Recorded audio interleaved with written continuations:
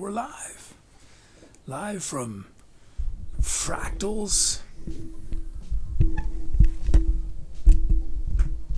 Fractals of a Madman, named by Rosen. This is the, what is it? First show of the Illegally Park Tour, named by dugDbug. Hey, to Jazz Hands, Staffy's here. Media Makes Me Lose Bingo. Deckard 4045, Typo Queen Rosen. I'm Only Big Child, Antmods. Neighborhood Watch is here, just regular old Blue. Chuggy. Wow, wow, wow, wow. Soda.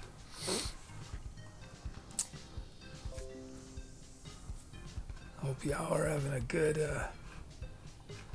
Saturday.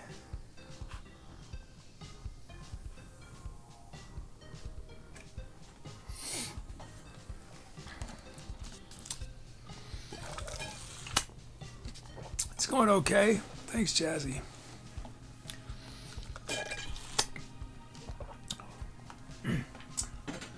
Oh, I'm going to, just in case I forget, I'll try to say this a few times.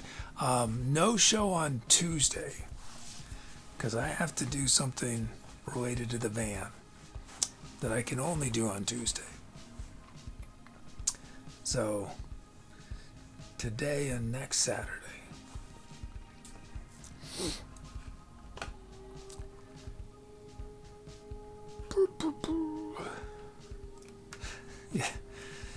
Yeah, even fewer shows.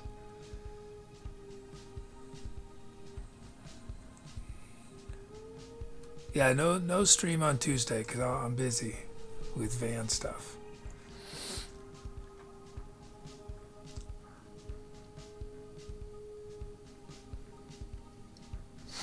He says, I mean, Big Child says, will the van be baptized? I'm not sure. I'm not sure what religion the van is. An evangelical, right?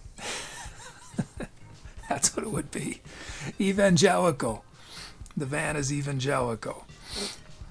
Okay.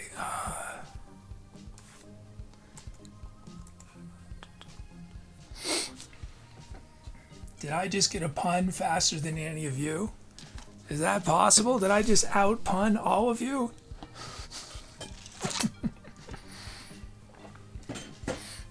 Can we get another van and religion pun? Can someone come up with another one?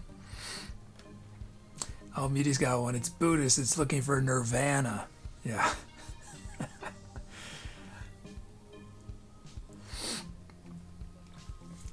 Let's see.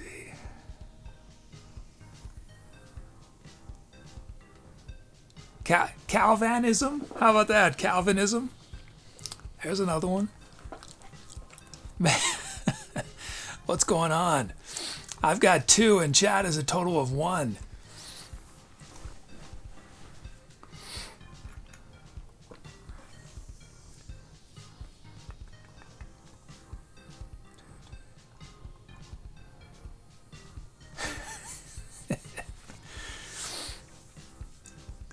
Are there any churches that still use Calvinism? Does anyone know? Is that still a thing?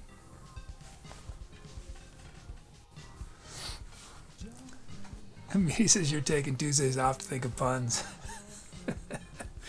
You come prepared. Jazz, I'm sure there are somewhere. Blue says Calvinism, is that like from Calvin and Hobbes? Yeah, that's a religion I could get behind. Calvinism, Calvin, and I mean the thing is, Blue. If I recall, that is in fact a play on Calvin, and Hobbes is a philosopher, right? Wasn't it a play on those two people in the first place?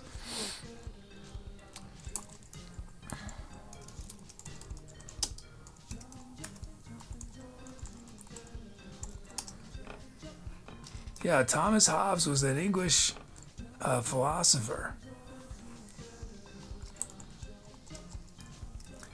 and I'm assuming Calvin was the religious proponent behind John Calvin behind Oh, he was part of the Protestant Reformation, so at least some of his ideas must be still in practice.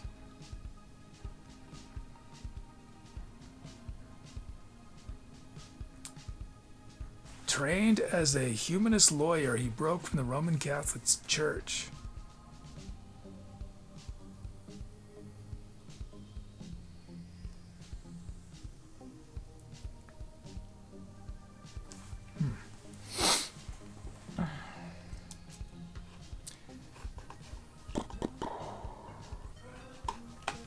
Is this a draft? No.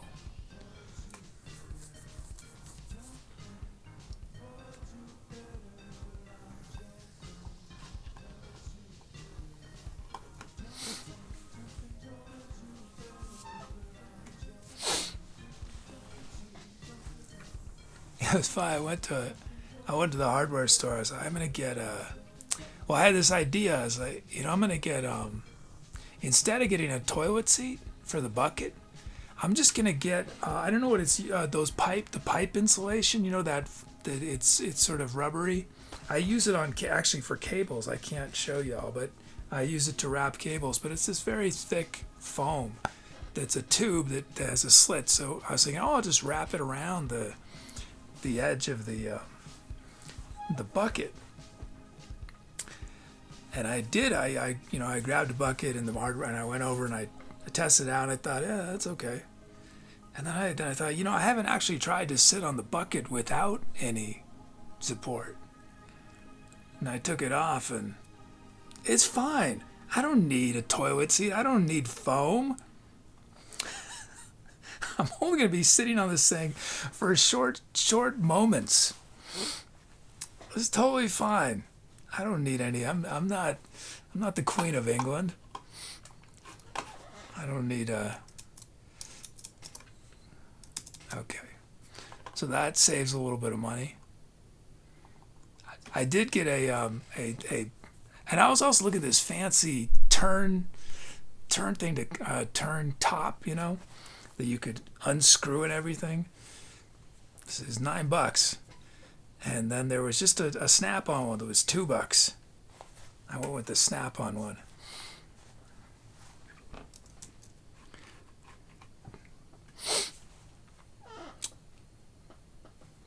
He says, I saw them light a boat on fire and put it out, and then I saw the Marines manhandle a guy into a helicopter. It was World Harbor Day in my city. It's like 3 days of boats, and 2 helicopters. Wow. They lit a boat on fire. What did this poor boat do? Was it a witch? What did it do?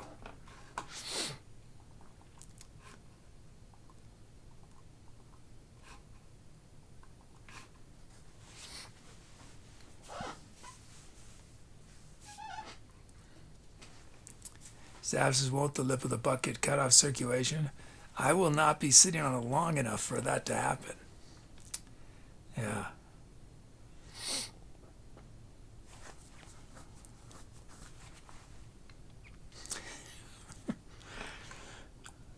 But, yeah, if someone were to sit on it for 10 minutes, 20 minutes, it probably would get uncomfortable, yeah.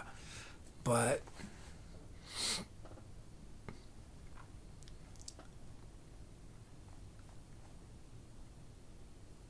I mean, for me, more than a minute would feel like oh man, that would be, I could just feel the seconds of my life ticking away. I don't want to be like Elvis. Is that how Elvis died on the toilet, right? Yeah, I want to spend as little time on the toilet as possible so I reduce the likelihood that I'll die on the toilet.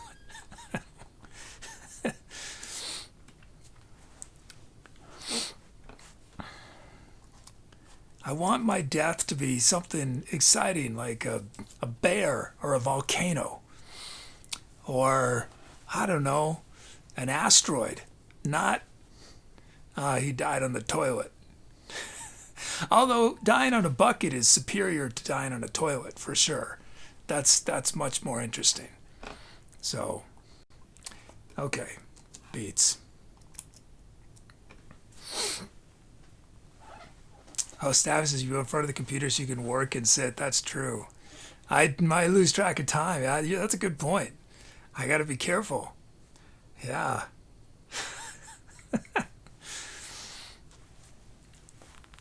Good point.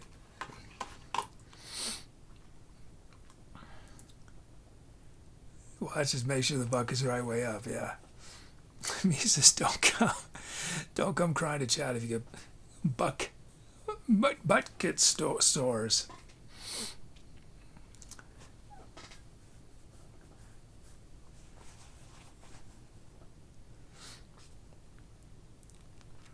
He says, you mean you don't use the number 2 time as the number 1 spot for relaxation? I have a whole ritual. Heck, I think I did most of my reading there over my whole lifetime.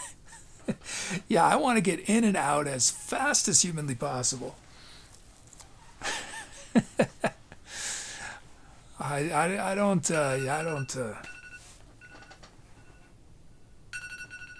hang out. I don't hang out in the bathroom.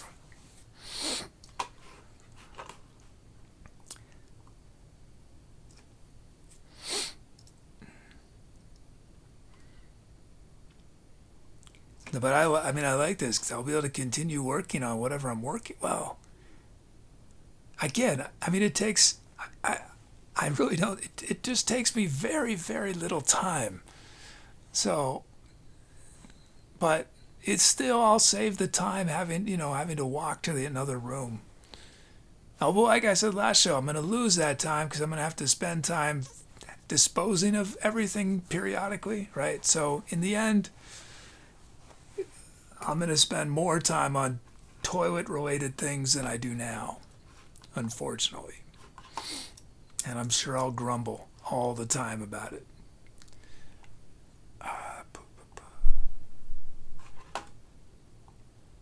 Okay.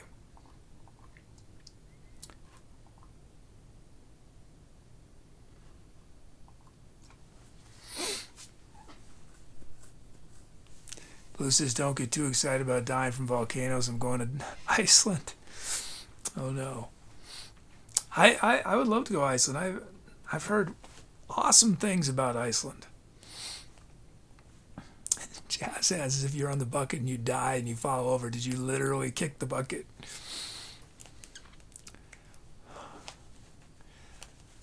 Okay, I've revised how I want to die. It's gonna be it's gonna involve all 3 of what I said. I'm gonna be at the top of a volcano. I'll have brought my bucket. I'll be sitting on the bucket doing my business. And a ferocious polar bear will come up and kick the bucket. Oh, I guess that means it's kicking the bucket. I know. I stand up to defend myself, and I accidentally kick the bucket. And in doing so, I lose my balance, and I fall into the molten lava. There we go. And then I will have been killed by a volcano, a volcano, a polar bear. I want solar bears now too, not just polar bears, solar bears. Volcano, a polar bear, and by my own foot kicking the bucket. Let's see.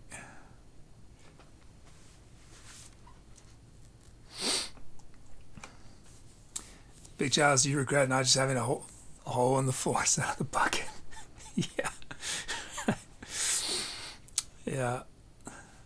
Wasn't Muty saying that's what they still do in trains in Europe? Was that what you're saying? I mean, I can't believe they actually do that, but he says, Roses can't die of old age be a thing. Oh, I'll be very old too, Rosen. I'll be extremely old. That's why I'll have lost my balance, you know?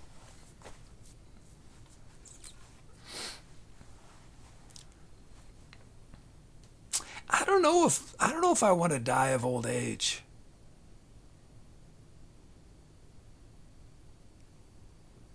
That I mean if you're gonna die, I feel like going out in an exciting way. You know, why not?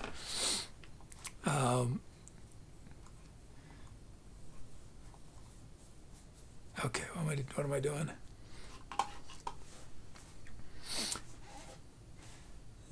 He says his oatmeal, a solid diet. I don't eat stuff, so I have no clue get his graphical is necessary. I've seen a lot of the subject matter on my journeys to bathroom. I study my surroundings while I read. Well, I don't know a lot about oatmeal, despite having eaten my own body weight in it multiple times so far, right? But it's extremely healthy, and I think it has a lot of fiber, right? Does oatmeal have a lot of fiber?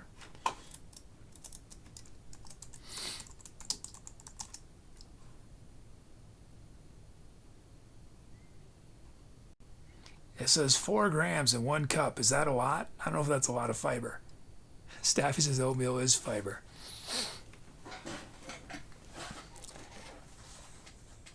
He says, I drew a solar bear once. It has planets spinning around its going head. Oh, that's awesome. Solar bears.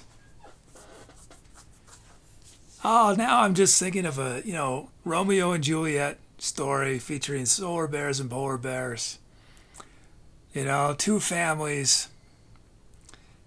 And this love just trying to conquer the temperature divide.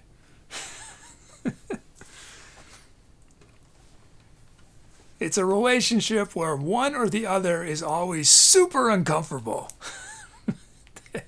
There's no happy medium, or they're both uncomfortable, right? It's either too hot or too cold, or they're both too hot and too cold. Those poor, and their families, of course.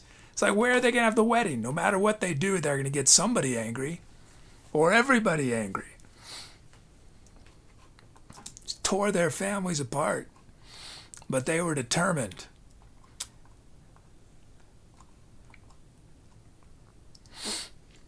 They were so determined. They ignored all the naysayers, and they had a child. The brown bear. That's where the brown bears came from. And they had another child. It was a black bear. And the brown bear and the black bear have a much easier time being in a variety of climates, thanks to their parents, the polar bear and the solar bear. Okay, let's see.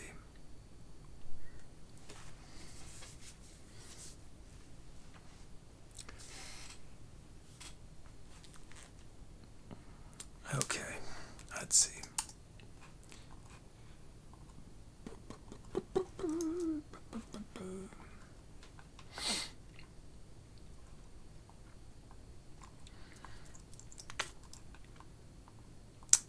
And they had the perfect wedding planner, the floral bear. Okay. Okay, let's see.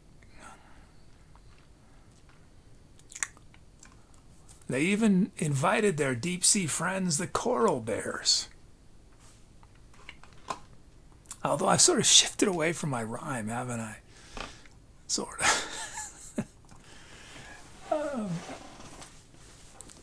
He says, there are only 500 polar bears left? If you could eat my one, could we also play the lotto? Yeah.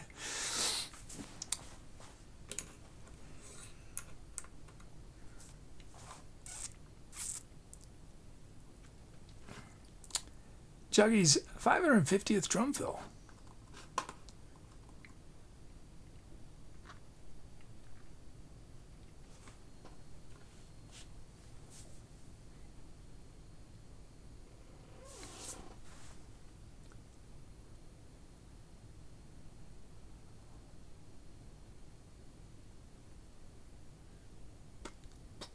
Loading the sounds.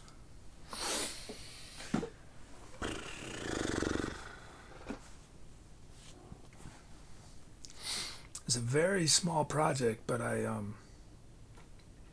modified this keyboard stand for when it's going to be in the van. It was two separate pieces.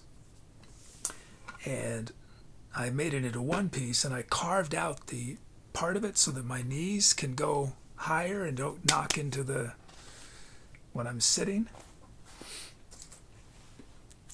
Hey Megs, how are you? Thank you. 44-month sub.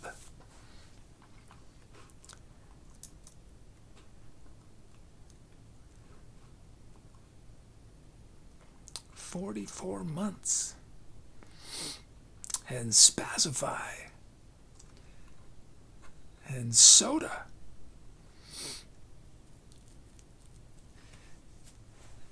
He says, "What is Halloween? We'll be in the van. Can you act like something spoopy is going on, or is that too soon?"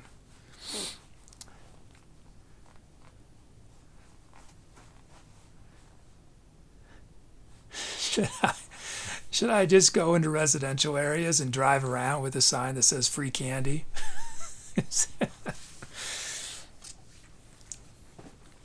No, I will not be doing that. I'll probably be alone somewhere in the desert, which is even scarier for me.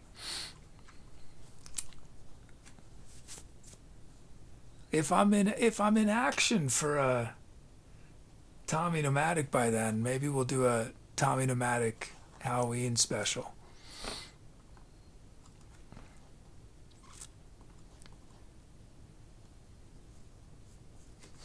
Megs, I mean, you could. I wouldn't advise it.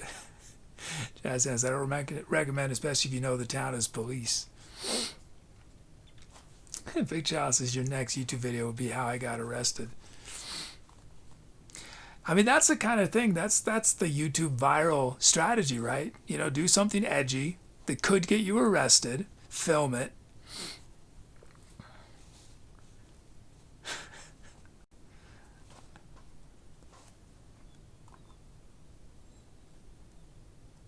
Let's see.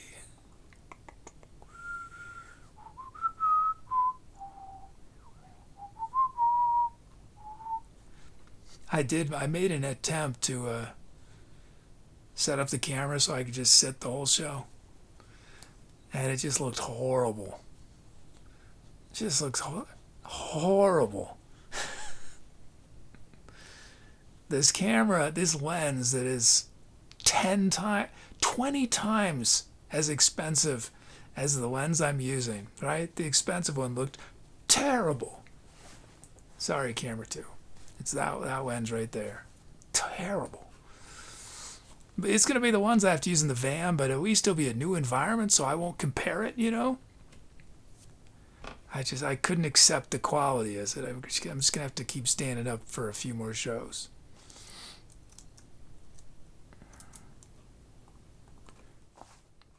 Whoops. There we go.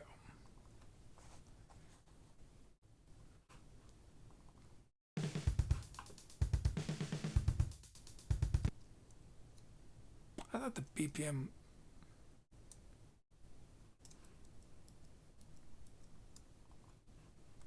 I thought it was where is it? Dashboard. Where's the dashboard? Why was that up there?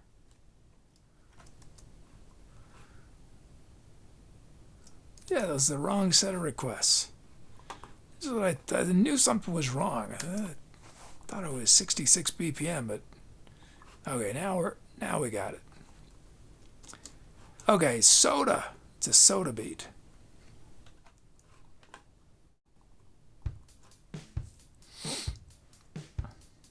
He says, "Did it look terrible, or your standards too high?" It looked terrible relative to this. Yeah, I mean, part of it were things that I probably could have corrected, but these lenses are warmer, and because they have personality, you know. This lens, it was very cool looking, right? Which I could have, white balanced, but it's so sharp. But the quality, these cameras have degraded a lot, the quality, because they've been used thousands of hours now, right? So it's a sharpness with poor camera quality, which is a really bad look. These help mitigate the fact that these cameras have degraded so much over the years. Yeah.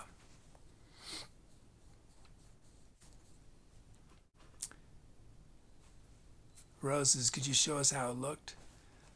I mean, it's camera 2, right? It's so this gives you an idea. It doesn't look that, this angle doesn't look that bad. What are you gonna see? Okay, is there anything you shouldn't see? No, it's okay. Right?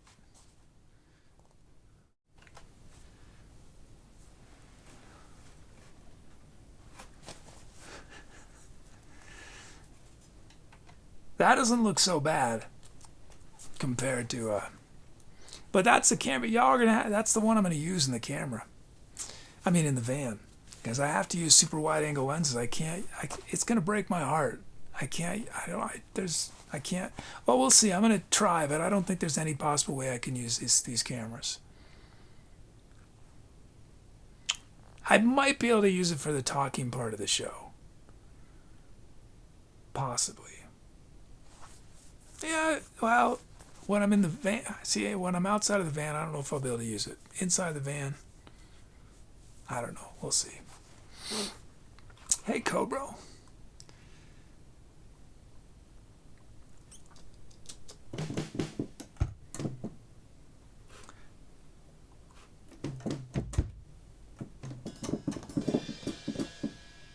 Oh yeah, Megs has the new furry critter running around. Blues, it can be the Tubi cam. I think I'm fully in the using Tubi virtually now for the show. You know, I really put some energy. Remember, there was a brief period where Tubi actually had its own camera. Yeah, I don't think I'm able to do that in the van. I mean, Tubi will, if Tubi appears more in Tommy Nomadic, that will be real camera, but.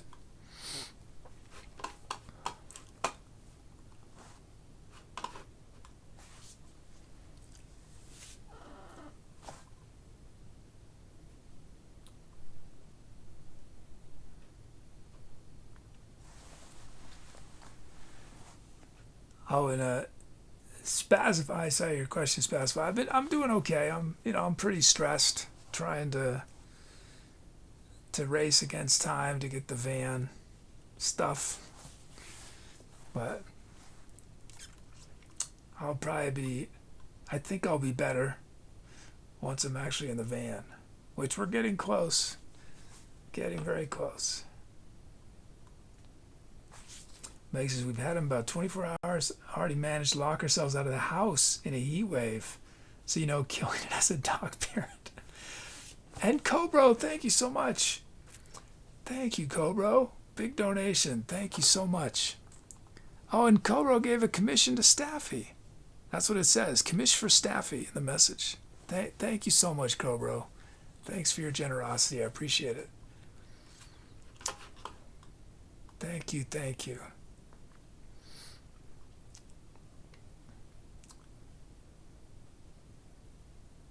Blues says sharpness with bad camera really accentuate and highlight those flaws. Yep, exactly. Yeah, thanks, Cobro.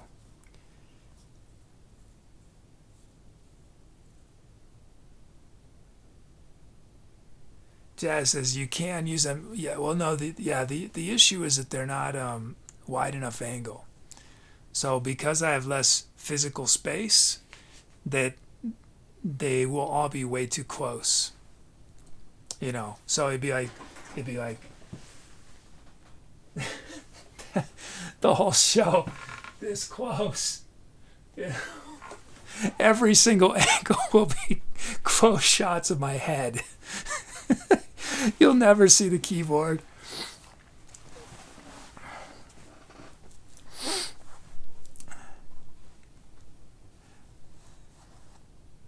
Those, if you keep the camera settings visible, it distracts from those flaws. Yeah. I don't mind it during the I mean, I don't love it during but I don't mind it during the music because it's a very different camera look, and I think it a little bit takes away from the experience, but it also adds to the experience because it shows this sort of it's the widest shot. Wasn't I supposed to be doing something, making beats or something? Oh, Meg says, new fur bud wedding in something like 40 days, relatively new cat that's not overly thrilled about new fur bud. It's been a ride. Oh, I'm so happy for you. I'm so happy for you. Let's see.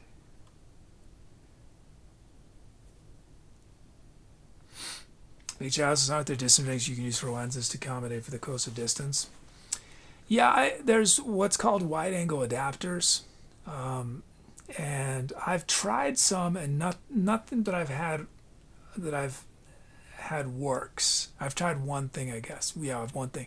The problem is these lenses are not normal lenses. That's what makes them so amazing. They're so it's not easy to sort of modify them. And I've purchased the problem is that you get it starts to vignette. So I've gotten wider angle versions of these lenses, and on these cameras you get a circle, right? Because it's so, yeah, that's the challenge. Now if I were to get a I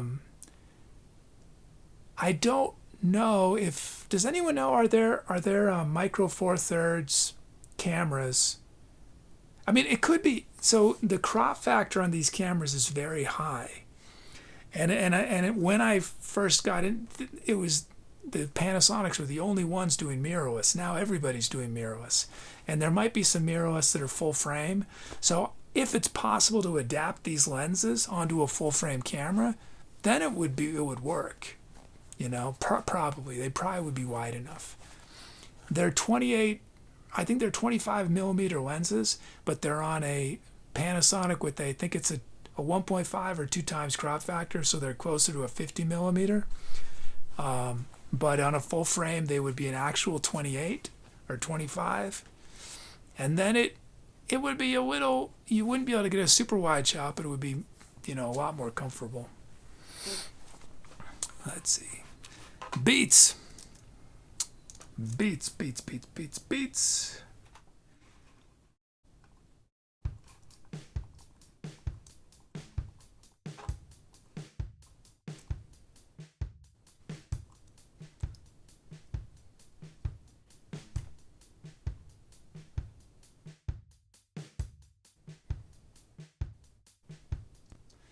He says sensor of a full frame is much bigger.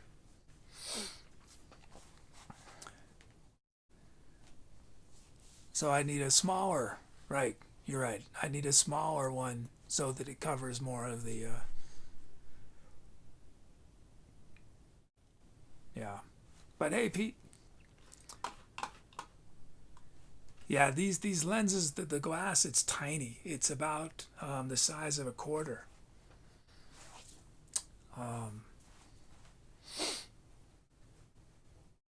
I've never revealed, well, no, maybe I should. I've never revealed it, so I guess I never will reveal it.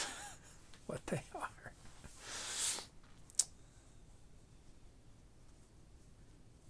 He says you would literally see the black of the lens on a full frame. Yeah. Blue says you thought the vignette was bad before, right? So. Let's see. Okay, that's our first beat, and then we have. Oh well.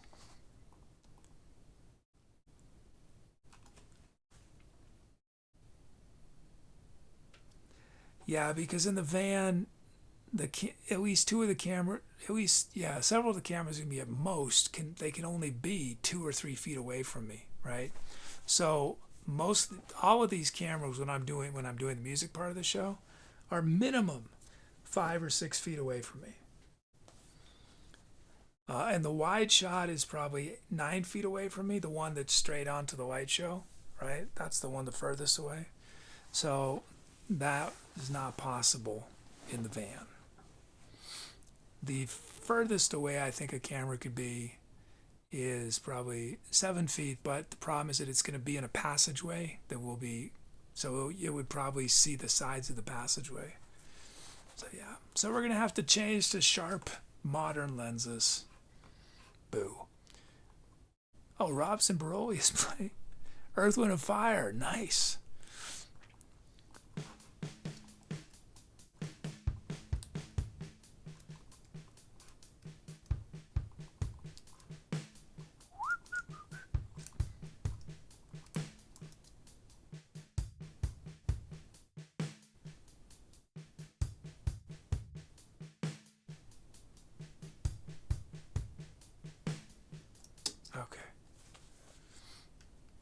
Okay, got our beats.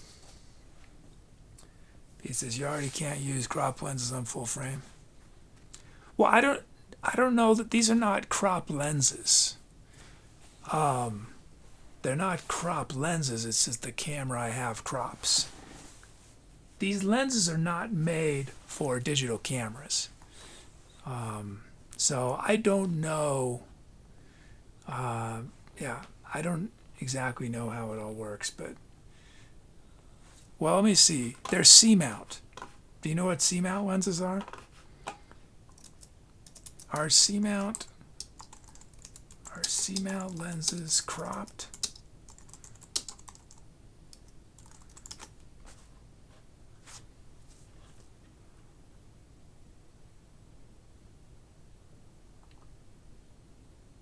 Yeah, because they're for, I guess they must be, because they're for cinema is going to be 16 millimeter, right? Which can be smaller than what you're using on a full frame. So, yeah. They're cinematic lenses. That's why they look so good. Although they're not actually cinematic lenses. Or they'd be a lot more expensive. But they use the C-mount. C doesn't stand for cinematic. I don't know why it's called C-mount. I don't think it stands for that, but cinematic lenses are often C-mount, at least historically. I don't know what mounts, Red and REOXs use. I don't remember. Okay, sounds. We got Driller Killer.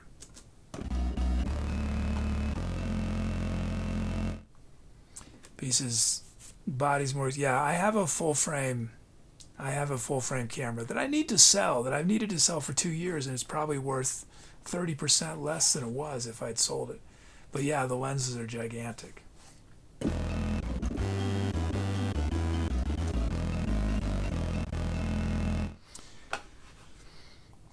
Okay, and then we have Bluegrass Banjo.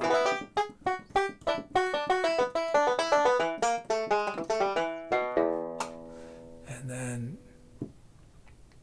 watches, could you fit mirrors in the van, focus cameras in the mirrors? Possibly.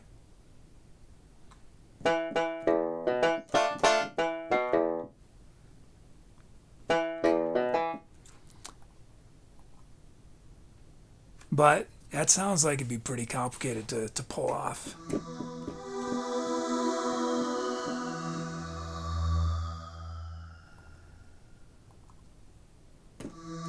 Sound slow box.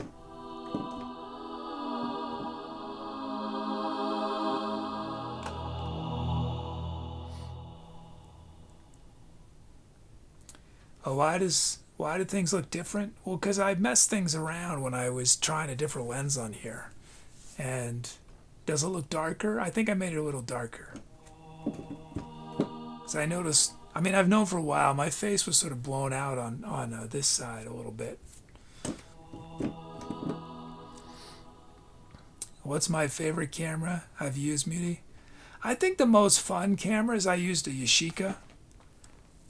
That's one of the square format cameras that you look down into. I also had a Hasselblad at one point, which is sort of the really pro version of that style. But the Yashica was the most fun. It's just not for filming, just for photography. Yeah, Yashica, old Yashica. Hey, Chelsea. Seesaw synth.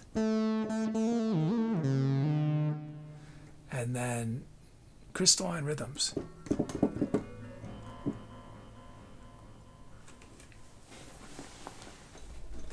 I still have this camera in here from I used it for a Tommy Pneumatic episode. I can't remember how to open it though. It's a cool looking thing, except I can't open it. I don't know. I mean, it must be that, but I can't. It's stuck.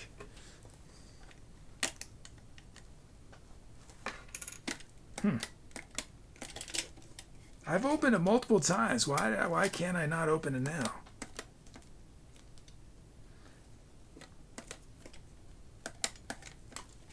Well, here it is.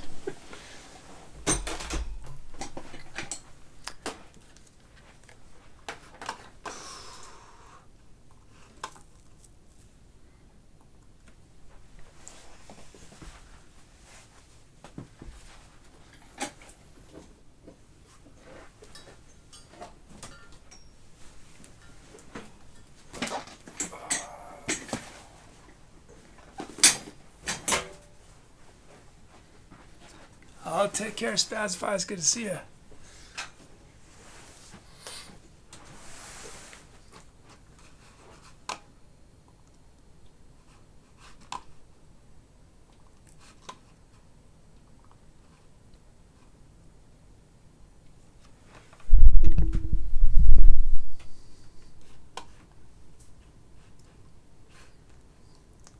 Send this poll.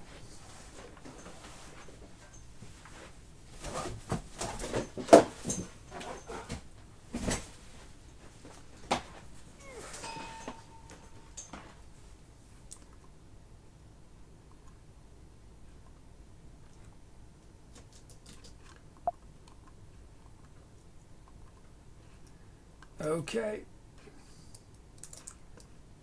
Time to accelerate.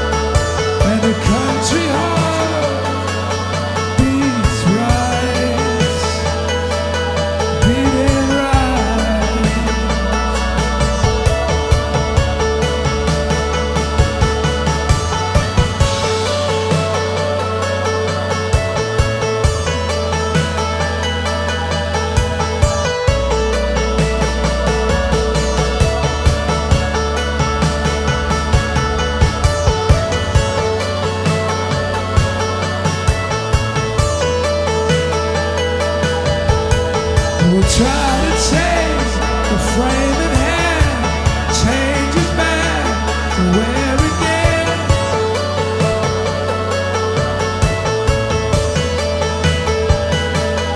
Let's go places.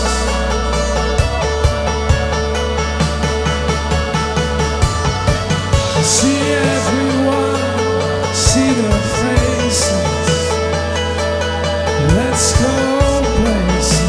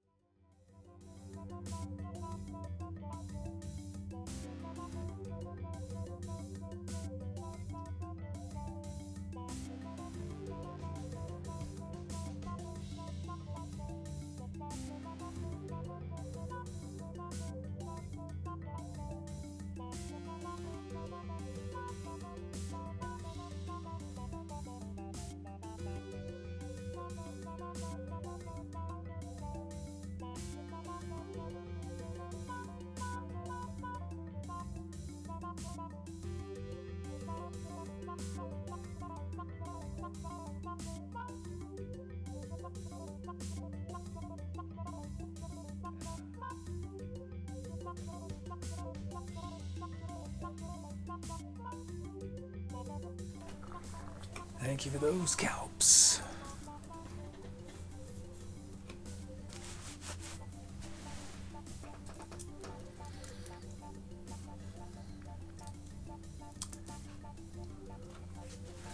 think the 50 to 60 BPM is sort of where my brain is at. 50 to 70.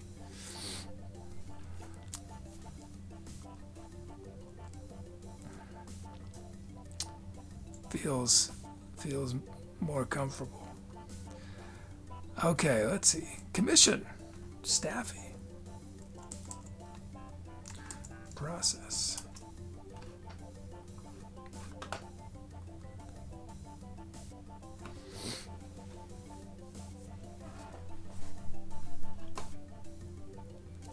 Oh, thanks, Meaty.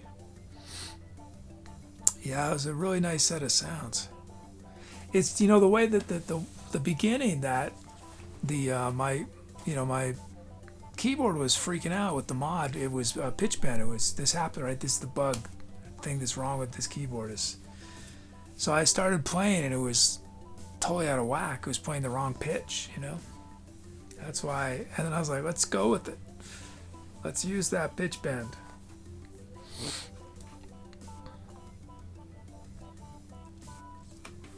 I aggressively used pitch bend a lot in the first 2 years of the show, and that's why we have problems today. I wore that poor pitch bend out.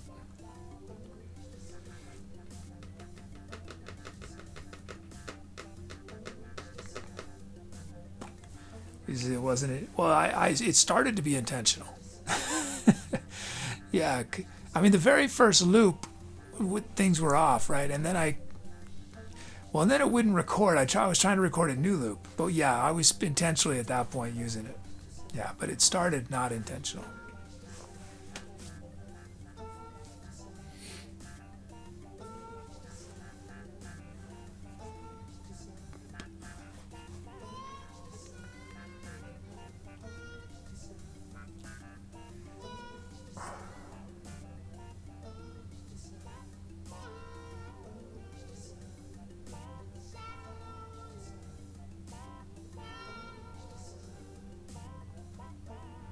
Let's see. Careful what I say. I don't know what I said.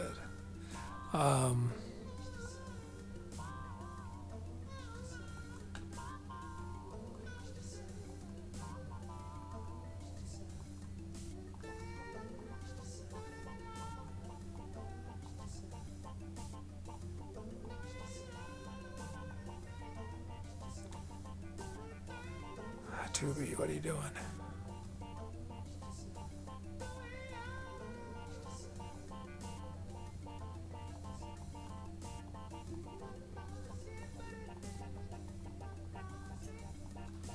Just let it go. No!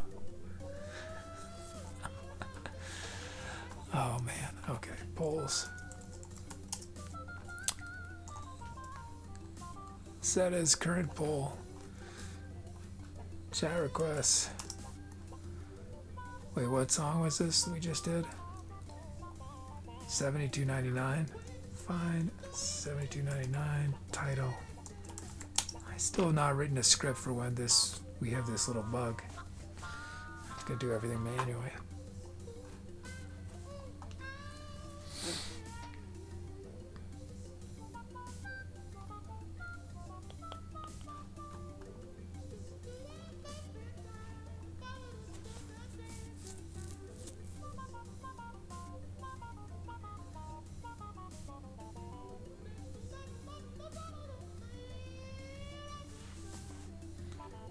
Hero Papaya with Emergence.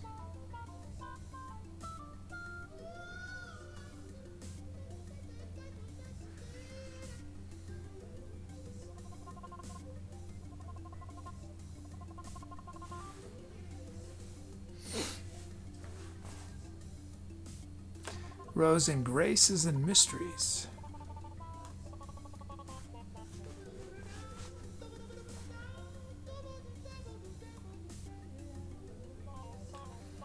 Staffy Reversible Dynamite.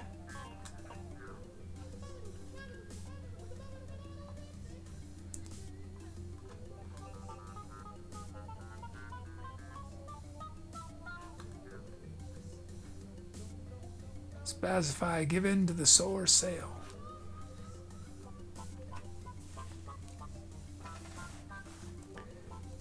Musicians, can one of the challenges on the challenge stream be do 1 hour of scatting as interaction with chat?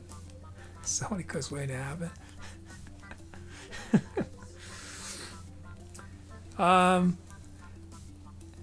In the unlikely event I do a challenge stream, then that could be one of the challenges.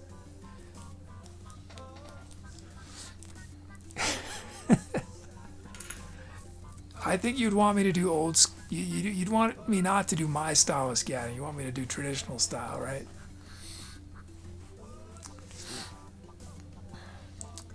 But Muty, that gives me an idea for... I'm sure this sketch has been done. I feel like someone's done this, but if you have a character that only scats, right, it could be a Tommy Pneumatic thing. I see that more likely than the challenge thing, but it could be a character that goes into these different situations.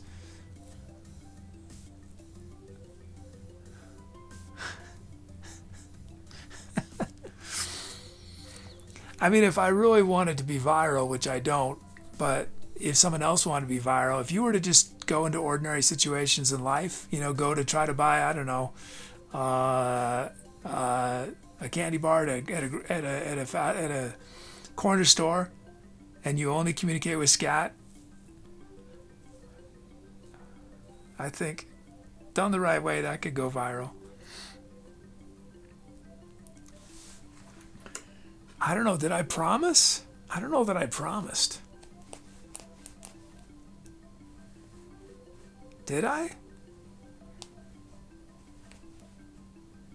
I didn't promise when, if I did, right? So theoretically, it could be a long time. Did I? I don't think I promised. We talked about it a lot. I don't know that I promised, though, did I? I have to go back to the tape.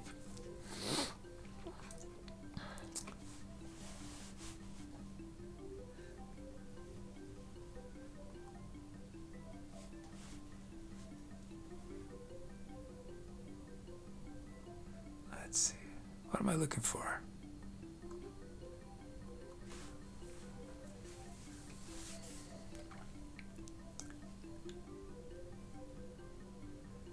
He says you gotta promise towards Project X, an elephant's memory. Huh.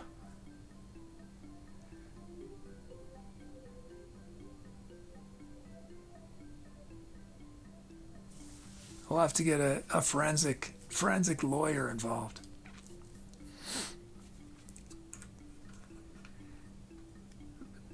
Maybe it'll be a challenge stream that's not music related. Maybe it'll be a non-music, so I can fulfill the challenge part, but not the music challenge part.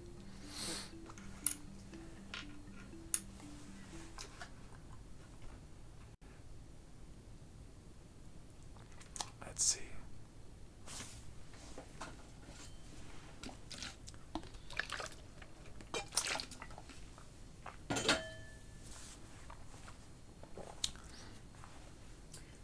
Let's see. I use some titles as lyrics. Muty's full frame of mind, beholden to your graceful heart. Country nights, a star so bright.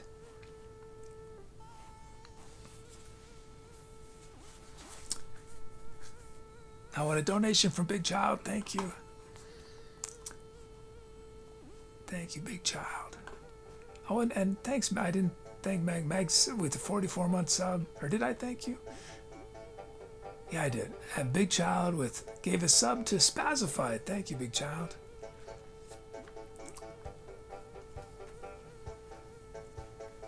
I even bought handcuffs. Oh, that's true. I returned the handcuffs.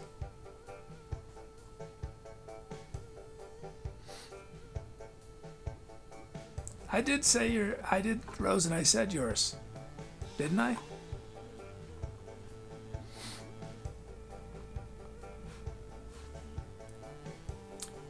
Yeah, country nights of stars so bright was Rosen and beholden to your graceful heart. Did I decide not say your name?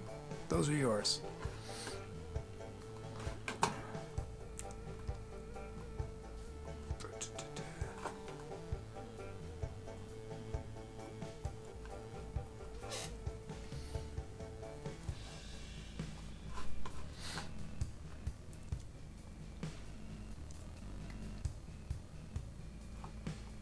Well, Muty had a title too, but maybe I might have missaid your name. I'm not sure.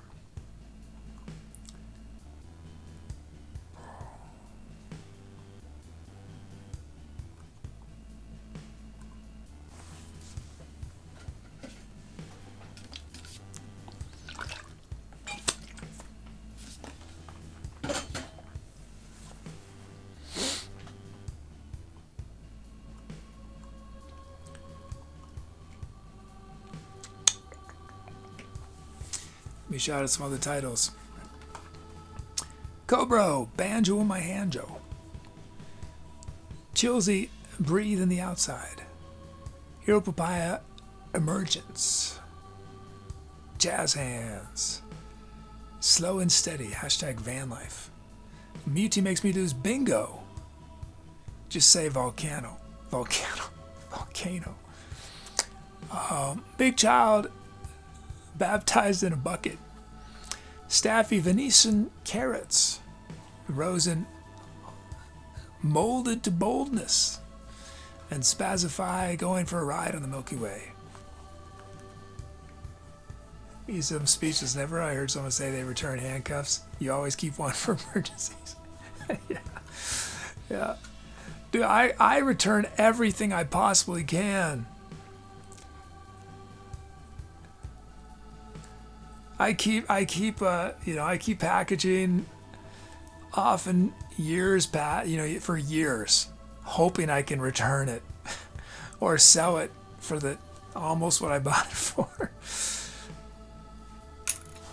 I actually threw away the box for my, I started to make an attempt to go through my stuff today, and it was an abject failure. I made about 0.01% progress. Oh, it's torture for me. It's torture. I mean, what I would like to do is get a dump truck and just cart everything out right into a dump truck. Garbage truck. That would be...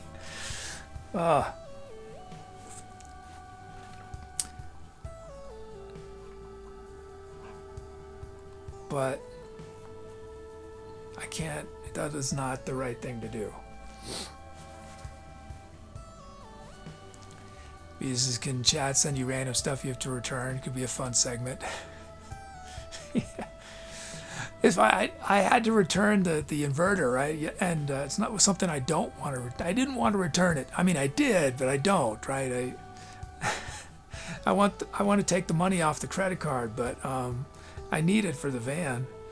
And I spent 2 hours driving around trying to return it because I was given incorrect instructions, and so I went to FedEx and they said we can't take it because it's in the original box, but that's how they shipped it to me. So they said, oh, you can go to but if you go to the FedEx ground facility, they'll accept it.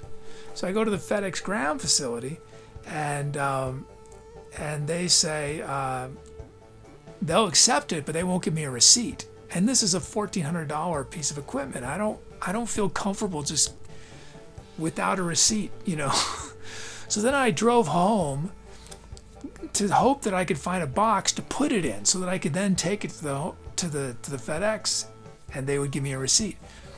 There were no boxes that were the right size. So finally I said, I'm just gonna have to pay for them to repack it for me, which is pretty lame since, this is not my fault that this is happening. So finally I drive back to the FedEx. It was I was gonna say a comedy of errors, but a tragedy of errors. He says, can you do an auctioneer's voice? I think I've done one on the show before, haven't I? I bet I could. Yeah. How about that for a sketch? We should do that as a sketch on Tommy Pneumatic, where it's a very short thing, and it's basically it could be a reoccurring sketch. It's like 5 seconds long, right? And it's always the same format. It starts out, And the auctioneer's going, do I hear, doing the real fast talking, $1, $2, $3, really fast. I need to pitch my voice a little higher, right? They talk higher. $1, $2, $3, that kind of thing. And then we cut to the different characters in Tommy-Matic making bids, right? And they're enormous. And the bids fit their personalities in some way, right? I don't know. And then the reveal at the end is always what they're bidding on, and it's totally ridiculous, whatever it is, right? Whatever it is, it's absurd. Either that anyone bid on in the first place, or the amount of money that's being bid on it is absurd. And then, I gotta think smart. And then I will actually bid it off to our community and try to fund the show for real. And you'll be able to have this sketch to memorialize this object or thing, Because it'll be things like, I don't know, a box of dirt. And Penguin's going to be bidding like $100 million for it. Okay, I'm going to write that one down because that one I think could be fun. What kind of outfit would an auctioneer wear? All I can imagine is what a barbershop quartet guy would wear, but that's not, I think I have one of those. It'd be one of the flat hats, right? What are those called? What are they called? I think I might have one somewhere I could borrow from. I think I know someone who has one. The very thin. What's the name? Are they called bucket hats? Let's see, bucket hat. A boater? No, it's not. I don't think it's that. Oh yeah, maybe it is even shorter. There's something even shorter than a boater hat, I think. Shorter than a boater hat. Or maybe that might be what it is. There's different size boater hats. Okay, what is the hat that barbershop quartet wears? Okay, boaters, yeah. Skimmer hats.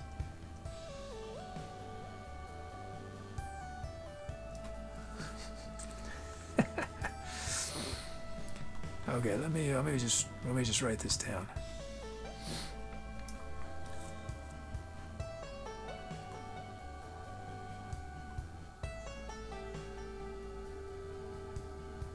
Okay, auctioneer.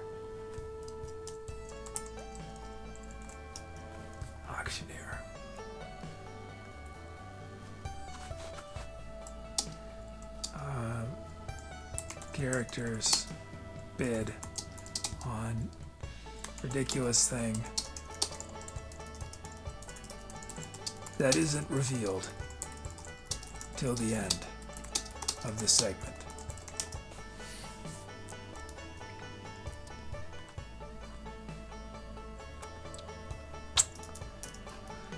Okay.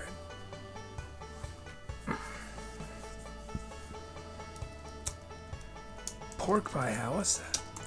It might be no, not it. Those are cool though. There's an amazing song called Goodbye Pork Pie Hat by Charles Mingus. Wait, Staffy, you're listening to jazz, right now? It's an amazing song, Goodbye Pork Pie Hat. And it's been covered by tons of people. Jeff Beck has covered it. I mean, tons of jazz people have covered it, but Jeff Beck's covered it. Joni Mitchell. I mean, I've covered it back in the day.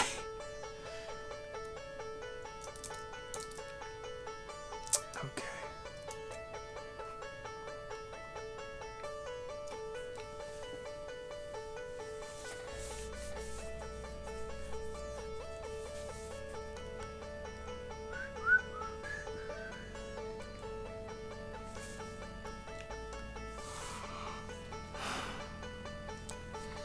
The problem is with short segments is it's a ton of work for very little payoff from a production point of view, right?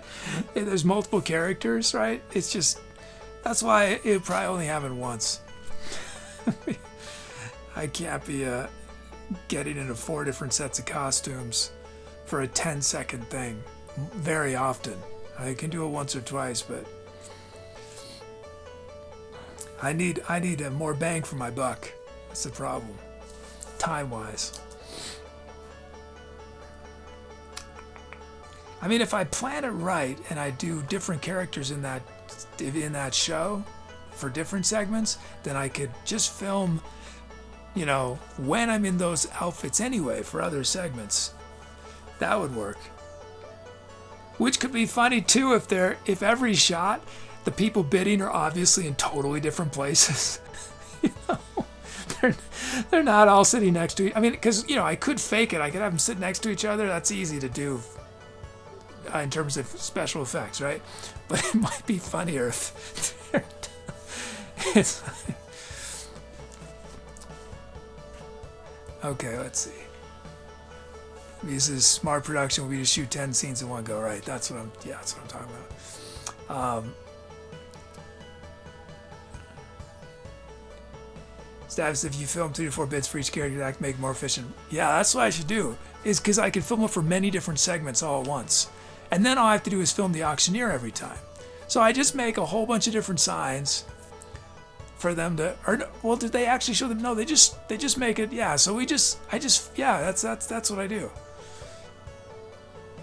Maybe that's what Media was saying too. Yeah, and Big Child, everyone's saying it. Good ideas. That solves that problem. Okay, so maybe it could be a reoccurring. I don't know if it's funny enough to do. I don't know.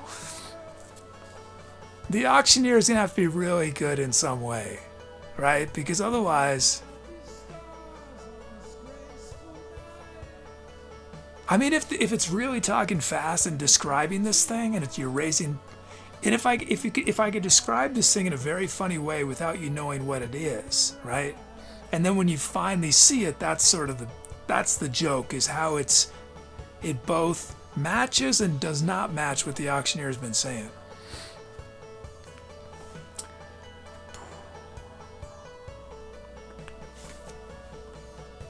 Roses can too be bid? Yeah, sure. And I'll do it where you can see my hand raising Tubi's hand. I think anytime Tubi moves, we need to see my arms moving Tubi's hands. Let's end this boat.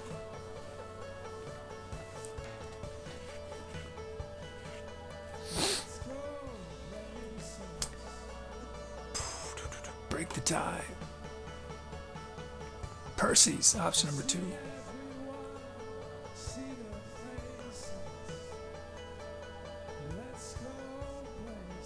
Graces and mysteries.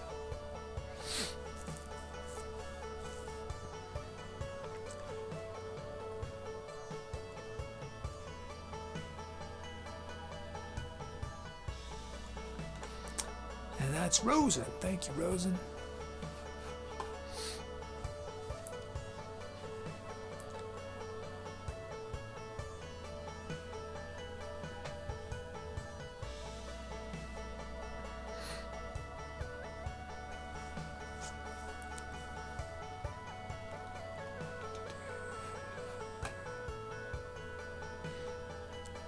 Oh yeah, Rose, and I've heard auctioneers before, but I'm trying to think of a way that would make it watchable more than once. Meaning, or that we could do the sketch more than once. So if I'm just doing what an auctioneer normally does, I don't think it'll be maybe interesting once. So I have to add to it. I need to do things an auctioneer would not do, or I need to satirize it or amplify it in some way.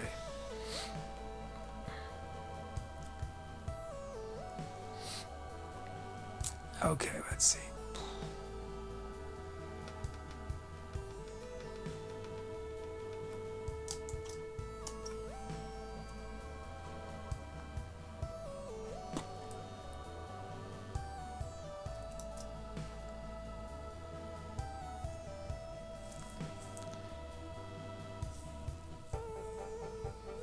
He says, what if the auction is for landmarks? You could really distant locations. Yeah. Yeah, this old tree. This statue of George Washington What am I doing here?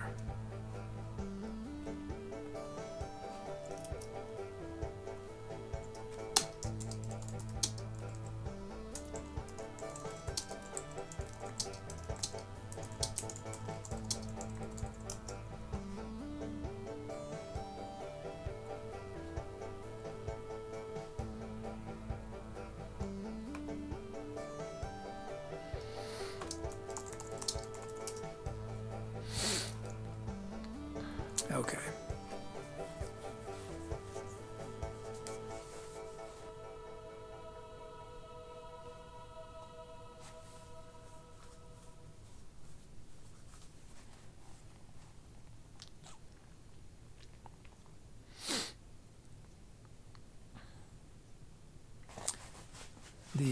I think that the way I'm doing the van build, I'm actually going to have a bunch of closet space.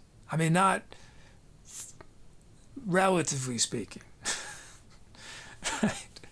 Like, I think I'll have enough space to hang up, you know, maybe 8 or 9. Maybe if I'm really lucky and this one space is big enough, I might have enough closet space for about 12 different things. They'll be sort of hung in these nooks and crannies, but they won't have to be folded up, you know, which is good for if I want to have a suit.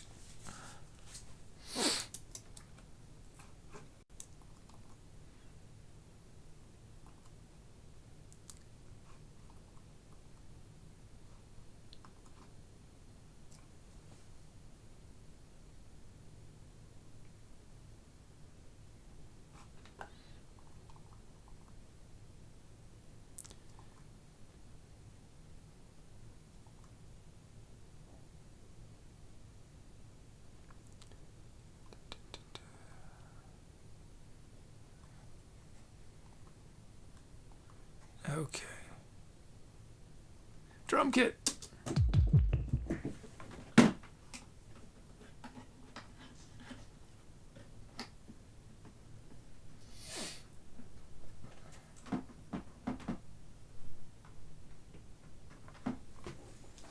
Eighth note drums, sure.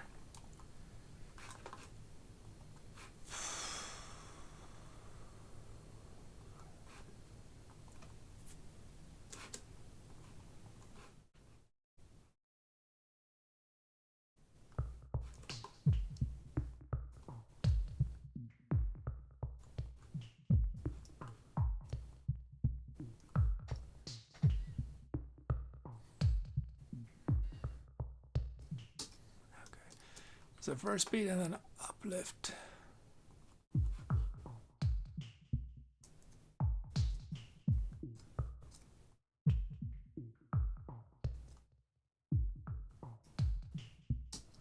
Okay. VZH for Rosen.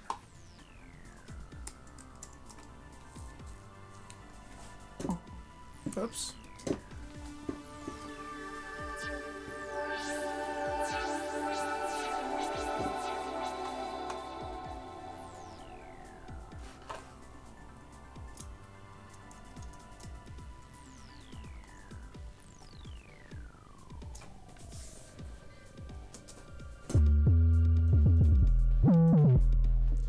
Let's say hello to my little sound. And then we have It's a Sound.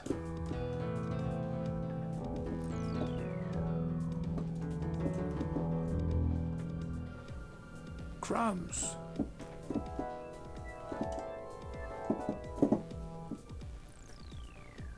Ham percussion ensemble. Oops, that didn't load.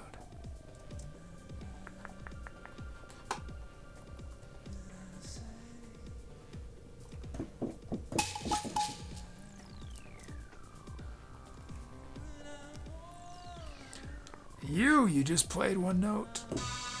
Oh, these are all Cobra sounds. And then, wow, this is my favorite sound. Who needs the rest? Oops.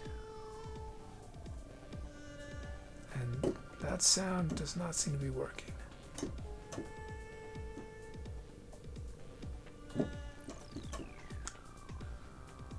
Don't know why.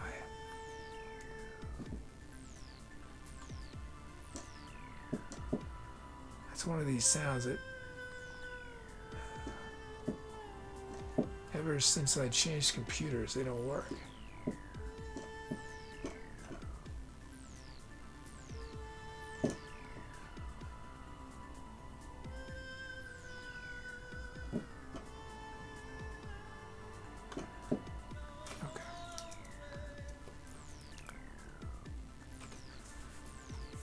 Sorry about that. Yeah, I'll pick which sound starts the improv.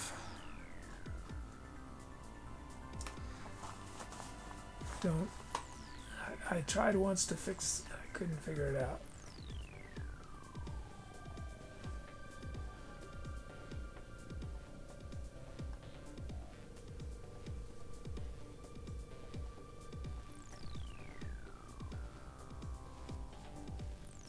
Settings.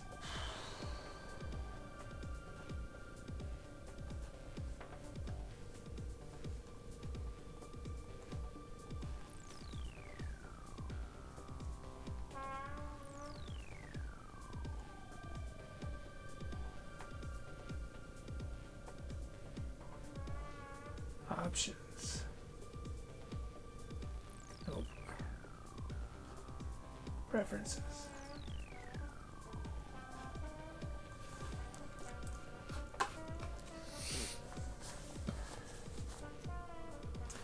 DXH can replace, okay.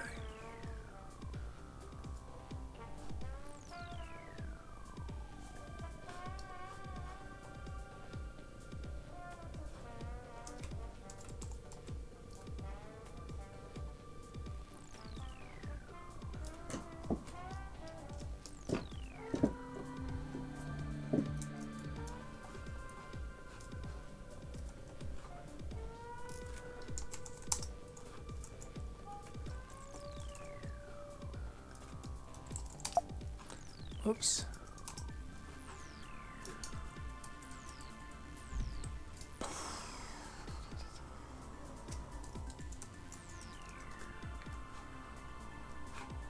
Okay.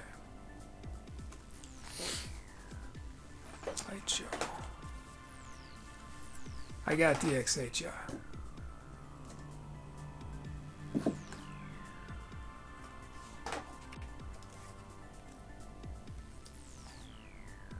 No, it won't break anything now. Well, I don't think it will. It's loading.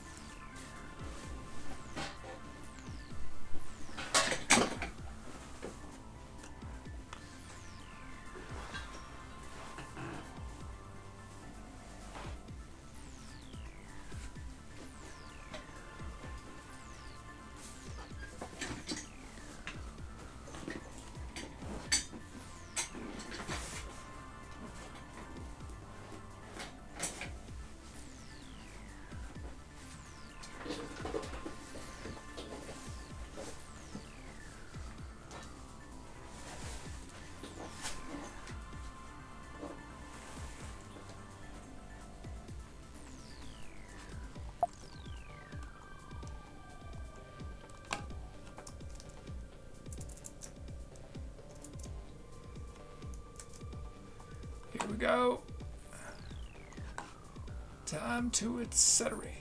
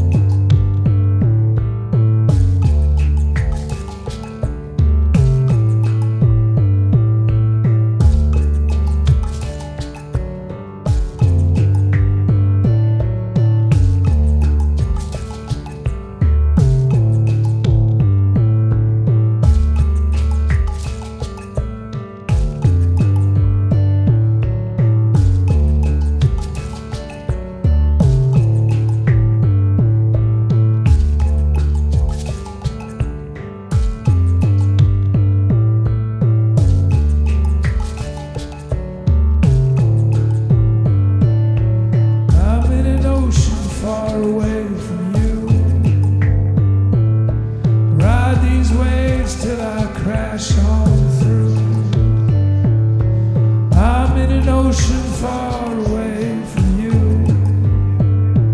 I'll ride these waves till I crash through.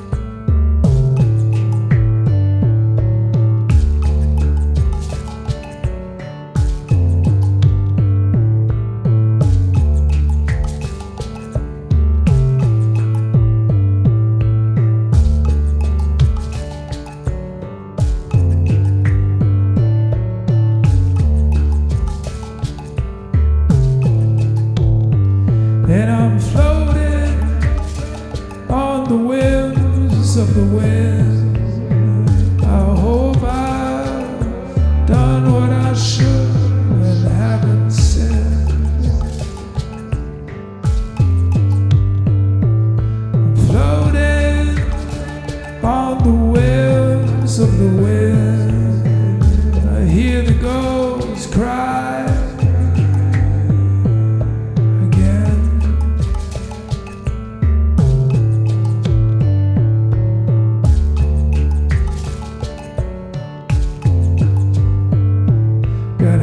Tide hopes and low tide dreams. The raft is floating in between.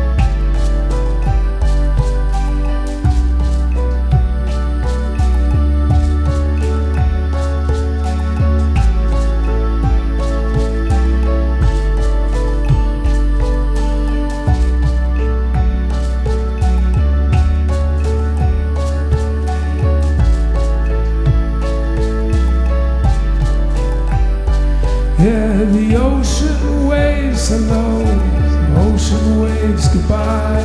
I look into the sky as the wind whispers by.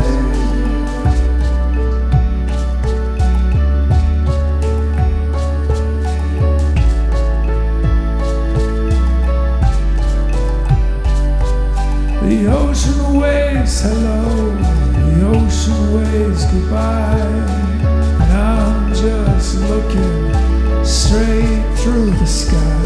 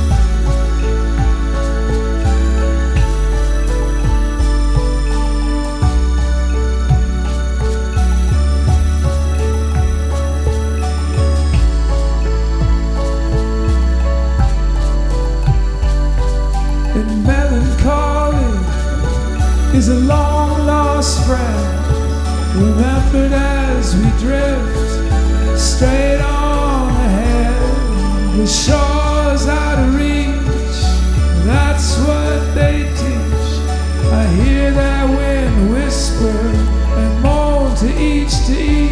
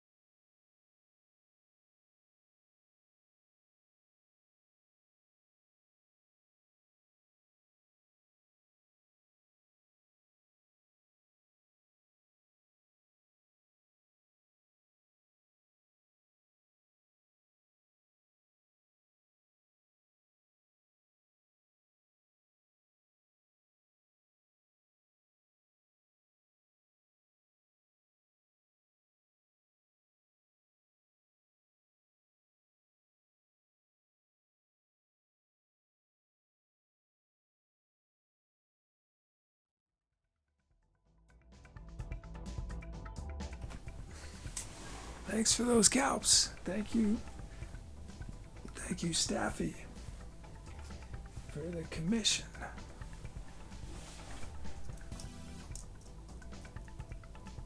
Tubi? No. Okay.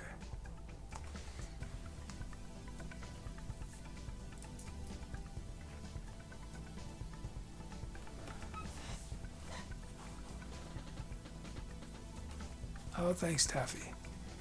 Thank you.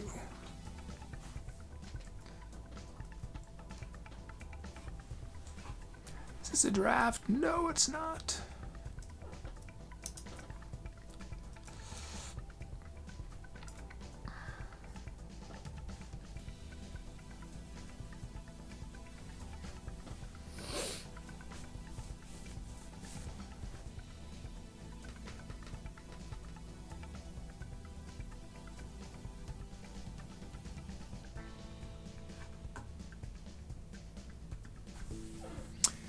Titles. Cobra with oceans between us. Chilsy waves in the tide. Moles here with shoreline out of reach.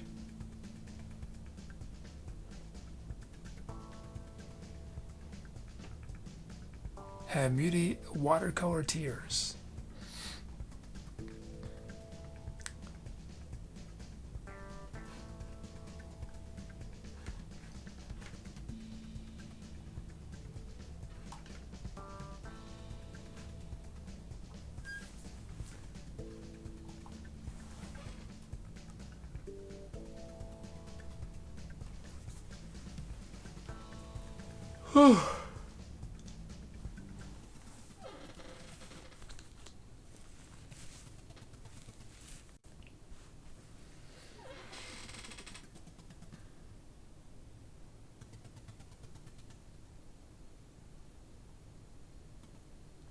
Oh, I can return those.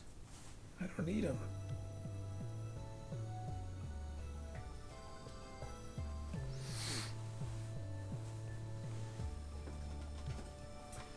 I better lift.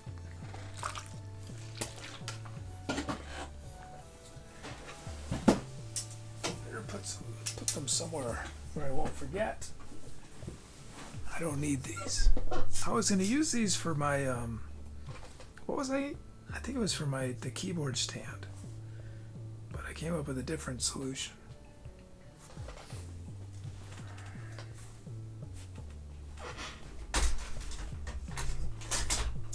Nothing makes me happier than returning stuff. Well, there are things that make me happier, but it makes me very happy.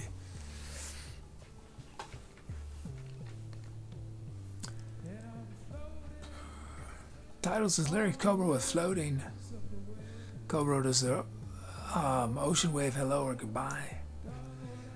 And here papaya oceans away I'm still with you. Type of Queen Rose and draft drifting alone.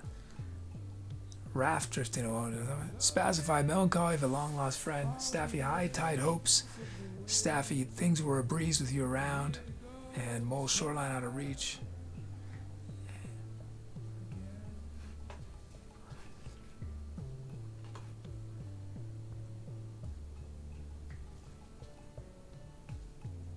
Cobros is an old blockbuster movie. I'm not sure what you're referring to. What did I just say? Oh, returning an old blockbuster movie. Yeah. I like getting my money back.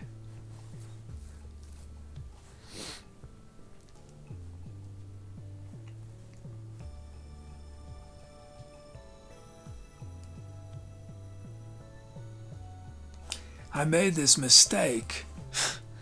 I didn't totally think it through of, I'm going to get less there's for DC stuff you can do 12 AWG and 14 AWG for pretty much anything I'm going to be doing. But 14 is cheaper, right? And you don't need it because it's smaller, so you use it for things that don't need the thicker wire, right? So I got some of the 12 and some of the 14. Not thinking about the fact that now I need sort of these different ferrules for both, which I know I don't have to use ferrules, but I like the safety of them. And also that means I have to have a crimper that does both, and the crimper doesn't.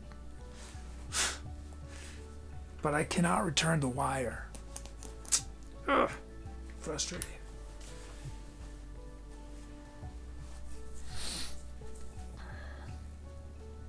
Cobra says, man, going to Blockbuster's like a theme park in the 90s. Beauty says, can you return my innocence? When to take store credit.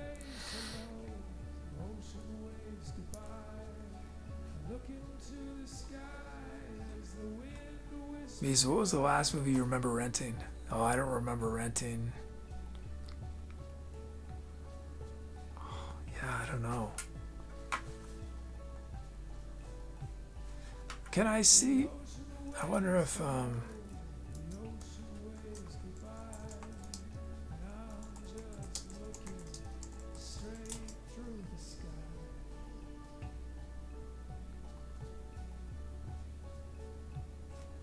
can I find that out?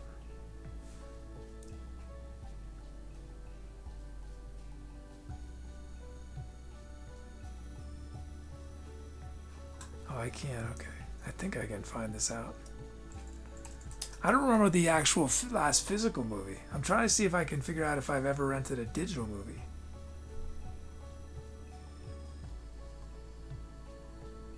Or it doesn't list it.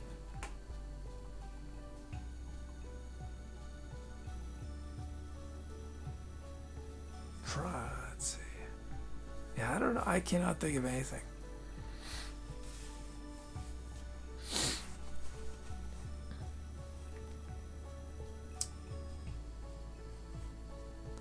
Oh yeah, Rose, and I'm very considerate of my time limits.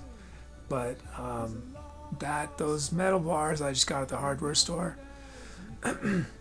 So it's easy to get more of them if I need them. And it's much more likely that I miss the return window than I end up needing them. So I am gonna need more middle bars. So I'm gonna need long ones, not little short ones like that.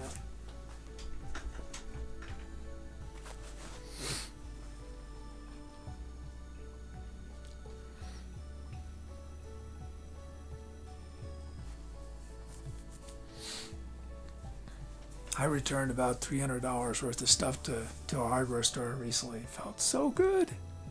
So good. Oh. I still probably have another 100 or so of stuff I can return to them.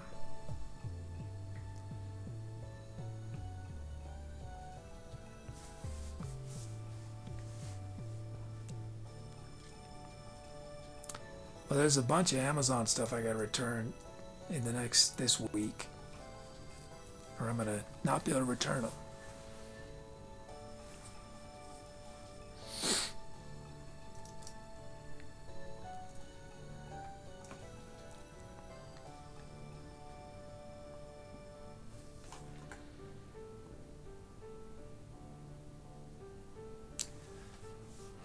Let's see some other titles.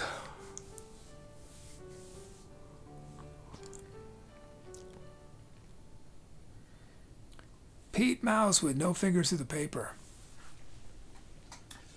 Yeah, my voice. Muty Artificial Start. The problem is I'm doing everything right from there. That's why voice is struggling.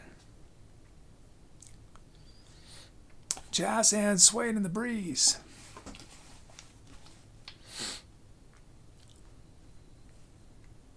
Staffy, Milky Way Fantasy.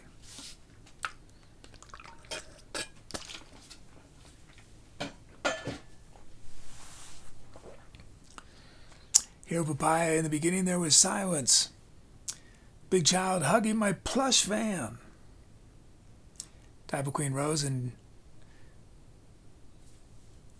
Skies of Sorrow. Spacified title embrace. Cobro.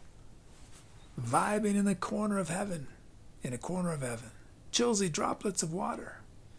And mole coastal erosion.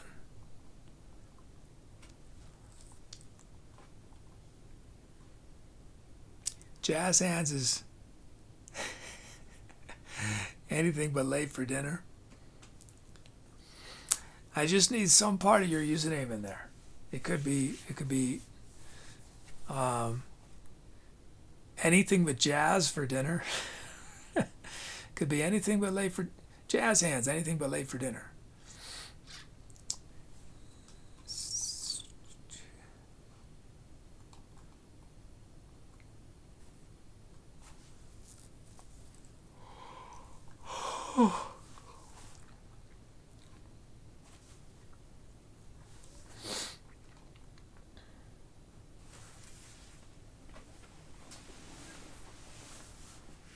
Oh, I got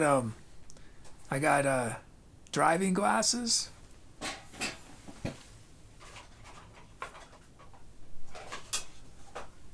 Well, I got a second pair of these glasses that I'm currently wearing. Exact same. Because these ones that are broken, so I glued it so I can't fold it anymore. So these are I guess I'll just keep, I don't know. Well, we'll see. Anyway, I got these, which I wear over the other glasses.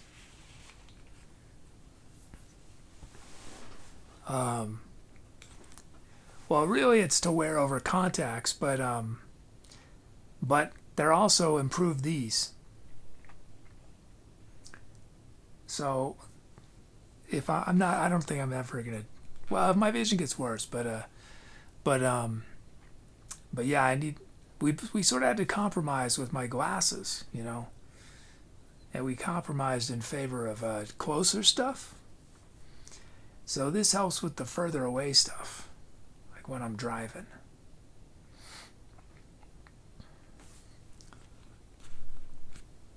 I don't know. I mean, from here it looks. I sort of like the double lenses, the 4 eyes. Roses, you need a stronger pair. No, because then I can't see close. So I had to make a compromise. Yeah.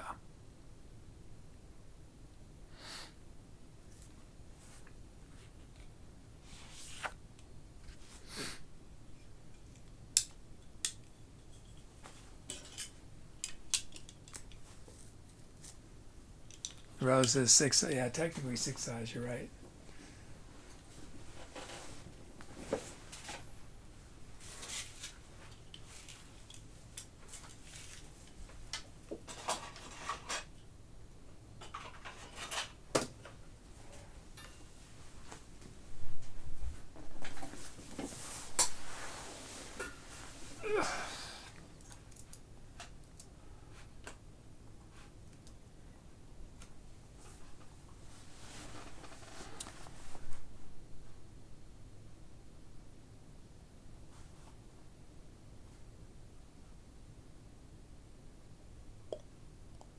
Let's end this poll.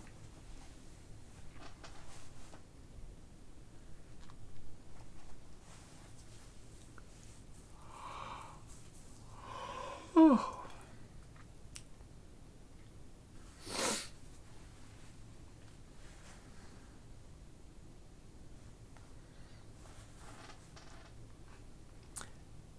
break this tie. Emira.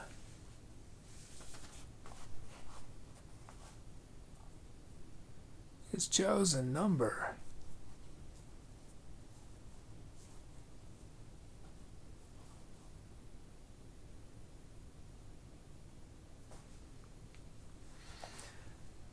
Ocean between us. Oceans between us from Cobra.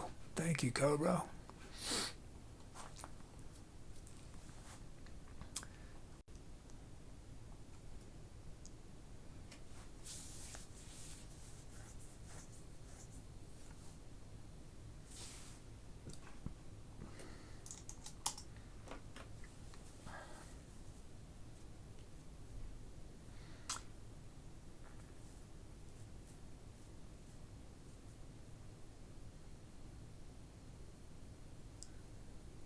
Rose says, not sure which is near or far.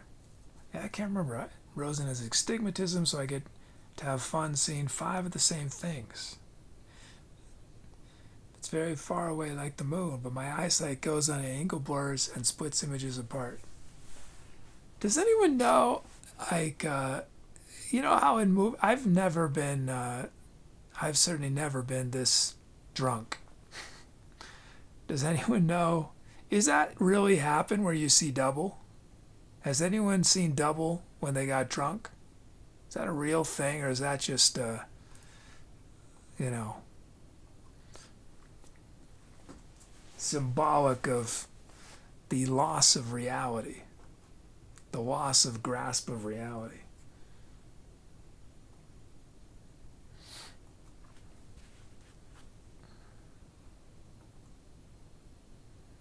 Well, this is not sure I've seen double, but definitely very out of focus.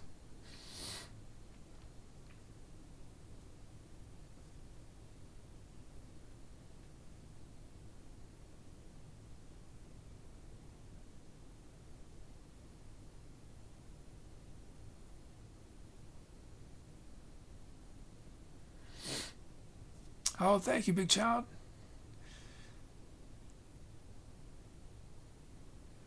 $20 sub, thank you. Here, Papaya says, I'm positive I've been as drunk as you can be on occasion. I've never seen double.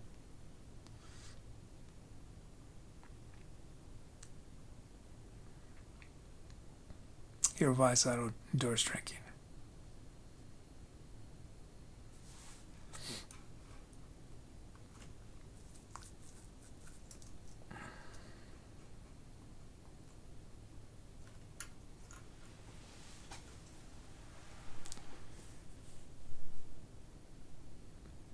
Hey, Nerf Dermer. Nerf says, being from the UK and half Irish, I can assure you double vision is a thing.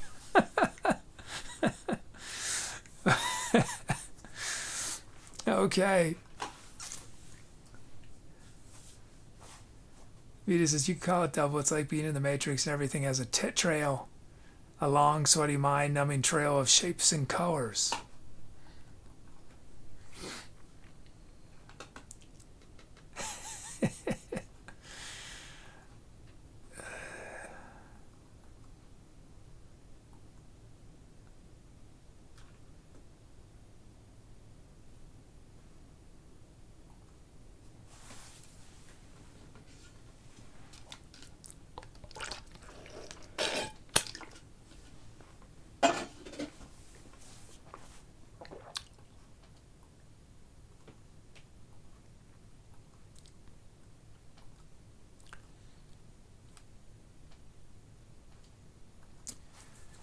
saxophone kit.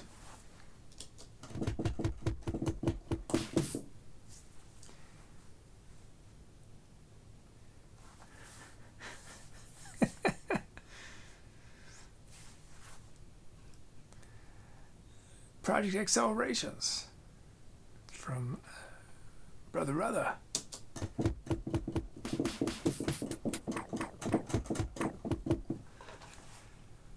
Oh boy.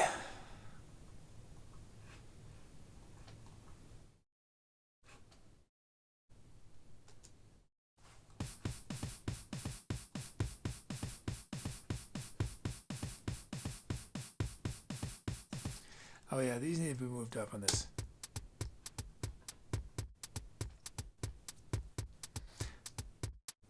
Okay, that's good. On these kits, everything needs to be moved up once. I would have liked that beat with the snares briefly, but it would have gotten a little insufferable after a while.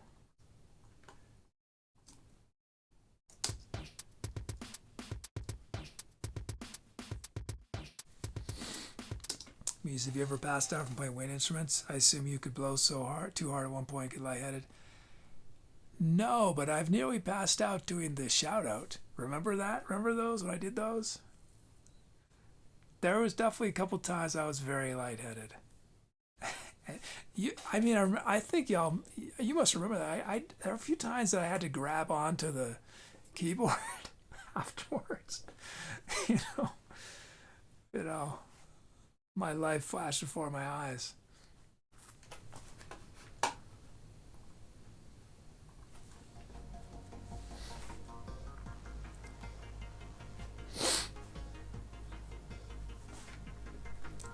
But brass,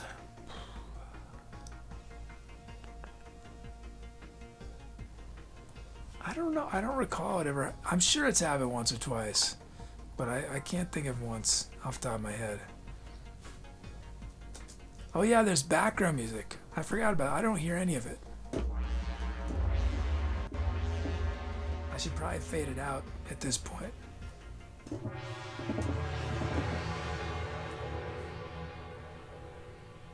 Oh, I've been playing over the background music all these tracks, haven't I?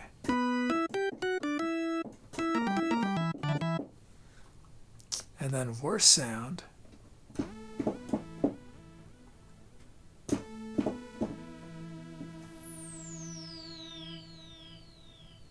Yeah, well, Rick, what is that? It's those intervals are so memorable from this one song.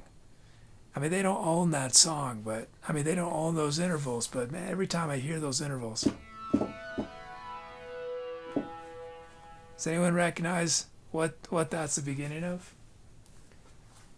I'm pretty sure. I think I'm remembering it right.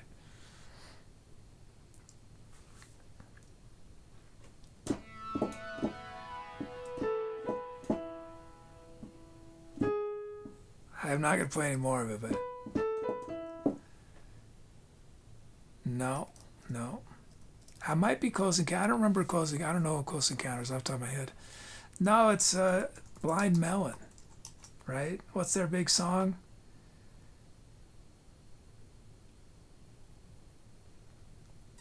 Is it Blind? Wait, the one where the guy, the lead singer died of a heroin overdose, right? Shannon, yeah.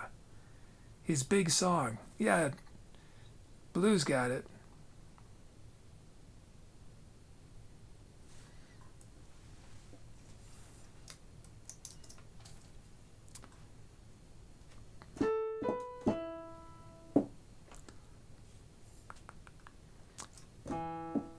Oops.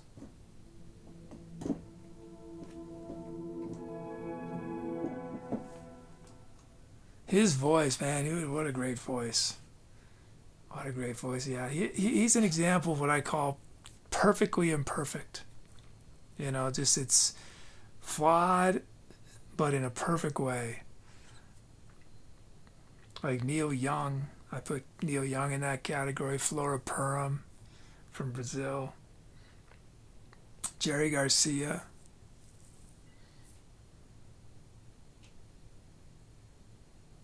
None of those folks would ever, ever, be on like an American Idol because their voices are not, they're just not conventional sounding. They're not correct sounding. Another one is perfectly imperfect to my ear is I think Robert Wyatt. Has anyone heard Robert Wyatt? I think that's his name. Robert, am I remembering this right? Robert Wyatt. Yeah, Robert Wyatt. Yeah, he played in the band Soft Machine, and then he did solo stuff. And I think he was a drummer, and I think he got paralyzed, like lighting something. I think if I'm remembering right. But his voice, man, so good, so perfectly imperfect.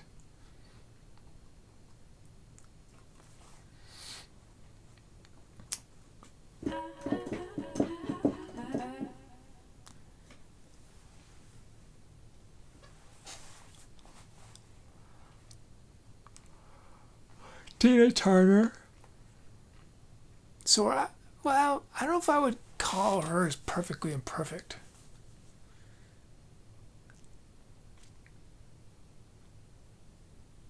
Because I guess all the ones I've said so far have a fragility to them. And Tina Turner is not fragile at all, right?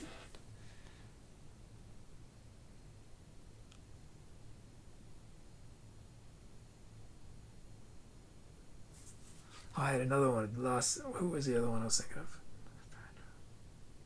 Oh, another. I mean, he's an aggressive singer, but he's also Perry Farrell. I would sort of include in this perfectly imperfect. Rose says, what's perfectly imperfect? Well, in this context, it's singers who are not singing correctly, whose voices are very flawed in terms of the conventional idea of what a good singing voice sounds like. Like they would not be allowed on the stage of America's Got what's the show I just said? The America's Next Voice or whatever, those guys, they wouldn't make it onto the stage. But each of them have changed the musical world, right? That's the beautiful thing about art and music is that perfection is not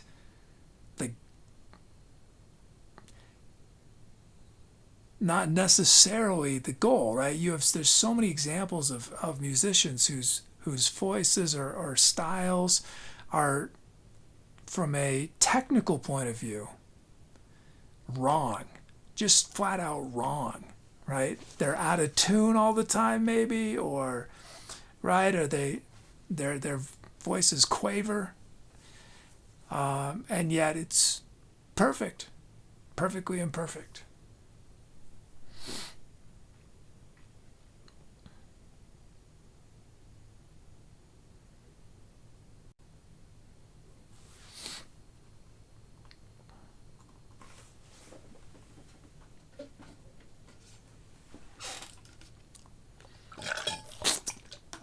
American Idol, yes.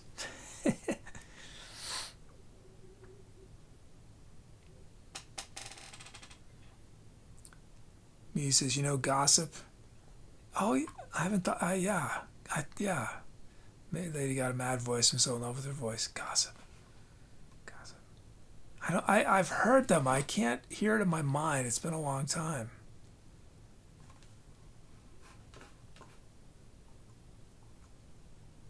Whoops.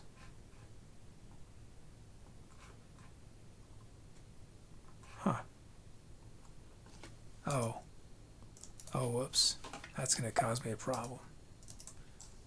No, why does it do that? Oh, there we go. Here, I got to listen to them again. I'm going to make a note to myself, listen to gossip. It's funny, when I first saw you write that, Muti, I was thinking, like, the noun gossip, not the band. the improper. Is that the word?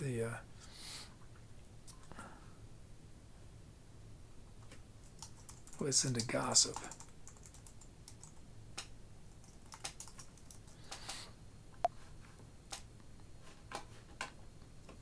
I was thinking, Muty's not really the gossiping type, is he?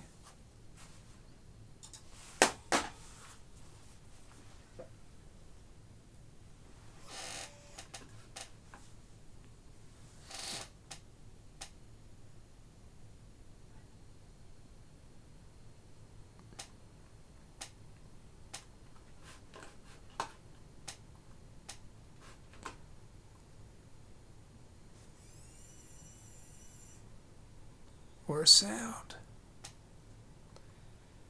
Here we go.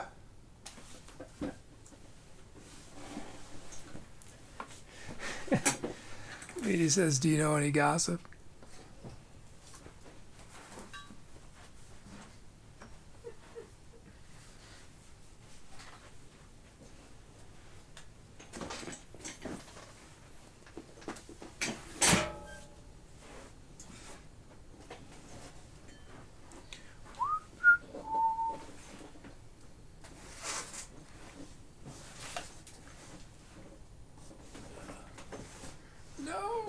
This is...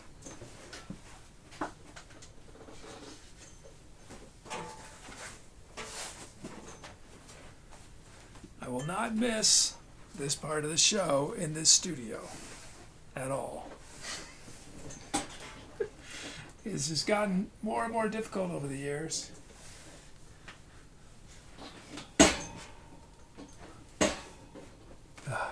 Okay. Here we go.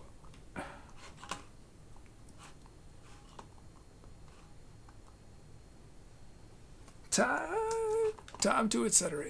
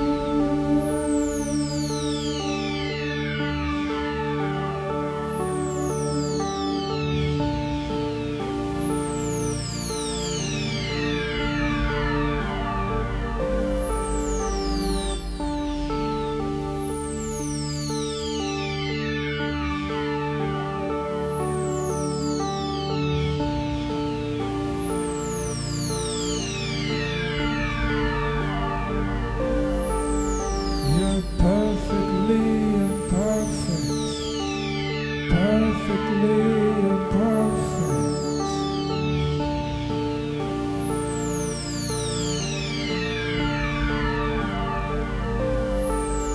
You're perfectly imperfect, perfectly imperfect.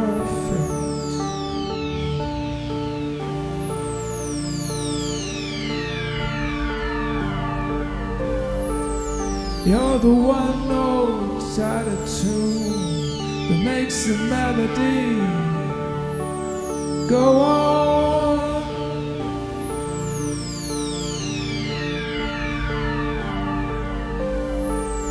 You're the one note out of tune that makes the other notes fly.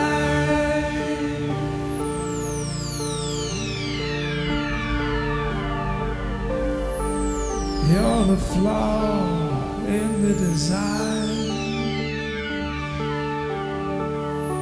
that shows the beauty within. You're perfectly imperfect, perfectly imperfect.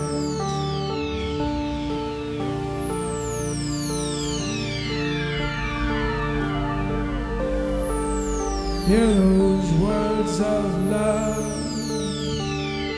the words mispronounced, but the love still gets through. You're perfectly imperfect, perfectly imperfect, like a voice out of tune, broken by years, that says just the words you want to hear.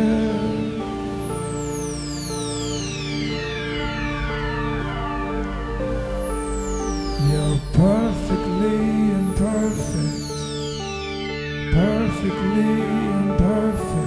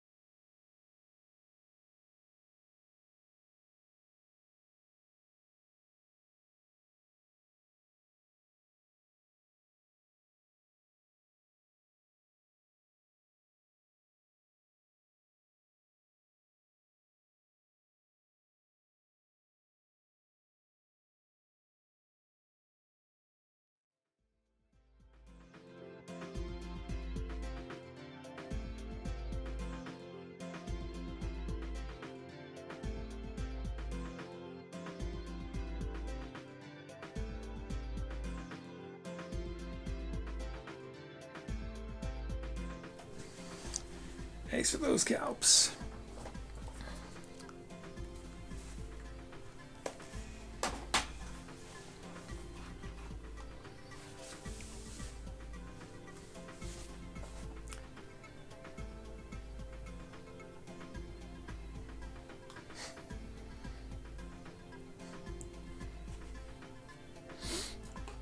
Y'all are talking about my bucket.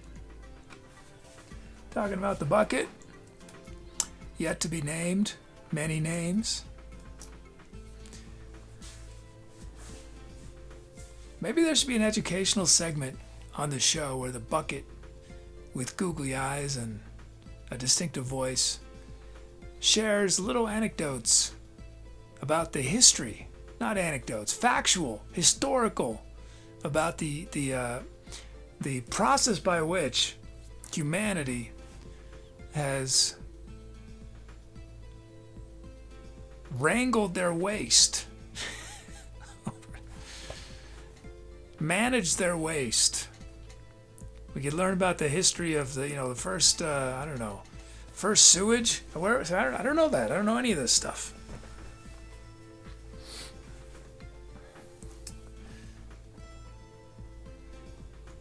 Sure, there's many interesting things related to basic human function, the history of it. He says, "Would you hate me if I'm so hyped about Bucket as much as I was on Project X?"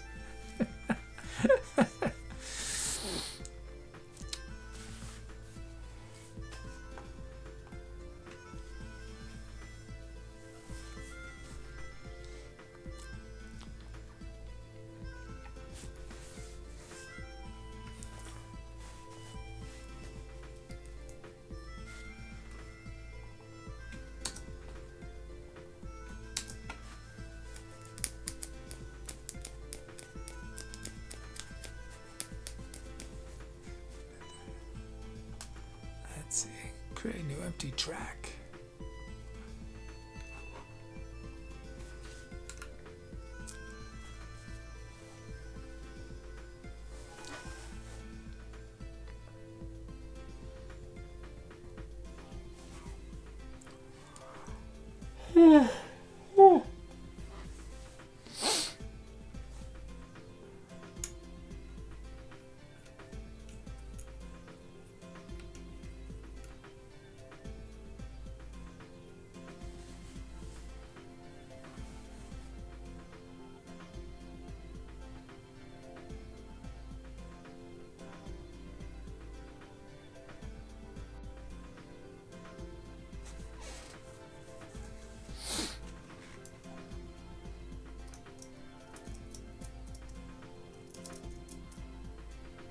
Okay, titles. Whoops.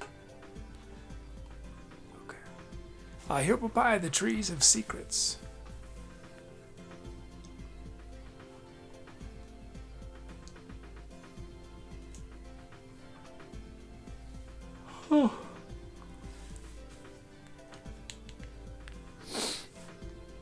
Spazify with In Silence I Hear You.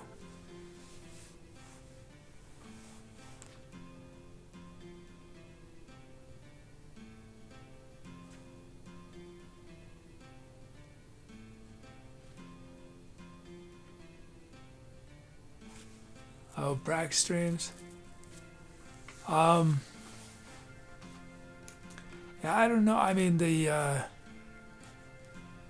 probably it won't. I mean, I want to, right? I mean, given my preference would be to basically practice, 50 hours a week and do this show. And that would be, and I could do that for the rest of my life. That'd be the best possible life, pretty much. But yeah, I think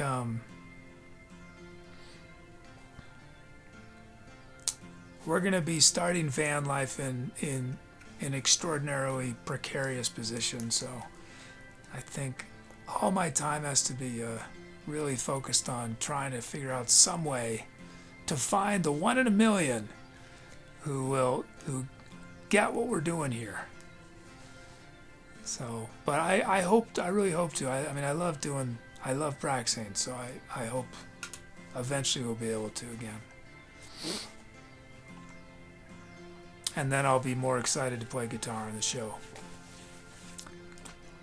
Let's see. Rose and Heart in a Jar.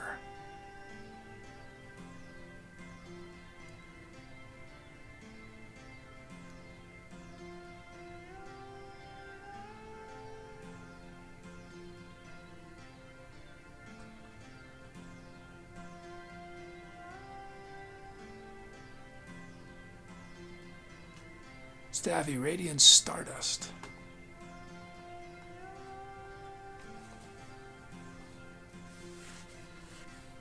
Oh, thanks, Pacify.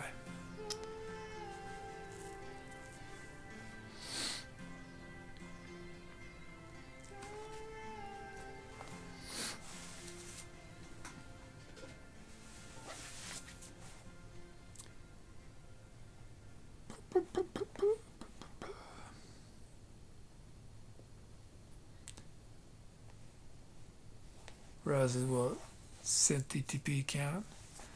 I don't know how I've never really notated when I use other sounds on songs.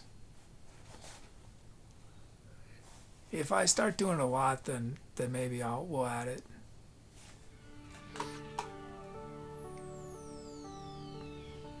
Oh, and Muty, those lyrics came out of Muty did the title Imperfections. Oh, and Soda. Thank you, Soda. Thanks for the donation.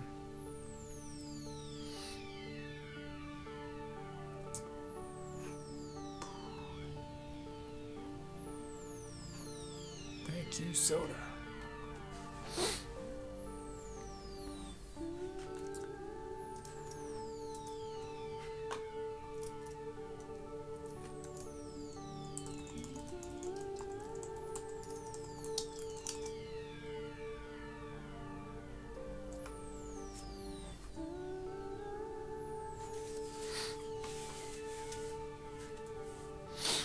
I saw these headlines that California minimum wage might go up to, I think it's for fast food, up to $22 an hour.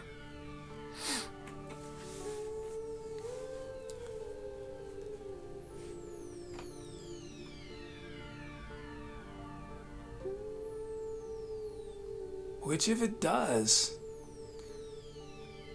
I might just drive to San Diego and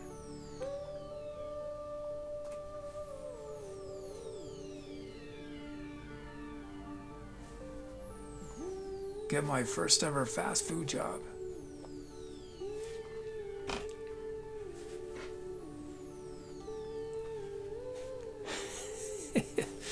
Geez, if only you could get viral doing stuff. Yeah, I think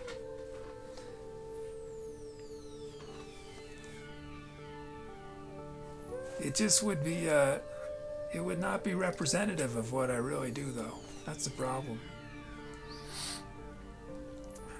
That's why, it's easier for me to do silly stuff on Tommy Pneumatic, because that's more, it fits, right? But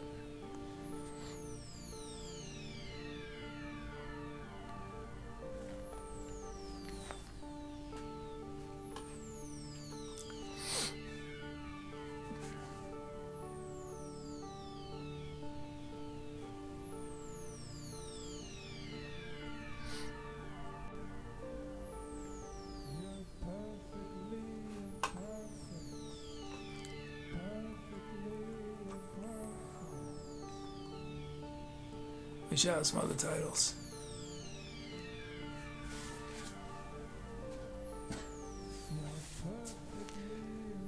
Soda, I want to be like a bee. Soda, I also did The Mud Goes in the Bucket. Blue, I don't care. Muty, Leave a Tipsy, Staffy, The Calling, Hero Papaya, Pirated Harmony, and Rosen, Mountain of an Ant. He says, can I get poetic for a second? What a person represents doesn't always pay the rent. Oh, I am a great example of that, as we all know. Yeah.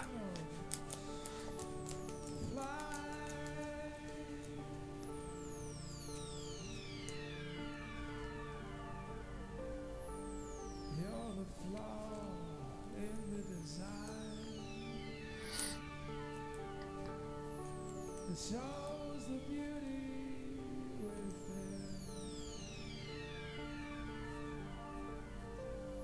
You're perfectly imperfect. Perfectly imperfect. I mean, I think, it's... I mean, I'm still trying a little longer to figure something out, but I think it's gonna very likely always be difficult for me if the way I'm having to make a living is through my music or art or something. I think that's gonna always be existentially frustrating for me.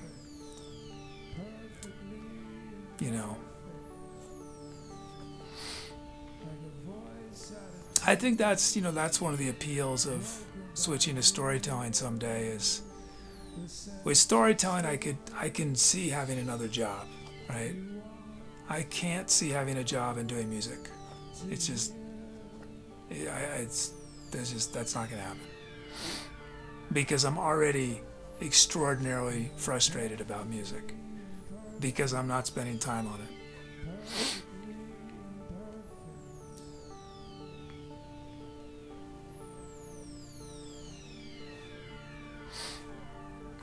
But, who knows? Maybe the van gimmick will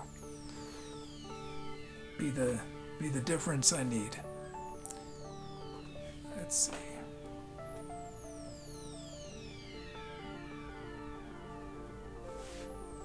So is this time for an OnlyFans? I don't think that there'd be much of a market for me. Maybe if I was, 25 years younger, there might have been.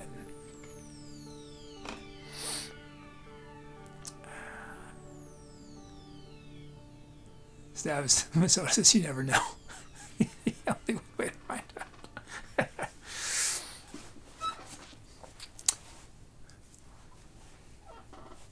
I mean, storytelling, right? Could be a different kind of story. I mean, I'm not going to do it. Don't nobody worry. I have zero plans to do that. But that is a niche I could fill. Okay. Just regular old blue became perfectly blue. Staff became static shock.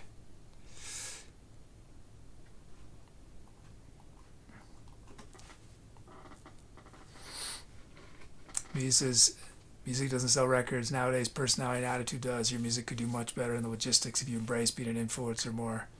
You influenced me into so. I misread it first. I thought it said you influenced me into saying this. But Meaty said you influenced me into so many things. Well, thank you for saying that, Beauty. I mean,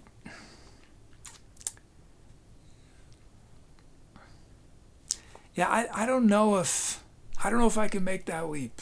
It's just,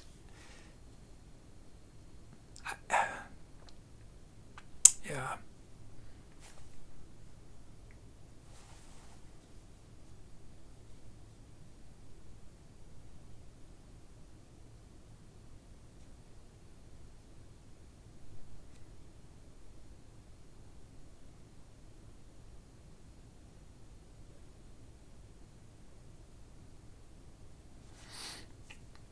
Let's see.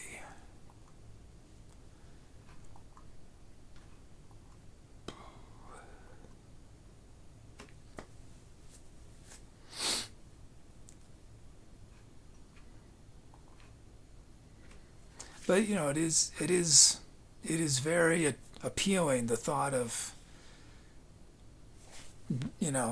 just being able to tell stories and not worry about making any money from it. Just make money some other way. And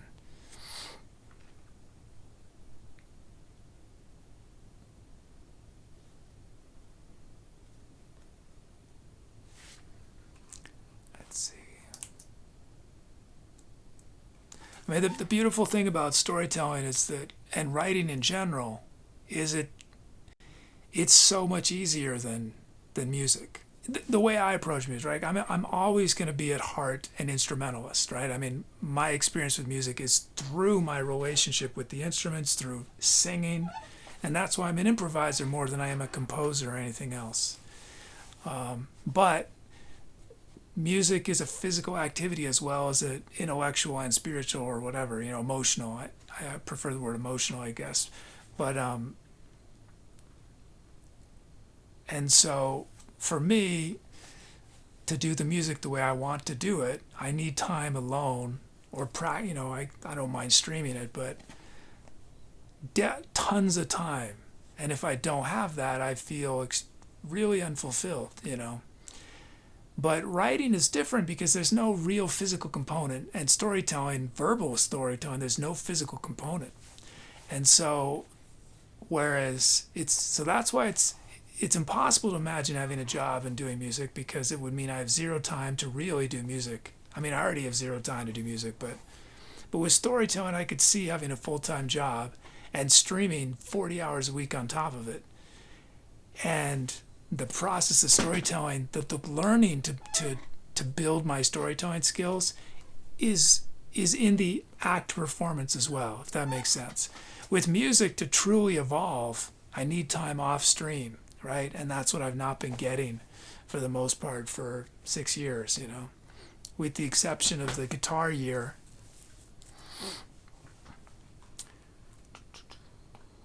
And the reason I haven't been getting is I've been just trying one thing after another, trying to figure out some way to grow our audience so that that I will have time to actually play music. But 6 years is a long time for that not to work out.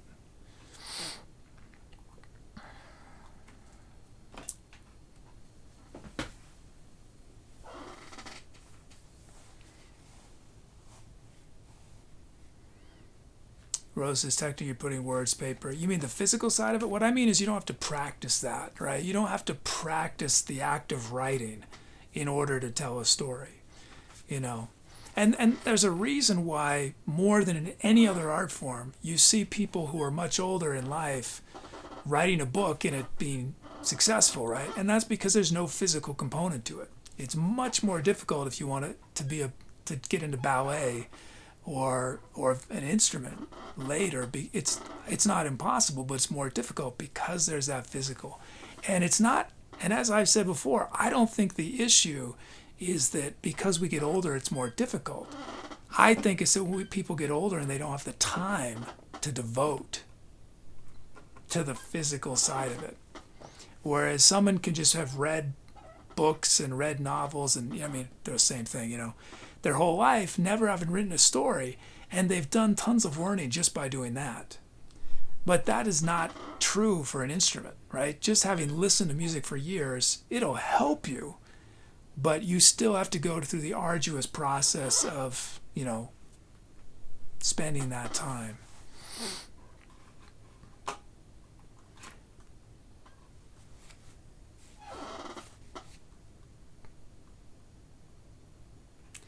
He says you played an aluminum bar. Why not experiment more than the spirit of improv with those moments come by surprise?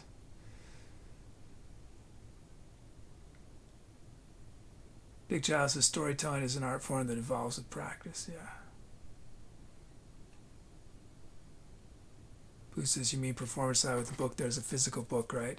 Yeah, but the process of making a book does not require developing physical skill, is what I mean. Meaning you could be paralyzed, right? And you could write a book. You could not be paralyzed, sadly, and play piano.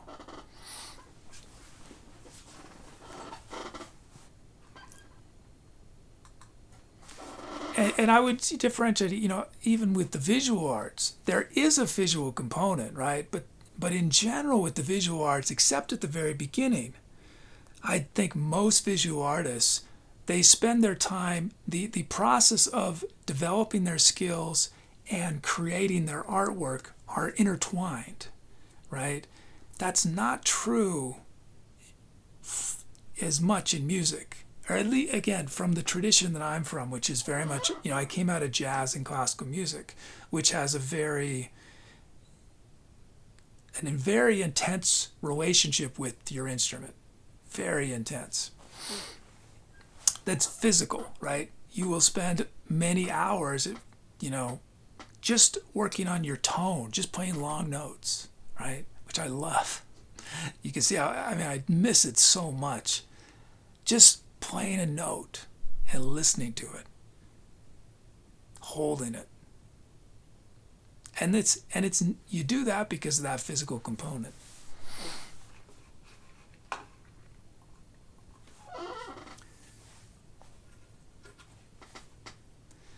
Jesus, can I say it's kind of a contradiction because you say embrace imperfection, but you want to evolve, but isn't evolving the process of perfecting a flawed design? No, for me, evolving is change, right? It's something I've said a lot on the show, is that it's not, to me, what I want is not to get better. I want to change. I don't want to circle around the same track over and over again. I want to change what I'm doing. And, yeah. So it's not about perfection. So what's honest as if I were not an improviser, what's happened to my voice over the last 3 years would be devastating, right? That'd be devastating. But the thing is that my voice getting rougher is probably the most inspiring thing I've been able to do the last 3 years. I don't mean that I've been as an improviser, because it gives me a new palette, right? It's given me this opportunity to sing in a different way because my voice is just falling apart, right? That's what I mean by change. It's not about getting better, because from any normal metric, my voice is much, much worse.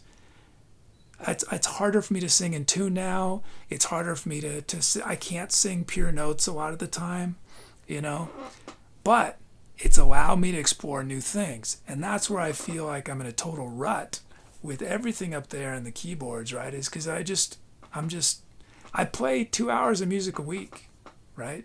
2.5 hours. That's it right now. And that's just gotten harder and harder to take, basically. Radiant Stardust. Sorry, I don't mean to be. I'm starting to sound like I'm complaining, but it is, it is something I'm very frustrated about.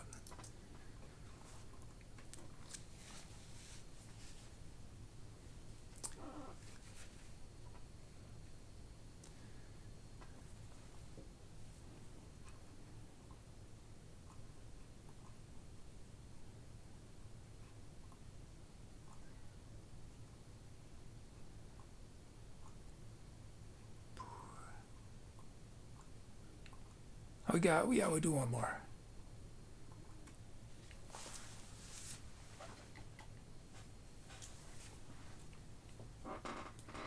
I think it's that creatively, I need to feel like I'm devoted to what I'm doing, and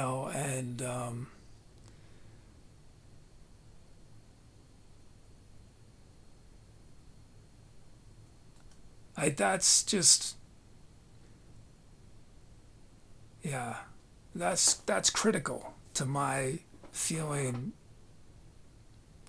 engaged with life,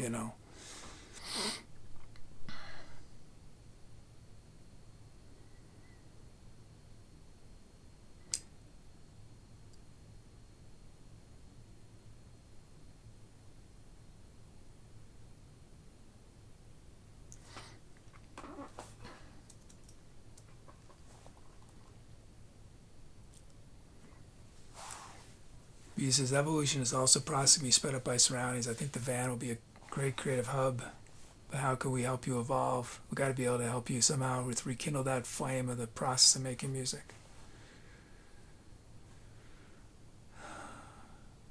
Yeah, I think Staphy is engaged with life. When's the wedding?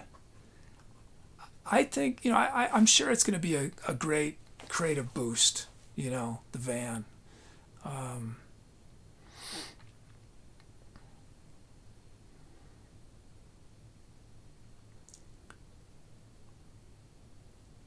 And hopefully it, you know, hopefully getting the van will, you know, it'll help get me motivated. You know, motivation is not the issue, but you know, hopefully between Tommy Pneumatic and promoting ETC Kit in the context of the van, hopefully it'll help. But I think it's just sort of what I've been realizing is that if I'm gonna keep playing music in the long run, I have to be able to practice. I mean, I always knew that. I mean, I sort of made this compromise with myself when I started the show. I knew I wasn't going to be able to practice. It's like, okay, I'm just going to put everything I have into, you know, for 3 years into just building up this show, and then I'll be able to practice. But that's not what happened, you know. And then we hit what was going to be my 5th year, and that's when I decided to do the guitar thing, because I was like, I can't do this anymore unless I'm doing something. But ultimately that hasn't really worked out in the short term. In the long term, I hope it will still work out, but in the short term it didn't work out, because I can't afford to practice. You know, I can't. It's like the metaphorical musicians playing on the Titanic. You know, I need to feel like I need to be able to devote my time to what I create. You know, I can't be doing 2 hours a week. It's just, that doesn't work for me, you know.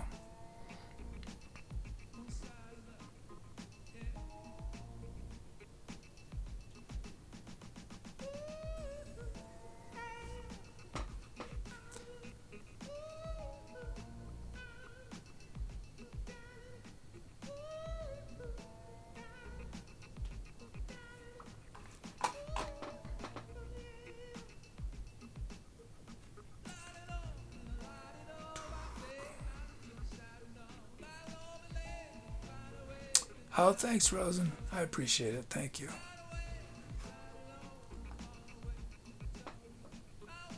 Oh, and welcome to Menta Podridra. Came in on me as Rosa I'm venting.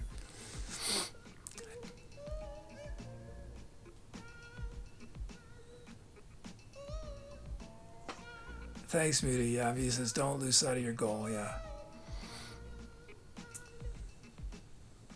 He says, you motivate through dark patch of life. You better expect to do the same.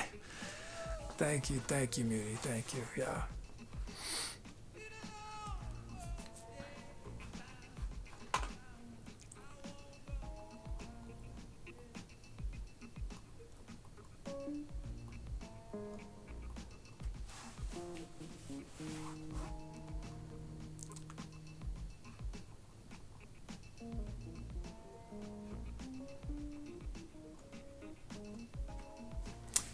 Hey, Hug Queen.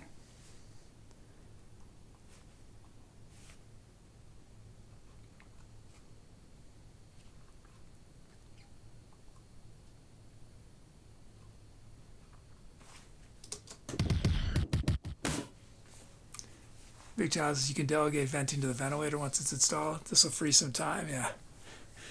I know y'all have had to hear so much venting from me. I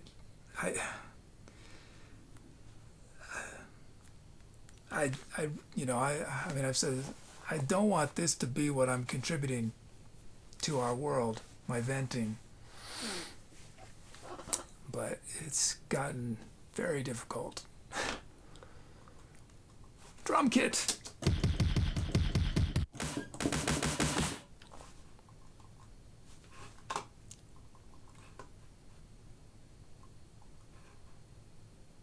Oh, whoops, only one drum loop. Oh, that's okay.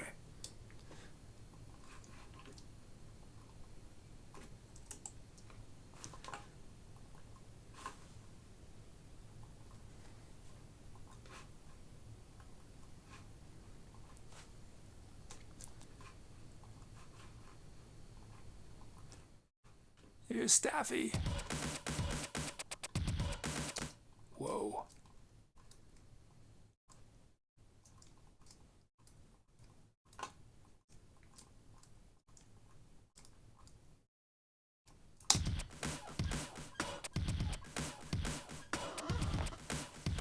Big John says you should vent on OnlyFans. I'm sure some people would pay you to be a part of that. Paid? Yeah.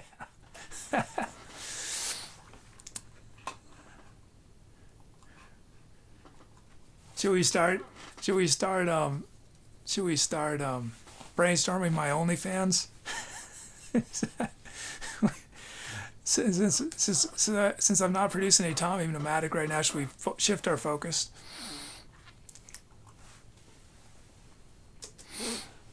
Shadowboxer.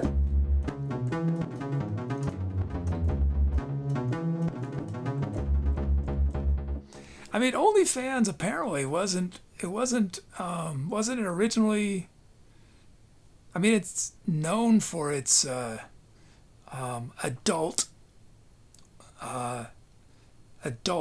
what's the word? Adult related things, but it wasn't started for that, right? So and aren't there like musicians and stuff that have OnlyFans? So, it could be the most successful G-rated OnlyFans. Why not?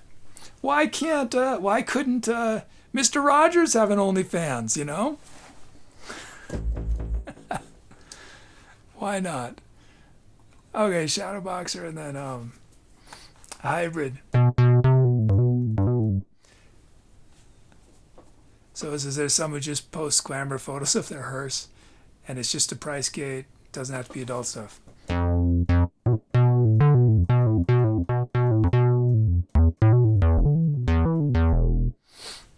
mean, it's basically like Patreon, right? Is there any difference between it and Patreon? They're basically the same thing, right? It's just a way for people to support an artist or performer of some sort. Oh, so does his Patreon's kind of strict.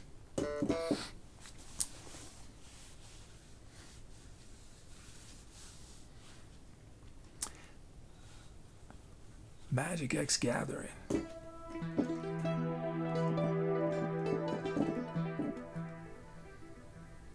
Crush Fellow.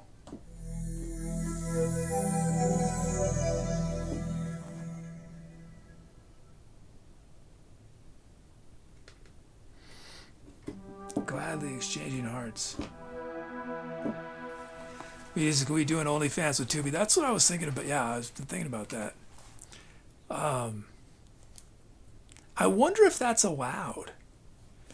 I wonder if it has to be a human.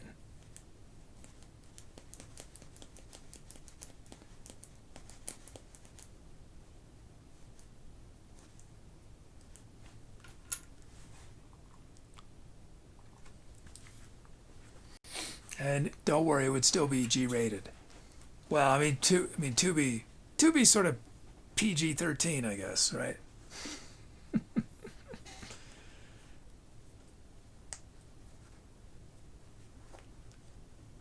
And Rosen says, I thought Tubi already had an OnlyFans and sent you everything.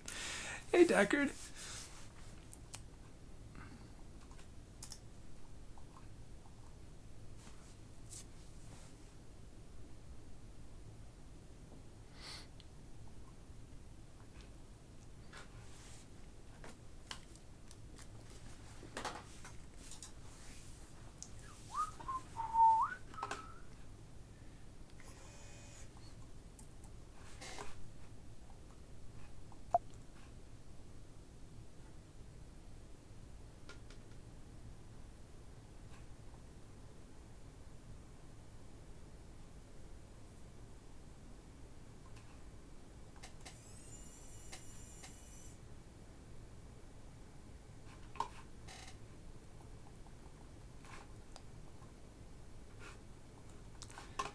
Let's end this Poe.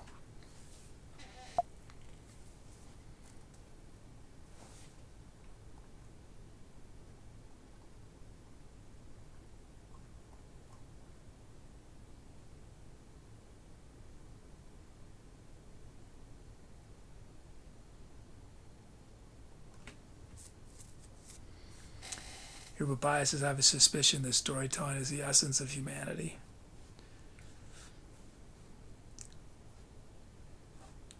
Yeah, I mean, it's certainly a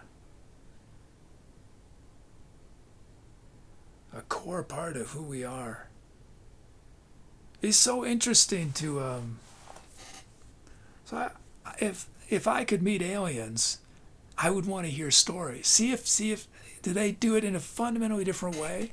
I mean, and there's differences within cultures for sure, on our planet, but still just that desire, it seems, for storytelling is part of every culture, right?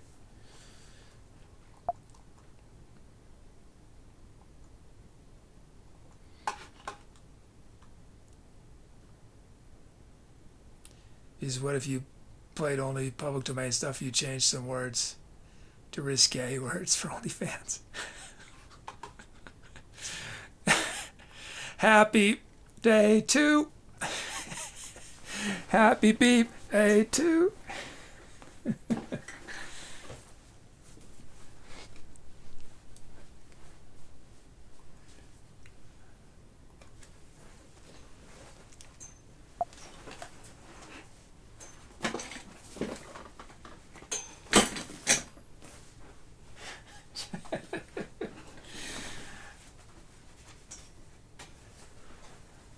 I'm just thinking of all these nursery rhymes that seem basically, I mean, a lot of nursery rhymes are about adult themed stuff, right? If you learn about what they're really, you know, so it's not much of a stretch. Okay, here we go. Time to accelerate.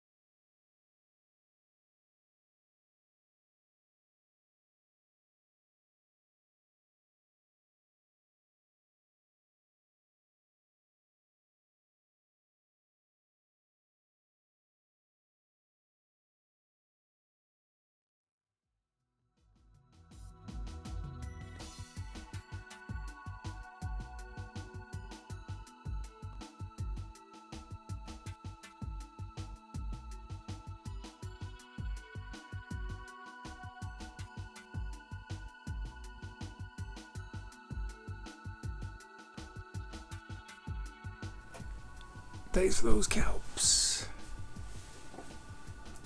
Thank you for those kelps.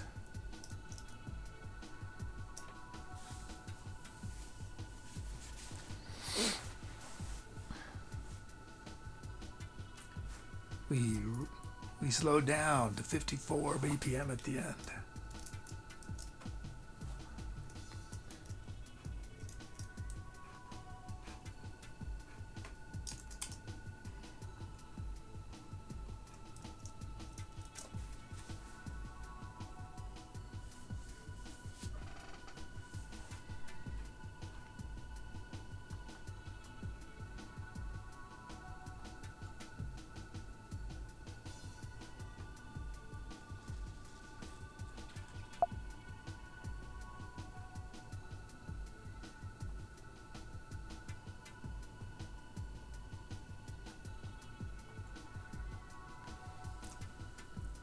Okay, titles.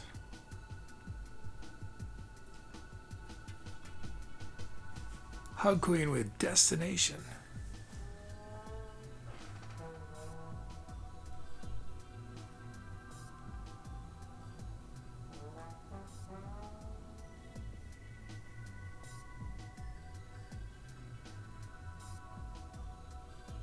Rose and As Your Universe Sings.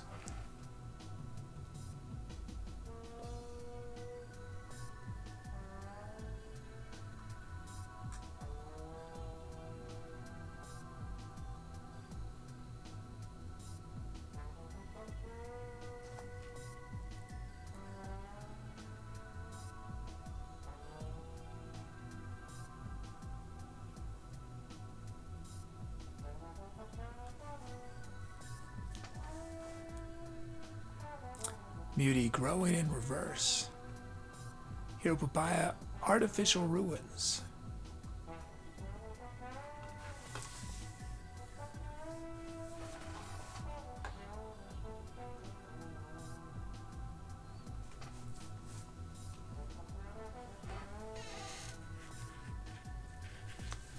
Oh, so just a reminder, no show on Tuesday because I have something related to the van that I have to do, and unfortunately I can only do it on Tuesday.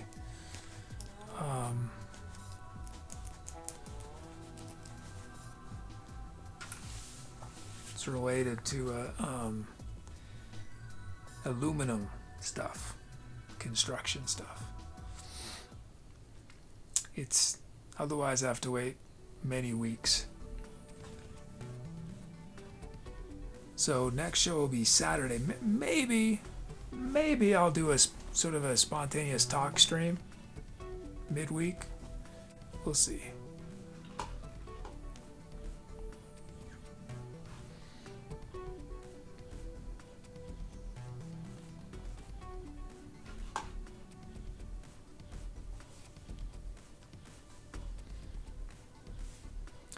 He says it'd be so cool to see you combine audible storytelling with musical storytelling. That's basically what you do to my mind's eye with songs. It's a story, but from my perspective. Would love to hear yours.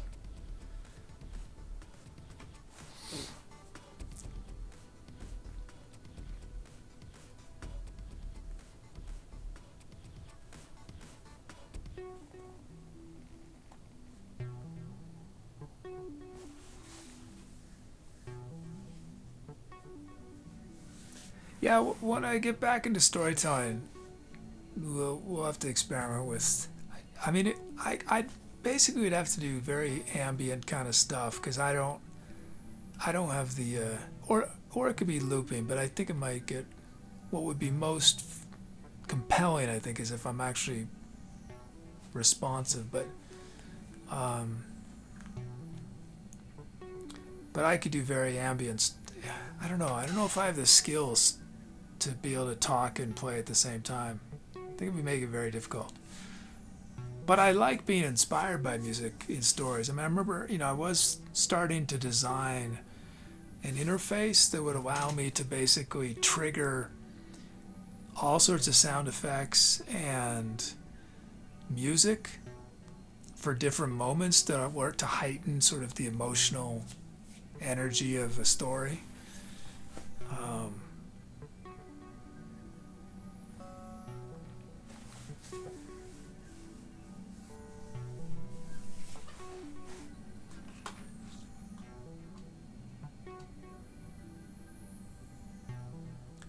So is this worth posting on Discord? Yeah, I'll make a...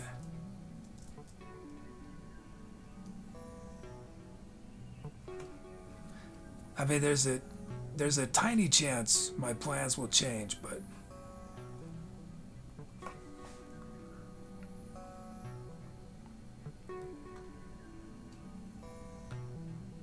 I lucked out that I'm gonna be able to do this on Tuesday, sort of. So, I mean, it's a bummer, but for the show, but good for the van build. Where do I write this? Oh yeah. Note on Discord about no Tuesday show.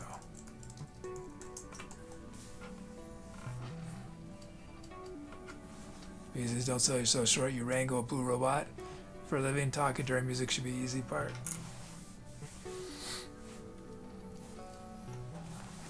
I mean, you know, it could be the kind of thing where I'm, you know, sort of so it's so happy with that delays. Why is there so much delay on?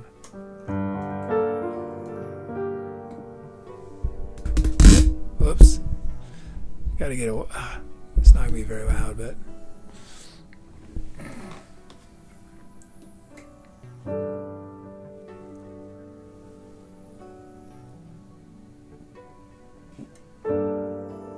She looked out the window. As harsh drops of rain beat down on the sidewalk and the earth as if they were trying to bore a hole straight to the center of the planet.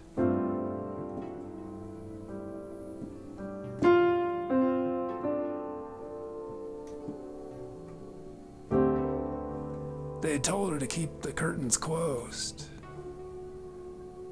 lest she be seen.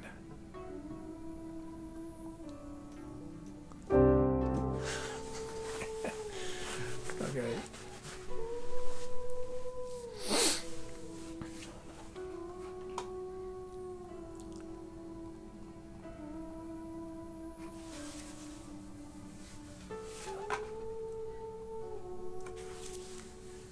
This is what if you did a Monday show or later in the week.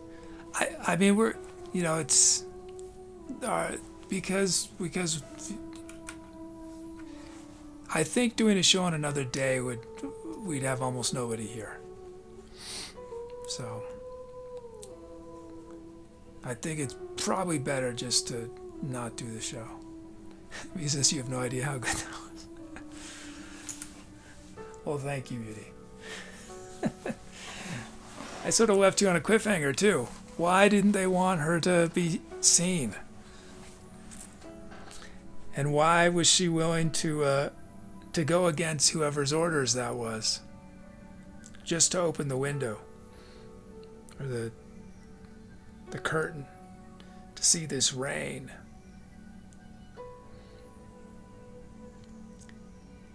And was that actually how the rain was? Trying to bore a hole in the earth? Or is that her impression of it? Because of what the emotion she's feeling? Is she the earth? Is she the rain? Or neither? Or represent, you know, does she represent, what is, I don't know.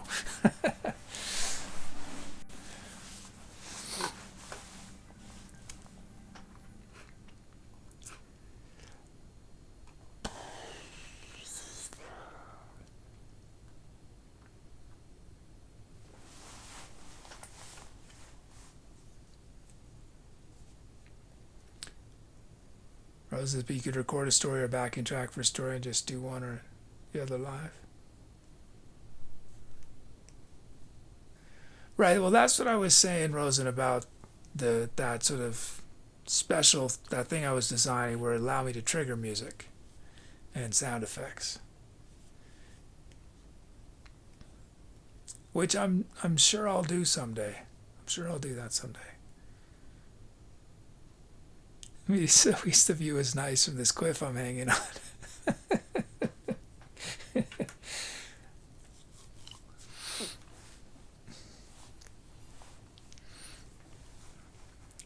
That's the thing, because it's improv, I have no idea where it goes. So y'all could finish the story however you like, right? This is not like a situation where there's an actual ending, because there isn't until one of us comes up with it.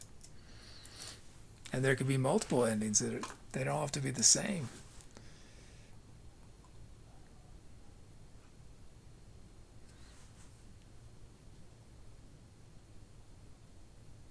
Wait, those are not the right instruments, were they?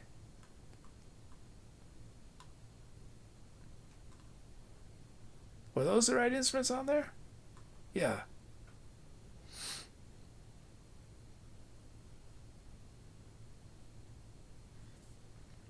Change up the show dates, Rosen.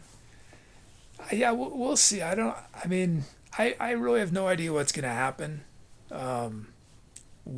Where I'm going to be at mentally in terms of what makes sense for me, what makes sense strategically, and what makes sense for me mentally. Those things are often not in alignment, as y'all know. But I would like, I would like to do more shows. But I have to figure out, I think to start I will not do more shows. I think we'll just do 2 shows a week, because that's established, for at least for a while. And I'm going to try to focus. I mean, it's going to take, once I'm in the van, it's still going to take probably 2 weeks, 3 weeks for me to start feeling like I'm not in chaos, and be able to really focus and work on this other stuff. But yeah, 2 shows a week, I think, for at least the short term. And then I want to try, I mean, it's probably foolish, but I want to try just doing a ton of those etc. kid videos where I basically in a minute show the sounds and show what we created and the name of the song the chat came up with. Just basically condense the show down at a minute and do tons of them on TikTok, Instagram Reels, and YouTube Shorts. I think that's probably going to be my top priority, just to try it and see if there's any hope. Because that would be, I mean, I don't like spending the time doing that, because I don't like spending the time on the past, as y'all know. You've heard me rant about before. But that, I feel like ultimately we're trying to get people to come to this. And that's gives you an idea of what this is, right? When I did those Instagram things several years ago, which a lot of it I really enjoyed, but it was just a variety of content, right? I did stuff about I talked about creative things, and I did some sort of weird musical things. But those elements happen in the show sometimes, but not every show, right? We might go weeks when I don't say anything about creativity. So in principle, and also for my morale in terms of whether this can ever work, it would be nice if I could promote the show with the show. So I'm going to try that, and then Tommy Pneumatic too, hopefully, and see what happens.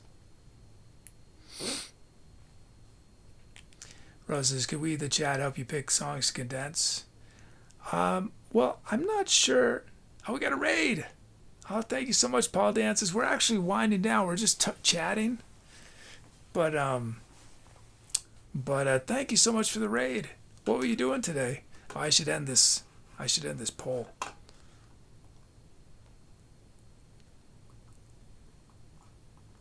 Let me end this poll. We just finished an improvisation, and these are names that chat suggested. Chat gets to name the songs that we create on the show. Send the poll.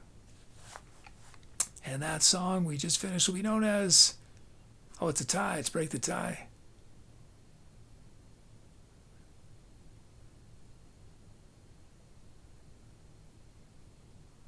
Growing in Reverse. Beauty's named it. Growing in Reverse.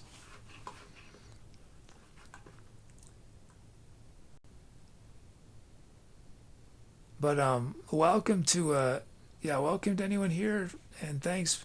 Paul's probably off taking a break after a long stream, but chat, please go check out Paul Dance's follow if you're not already. I'm just gonna make sure I'm already following. I'm pretty sure I am, but let's just double check. I am. Yes, I am definitely following. And it looks like tonight Paul was doing some swing dance, if the title is correct.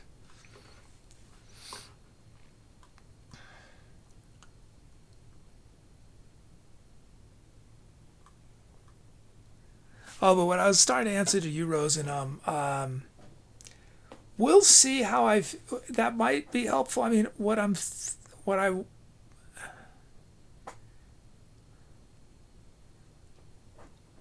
I'm hoping that I can make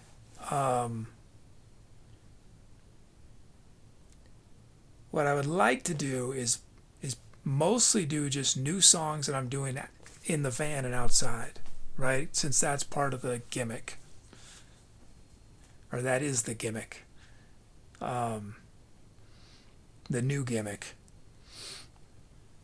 So I might just try to do every single song we do every show, unless I hate the song, which might end up meaning we do one song from every show. You know? But, and then if I run out, then we'll go back to the archives and stuff. But yeah.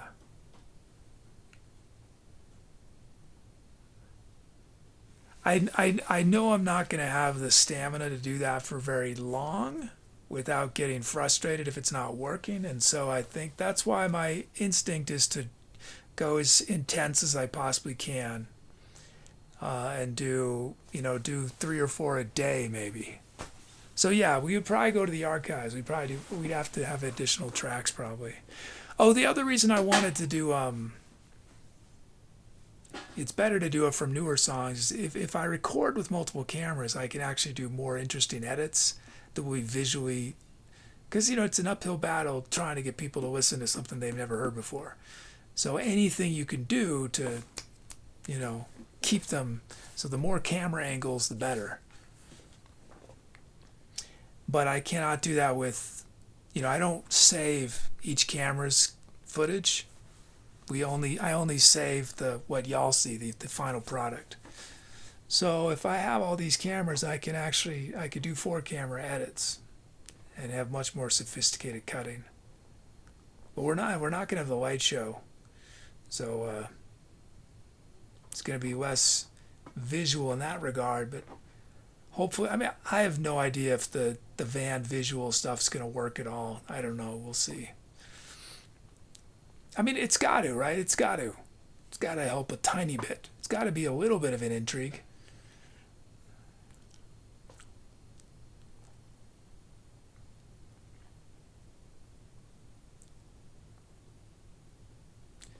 Because I wonder if posting on social media parallels the same disciplines as a practice. It needs focus, determination, tenacity.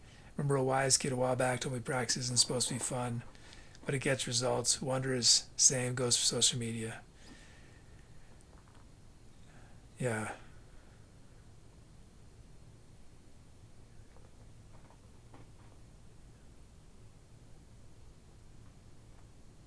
Well, I guess I don't know if I would quite phrase, if I would quite agree with the way the wise kid was, I think, for me, why I don't like doing social media, I don't like doing promotion, is that it feels like it's one step removed from why I'm doing it, right? I'm not interested in doing social media to do social media.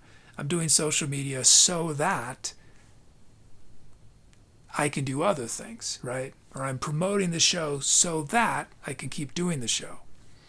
For me, practicing is a complete thing in itself. I'm not practicing so I can do something else. I'm practicing because practicing itself is fundamentally fulfilling. Not fun, right? As that wise kid said, and I agree with, not fun, but very fulfilling. And that's where it's very difficult for me to do things in general in life, right? You know, logistics in general are very frustrating for me because I'm doing the logistic not because of the logistic, not for the sake of the logistic, but in order to accomplish something else. And my brain says, why don't I just do the other thing that I want to do, right? But yeah, but that's why, you know, but I can't exploit, right, the part of my brain that wants to do one thing at a time, relentlessly, nonstop, right? And that's why you've seen it over and over again over the course of my time doing this show, right? When I launch myself into something, I go all in. I devote all my resources to this one thing whenever possible. But I have, basically, the way I would describe it is it takes less energy for me to do 16 hours of work in one day than to do 2 days of 8 hours of work. Meaning I have more hours of energy than I have days of energy. So I want to, I'm trying to psych myself up basically right now. All that I'm saying, I'm trying to psych myself up to just do a ton of, once we get in the van, do a ton of this Etc. Kid promotion.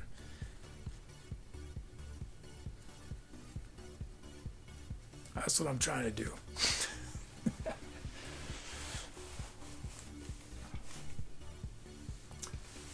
But I hear what you're saying, Beauty. I hear it.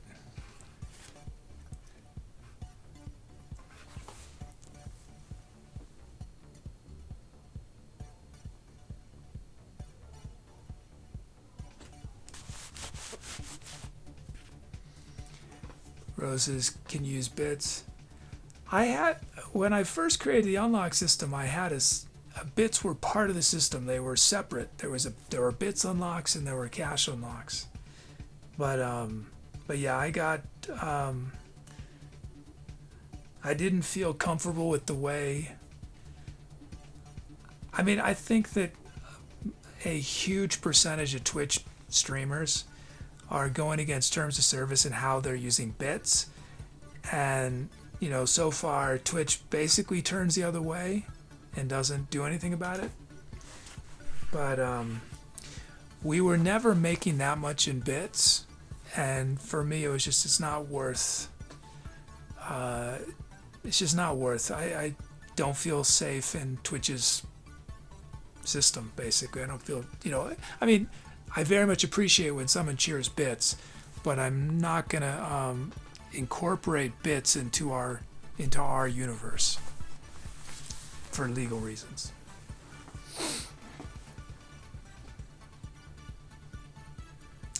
He said, I love your devotion, but try juggling so many balls, any person would lose control. Stick to one thing, especially if it's already time in the rough. Tommy.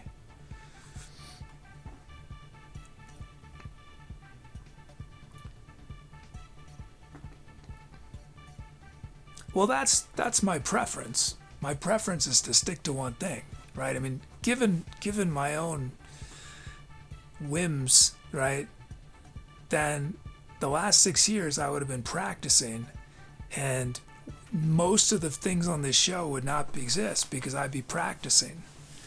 You know, we probably wouldn't have had a light show. We probably wouldn't have almost any Tubi stuff. But yeah, that's my preference.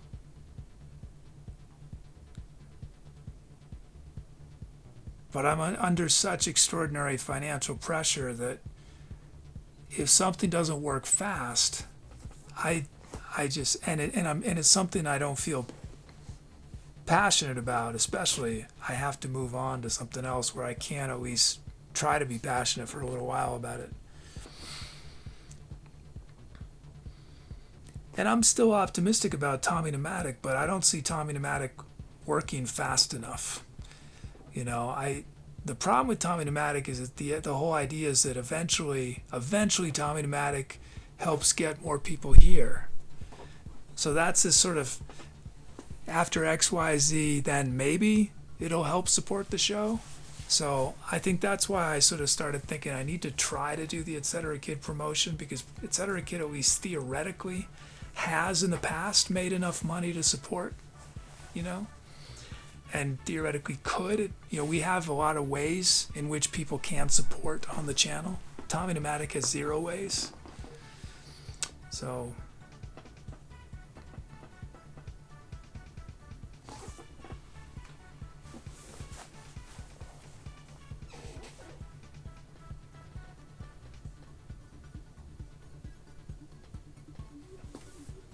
but I'm gonna try to. I'm just gonna have to see where I'm at in terms of my sort of mental energies to do things that I don't want to do. but we'll, I'm gonna try to do the Etc. Kid promotion and start doing Tommy Pneumatic episodes concurrently. I'm gonna try, but I may have to decide that I need to just focus on Etc. Kid promotion. And the Etc. Kid thing, there's no way I'm gonna have stamina to do that for more than a month without having some tangible evidence that it's helping. If I have no, I'm not gonna be able to keep doing that promotion.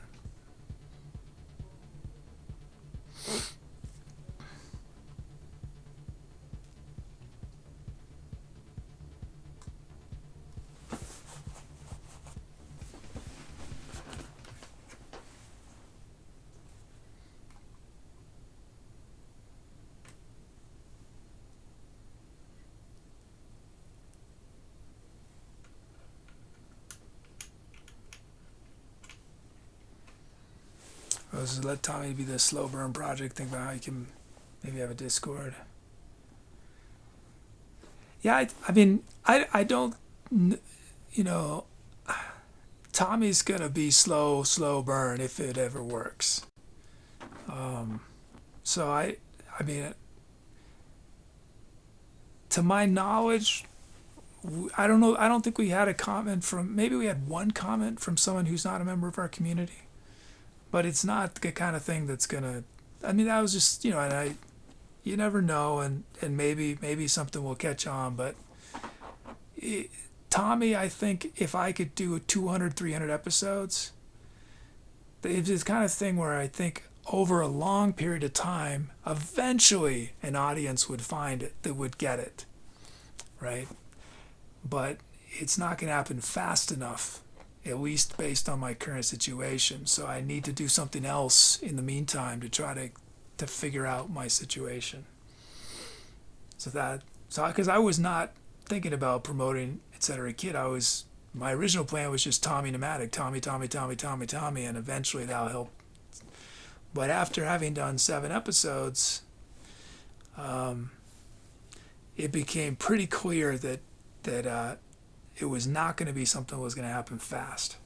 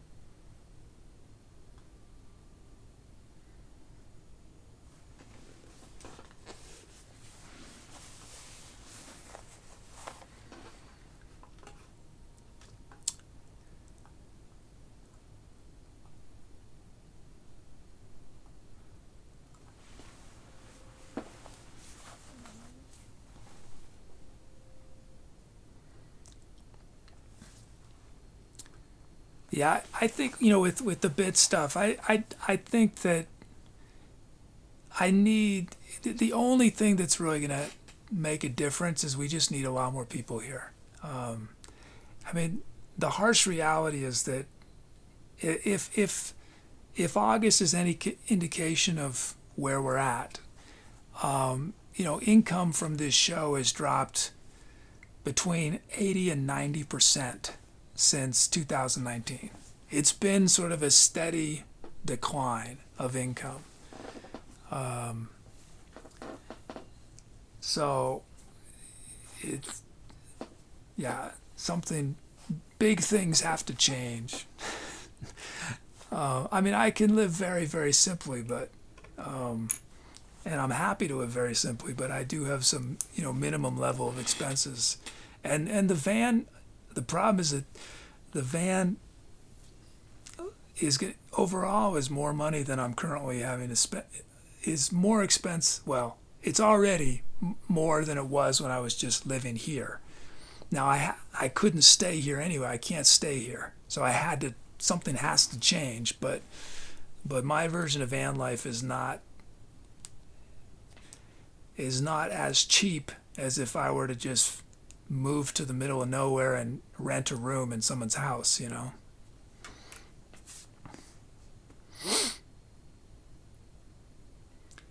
Rose says many good things aren't found quickly, and jumping from one thing to the other as quickly as you do in some regards might not be helping. But I do understand you need something that can hit. Well, yeah, that's the situation. It's like, the analogy is I'm on a sinking ship. I'm on a sinking ship, and I've been on a sinking ship for 6 years. I've just been very lucky that one, I have an enormous amount of credit. And so I'm able to sort of put myself in really bad situations for extended periods. And I'm incredibly fortunate that we had a good stretch in the middle years of the show where the show was generating a lot of money. For me, I mean, but so much of that money went into paying off the debt of the first 2 years. I still haven't paid off the debt from the first 2 years of the show. And now I just bought a van, so it's yeah, that's the challenge, is that I'm using credit cards to fund almost everything at this point, right? And that's not sustainable. There's a point at which you can't do that anymore.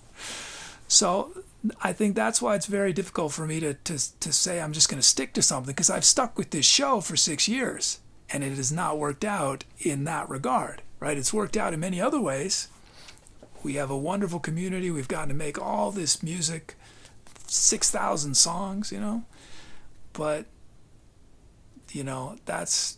that's why it's very difficult to be, I'm just going to do one thing when I'm on the edge of a cliff financially. My creditors are running towards me. So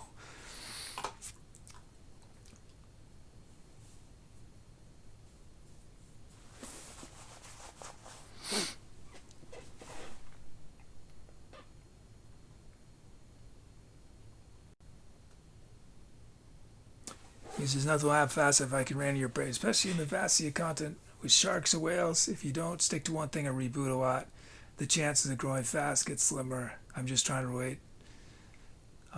Not be done. Yeah. No, I agree. And again, so there's really not that many things, right? At this point, there's Etc. Kid, there's Tommy Pneumatic, and there's storytelling. I'm not doing storytelling right now, and my thinking is that Etc. Kid still makes a little bit of money, and is set up, and could make more money if there were more people here, right? It's just there are lots of, I had to get incredibly creative to keep us alive this long in terms of finding ways to, so if we suddenly had 50, 100 people watching, we'd probably be fine, Tommy doesn't have that. Tommy is a much longer term thing. So really, but again, there's only 3 things that I'm considering. It's Etc. Kid, Tommy Pneumatic, and where storytelling. If storytelling at this point is only going to come in if I end the music show, and get a job, right? And then that solves all the problems, right there, right? That's I get a full-time job. Every other second I'm not working my full-time job, I'm doing storytelling. But Yeah.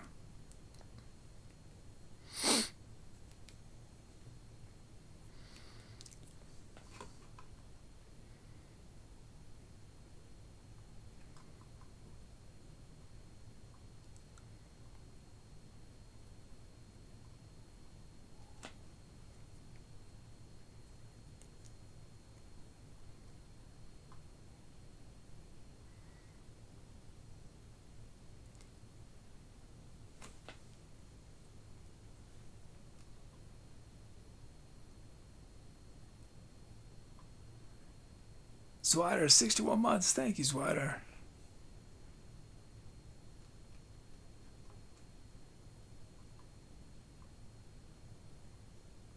Specifies you have good production quality, so Patreon or GoFundMe. I mean, it's the same thing of like we just need more people. Regardless of what's gonna the income source, we need more people. That's the only way it works. And I've just felt more and more just guilt as the years have passed because our community is so small and so many people in our community have gone so far beyond what's to keep things going, and I just feel like I spent 2 years of my life trying to figure out ways to get to create more ways that y'all can give me money, and I hated that. It just feels awful doing that, and I guess we got some fun things out of it, right? All the unlocks, but it's still like that's not. I don't want to be spending my time trying to think of ways to give money. I think if we have enough people, I don't need to worry about that. We as a community don't. If there's enough people, we just don't need to worry about the show being funded because it'll just be funded. We won't have to do. Won't have to do the. So that I just, yeah.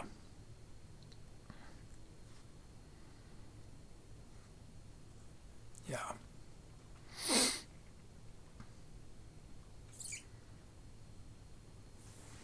Roses, then we could have simple bits for gifts and yeah, I saw what Jazz wrote. I spent a lot of time looking at the terms of service and it could be that that at least the way I was doing it originally, I didn't feel comfortable, and it could be that there are some other things we could do, but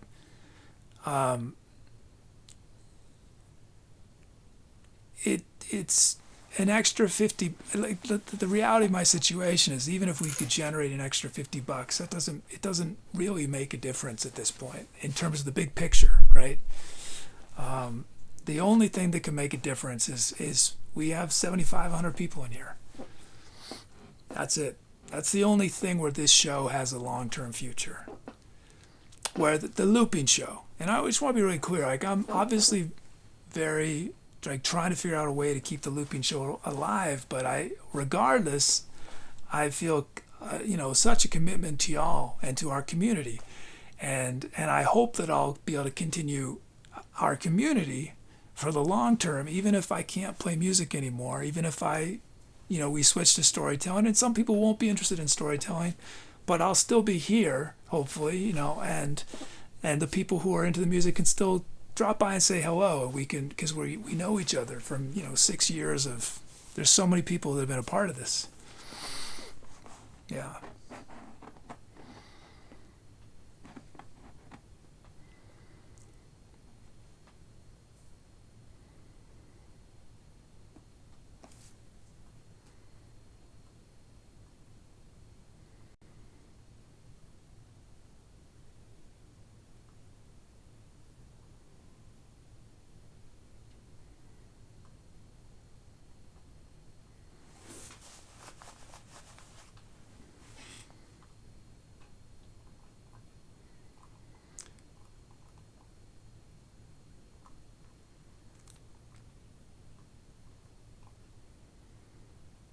But I mean, I appreciate Rose, and I appreciate you trying to think of ideas, and I appreciate that.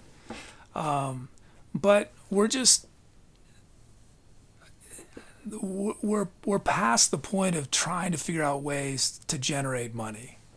Like I'm past that.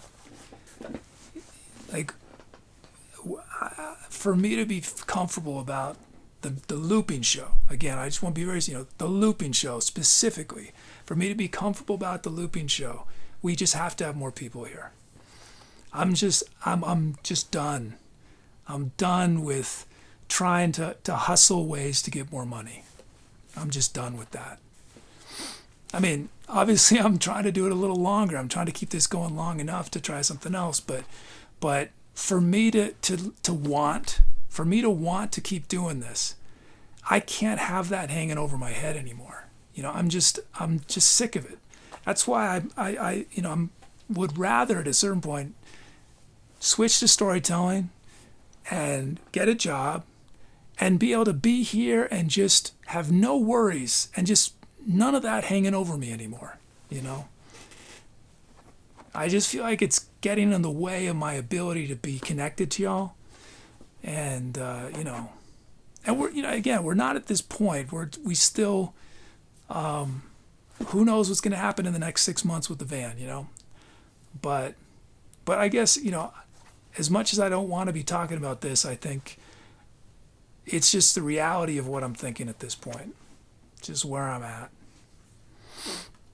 I love y'all and I'm committed to this community. I want to keep it alive, but the looping show might not be able to be part of it forever.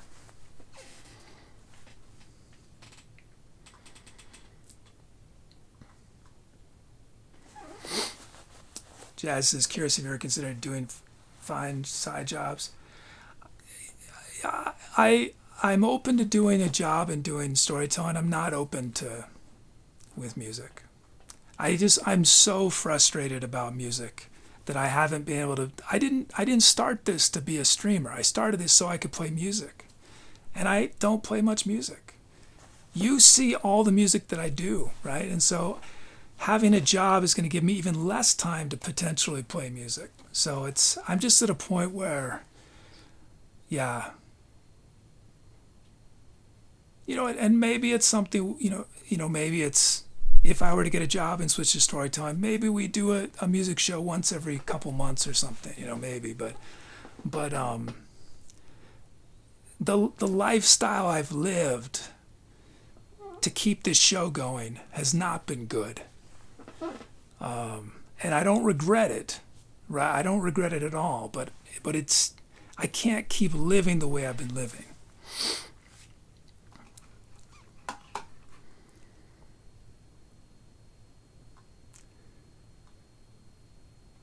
He says, since we're doing real talk, why are some streamers who start at the same time or later with the point numbers that you could use? I think Twitch is a certain template to succeed. Most streamers who I can see get bigger using that template of awards and lights. If everything's behind a paywall like unlocks, it can also be off-putting. I understand the financial part of needing money, but we got a raid? Who's the raid from? Just as I'm stressing out. Not a good look. Not a good look. Sorry. We got Delta Crab Music. Delta Crab Music, what were you doing? Thank you so much for that. We're just hanging out. And Chad is being very patient as I struggle with existential life challenges.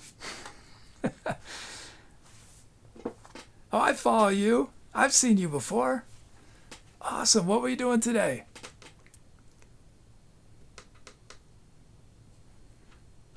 And how are y'all doing? What were you playing music? When's your next stream, Delta Crab?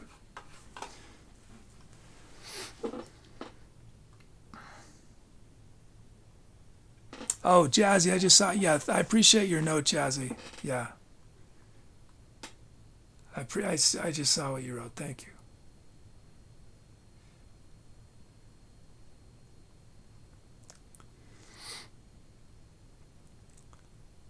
Well, welcome to Alex C. Music, Vince Van Gogh. Hey, you know what? For Raiders, let me just, because I'm what we're talking about is going to be totally boring, probably not relatable to most of you. So let me just give you a quick video about what I'm all about, what our channel's about. Here's what we do here.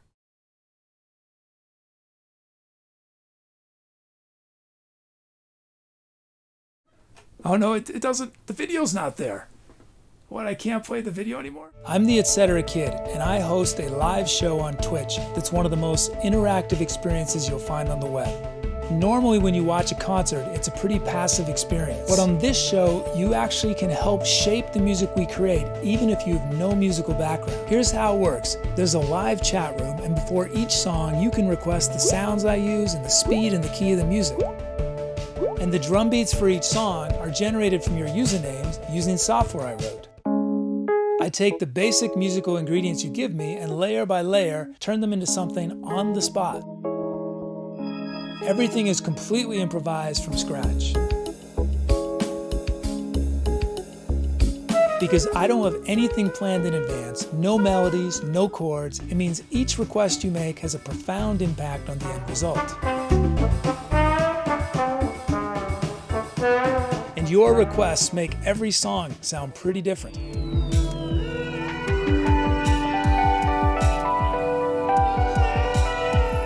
As you watch these songs come into existence, you also get to help name them.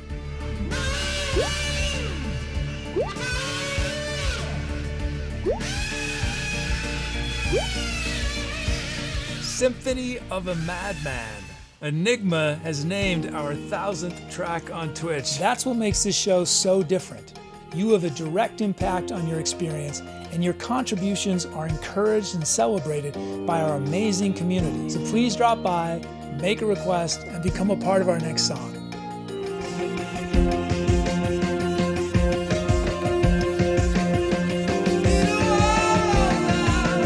Good night and good luck. I'll see you soon.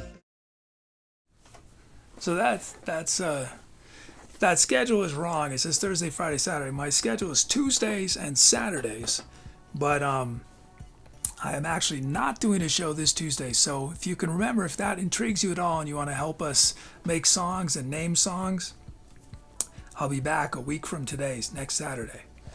But I'm preparing to move myself and my life and this show into a van, and I have something I have to do related to the van build on Tuesday. But I'm hoping by the end of September I will be basically fully living out of the van. I was going to do some test shows this past weekend, but my inverter that I got is defective. An inverter is something that it converts DC power from batteries into AC power, so you can plug in, a laptop or whatever.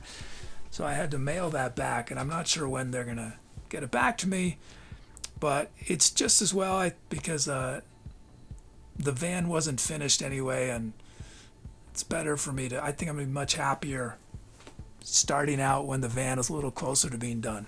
So yeah, hopefully I need to order all I've figured out my shopping list. Took a long time, many hours for the materials are going to be the framing for all the cabinets, and it's a holiday weekend, but I'm going to order them. Hopefully they're in the office on Monday, but it's slow. It's not something you get 2 days like we're spoiled now.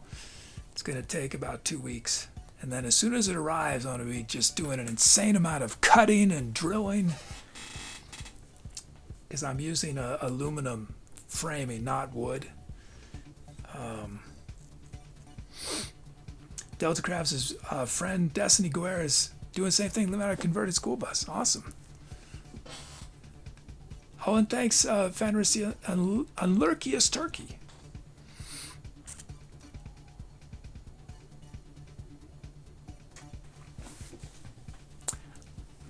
Oh, thanks, Fizvango. Yeah, you can't see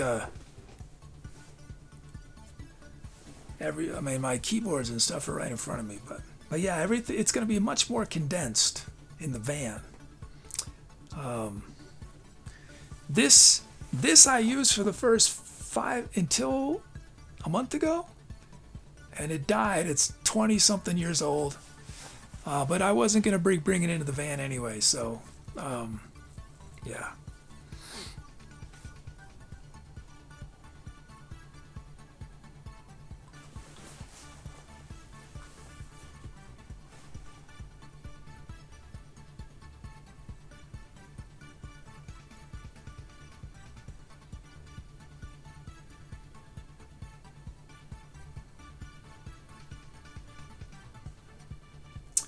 Let's see.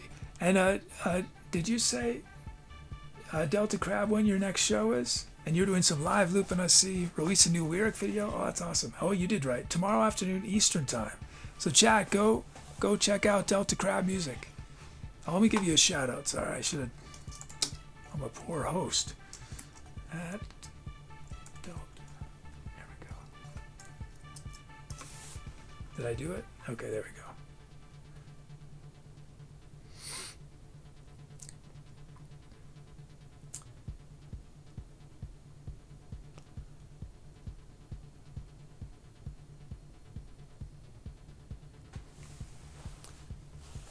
Will I take this keyboard?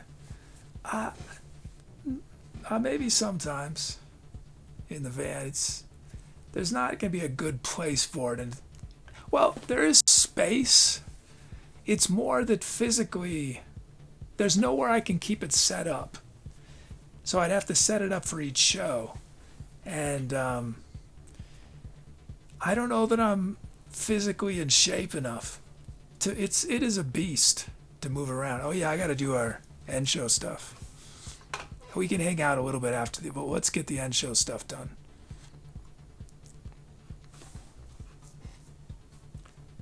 Hey Stuart Hayek, welcome.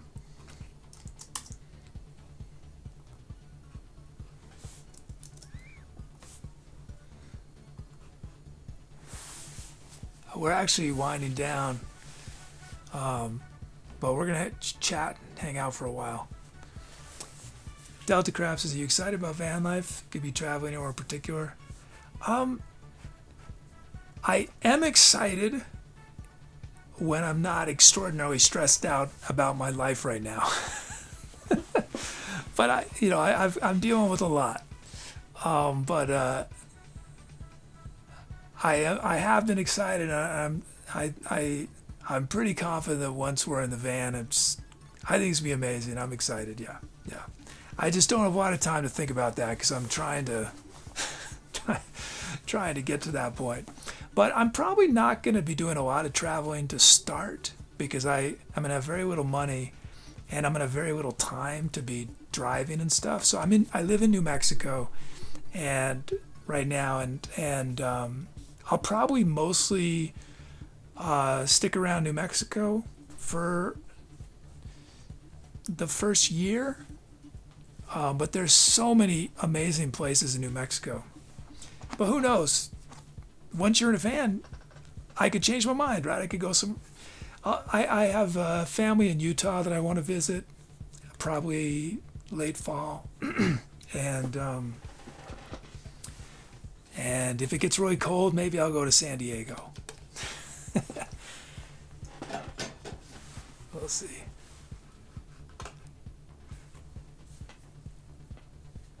But eventually I would love to be all over the states, I've been in most states before, but mostly driving through. I think one of the nice things about having a van is that you can sort of really take your time. So I could take a year to just slowly move around the country, do a circle or something. Or 2 years. It could take me 5 years, right? To slowly make my way. Yeah.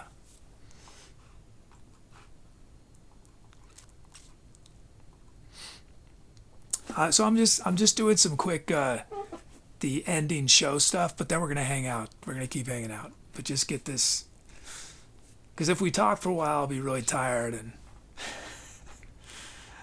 so our show is live from Fractals of Madman. We did Graces and Mysteries, Oceans Between Us, Radiant Stardust, Growing in Reverse. Stuart, thank yous. Oh, and thank you. Thank you, Staffing Shock, with the donation. Thank you so much. Says, I want to be in the credits too. Hashtag new sound. Thank you. I hope it got in. We'll know in a second. I don't know when I generated it. Oh yeah, you're in there. Stuart, thank yous. Superstar Mods, Megs, and Tubi. Thank you so much. And Raid from Delta Crab Music and Paul Dances. Thanks to our support from Cobro, Staffy, Soda, Big Child. Gifts and resubs. Big Child gifted a Spazify, 20 months for Emily Big Child, 44 months for Megs, 61 months for Zwidar. Thanks to all our lurkers and chatters. Tonight we featured the following who either named a song, made a request on one of the songs, or named a song, requested one of the songs, or named our venue or tour. We had Bugno, Chuggy, Cobro, Hero Pie, Only Big Child, Jazz Hands, Media Makes Me Lose, Bingo, Neighborhood Watch, Perfectly Blue, Spazify, Static Shock, Triple Vax Mole, proud member of House AstraZeneca, now adopted into House Moderna, Typo Queen Rose, and a wow soda.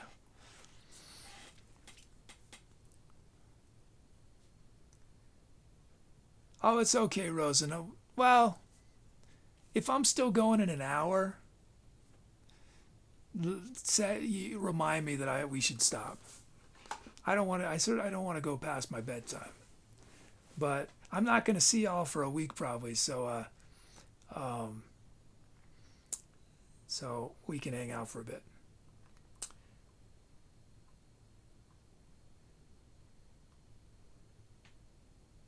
Hey, Mark Rides. Mark says once you get the van, it'll be easy to do collab streams in person. Yeah, those have been some of the most popular shows I've done on Twitch have been collaborations.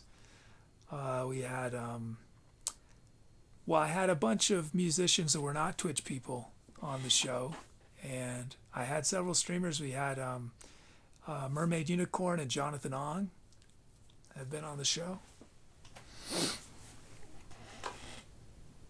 Oh, thanks Delta Crab Music. Thanks so much for the raid, bringing your crew.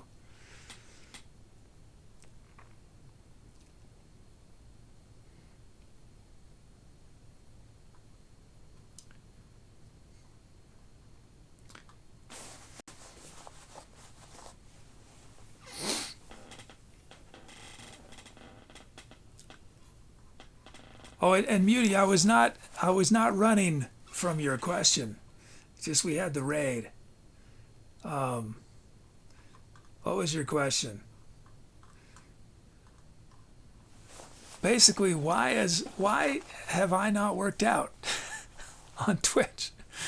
Is basically what you're asking.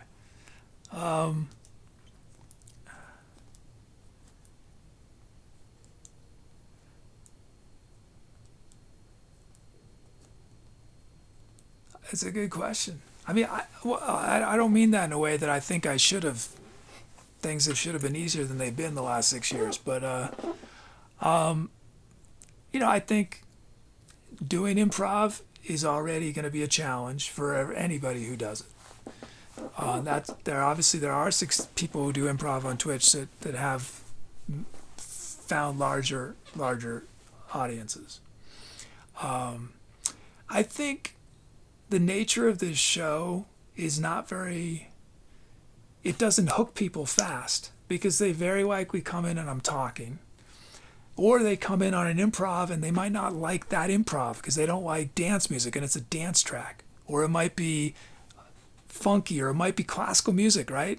I mean, how many channels on Twitch are going to do an orchestral track and then do a funk track and then have me singing in sort of heavy metal style and then have me singing in a folk, sort of folky, right? That's an obstacle because people come in, they hear it, and if they don't like that, they just assume that that's all they're going to hear on the channel. So I don't like dance music, I'm going to leave. I think that's a big obstacle. Again, the fact that I talk a lot, I think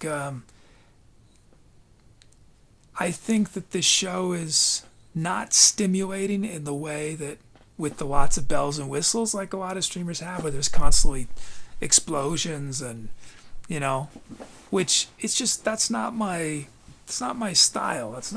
I wouldn't feel comfortable with that. I like to be able to switch and have different emotional energies, and have moments where we can talk about really serious stuff and have moments where we're talking about totally silly stuff. And as soon as alerts are a part of the system and can interrupt, then that controls the vibe of the show, I think. Now, I'm sure there's streamers who manage to navigate it, who manage to be have all those crazy alerts all the time and be able to shift gears into different emotional states. But I don't know that I could do that. It just doesn't, So I think that's a challenge. But I think there's a lot of things. I mean, I talk way too long a lot of the time, and that's going to be off-putting to a lot of people. The songs are really long a lot of the time, and that's going to be off-putting. There are just so many negatives that people have to get over. And then when they do, I think the few people that do, I like to think, enjoy the fact that this show does have a range to it. And I like to think that people appreciate my desire to be authentic, and my authenticity means that what's going to happen in between songs and the state we're going to be in is going to not always be the same show to show. The energy of the music's not going to be the same. We're going to have a song that's like the speed of a glacier, right? And sad, and then we're going to have a song that's 150 beats a minute and it's just pounding synthesizers. That places an expectation that you don't see a lot, right? People in general, we consume content from a single creator. We know exactly what we're going to get. And I think the fact that I do all sorts of stuff is off-putting to a lot of people. I don't know. What do y'all think? Why have we struggled so much for the last 6 years?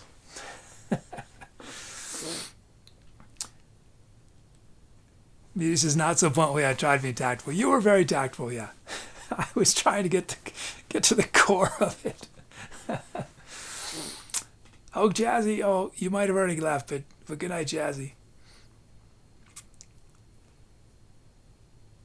Stavis, people want familiar. Improv is not familiar, which is what many of us like, I think. Yeah.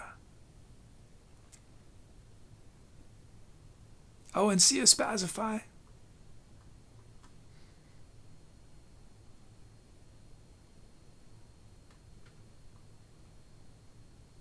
Mark writes, people are limited to 2,000 channels they can follow, although I'm nowhere near my limit, yeah.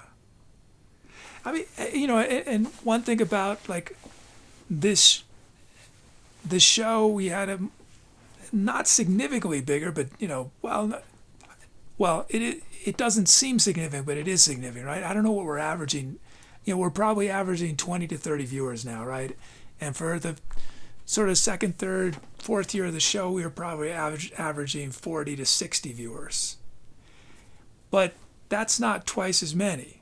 That's like 10 times as many viewers, because not every viewer is watching at the same time, right? So that's a huge change in terms of the total size of our community, right?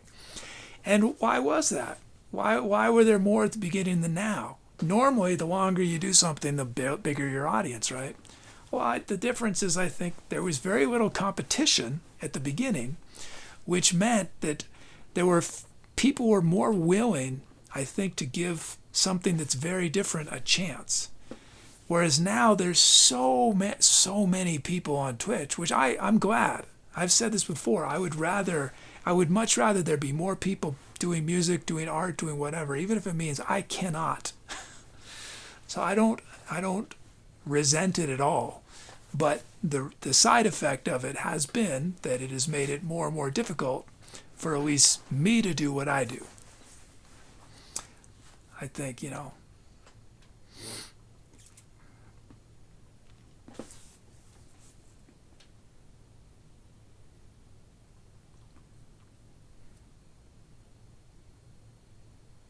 Hey, Chalice, maybe it could help if there was a sign live improv. We can have a short talk between songs.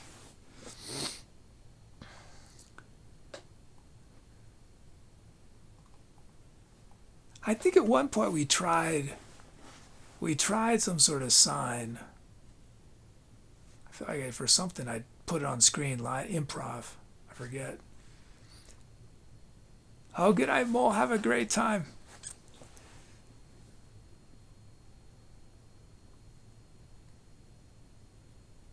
He said, I think you said it yourself. You don't have a hook. The song changed a lot. You make me as music, some of the best music I heard. But the process is so bureaucratic. Absolutely. I agree with you. And that's the part I'm sort of burnt out on. If new people could instantly shape the song, I think it could be such an impact. So they would be like, whoa, me being there did this song. It took me 2 shows to figure out how to shape a song. Yeah. Yeah. I mean, I think someone who does that really well, you know, is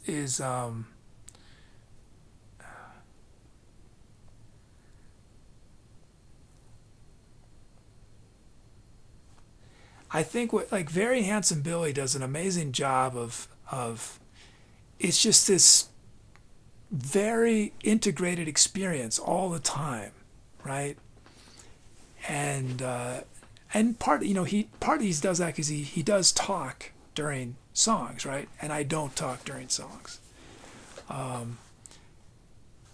But again, I both recognize that like the way he does it works extraordinarily well. He's an extraordinary musician, and his just vibe is just always, when I've seen him, he's always just effusive, and so it's just no matter what's going, it's the Very Handsome Billy vibe, right? It's amazing. But I am not consistent like that because my emotions are not consistent like that, I think. Not to say that his are. I'm sure he goes through, and I'm sure on his stream there's a lot, but I'm just, you know, when I do a song, I need to be 100% of the song, right? I'm not going to interact with chat. I need to be 100% in it. Otherwise, I'm not able to be fully invested in it. I think other people can be. I think there's lots of Twitch streamers who are able to just seamlessly switch between the music and interacting and go back and forth, and it elevate both. But I can't do that, and I'm just not. That's just not how I can be, right? I'm really intense about, and I need to be single-minded about whatever I'm doing, and that's just going to be a downside of that I have to work against because I don't see that changing.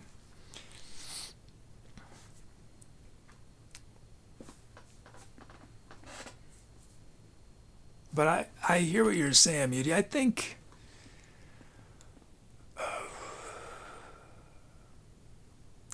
I feel like a prisoner of the loop of the show, right? Y'all have heard me grumble more and more over the last couple years about and I think one way around, and maybe someone's already written about this, you know, one way that I have thought about it, that eventually is some way that I can more get out of the structure of the loop of the show and just do something spontaneous that gets people involved quicker. And you know, part of my, and I stopped working on it, and my progress sort of hit a brick wall, but because of that. But that was one of the impetuses for starting to do my improv lyrics, right? Because if I get improv lyrics, if I can get to the point where I'm really snappy, then people come in and I can instantly do something that gets people, we just do a song right then. And that was part of the guitar idea too, is I could just play guitar, do something right in the middle of the loop structure. I don't mean, you know, rather than waiting until we finally demo the sounds, do the drum beats, and then do the song, at any given point, we could insert a song into the show. But I guess even the biggest issue, right, that's changed is that new people are not coming into the channel almost at all. Tonight was an anomaly, right? Tonight we had 2 raids. Back in the first couple years of the show, we get a raid almost every show, multiple raids. Now we'll go a month sometimes without a raid. So that's the big problem, is that people, and I had analytics that started showing this 2 years ago. Like the number of new people, Tubi was tracking how many new chatters were in chat, not just people who are writing, but people who are just lurking, right? And the number of new people is just so much smaller than before, while the number of possible streamers for them to watch is much greater than before. And that's why you listen to anybody who's trying to help Twitch streamers grow, and they all say the exact same thing. If you're trying to grow on Twitch, you won't. There's like one in a million are gonna be able to grow on Twitch. The rest of us are gonna have to find some other avenue and bring people to Twitch.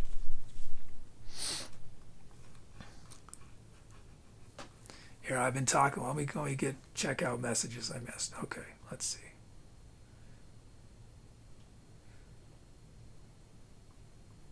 But I hear what you're saying, Muti.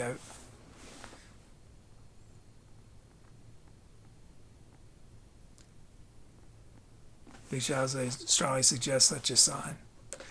What I'm thinking is really emphasizing the van as the hook, and have a big thing like, I don't know, music in a van or something, because I think that's. I just don't know that improv is a hook, I don't know that it really is. I think a lot of people, they come in and they don't really understand that I actually am making this up from scratch. And I'm not saying it's good, but I do think that that's distinctive, because most improv that you're going to see is improv on somebody else's track, or it's improv over a song that's already been written, right? I'm starting from scratch every time. And I think it's hard for people to most people don't even understand that at first. But I'm hoping that just this van, but again, I think I've resigned myself for a while that anything that depends on Twitch, I can't, it's not going to work. I have to find some other way to bring people here.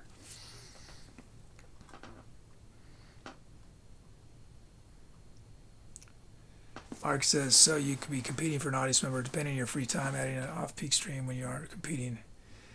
Yeah, I've tried a lot of different things. I mean, we went through a stretch where I was doing a long stretch. For the most part, for the first 4 years of the show, I was doing 5 to 6 shows a week, 5-hour streams. I was streaming an insane amount, and I tried doing off-time streams, and they never really.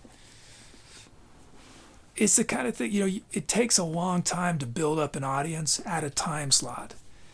And, yeah.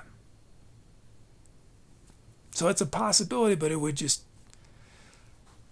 be, and it's something I might do when I'm in the van, because the van is me appreciated more when you can see it, when it's daylight out, right? So right now it's be pitch black outside. So it's not that exciting that I'm in a van. I mean, I'm not in a van right now, but if I were in a van, right?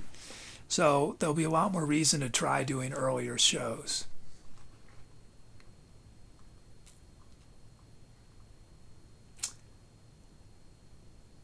Oh, hey, yes, Sven. Am I saying that right?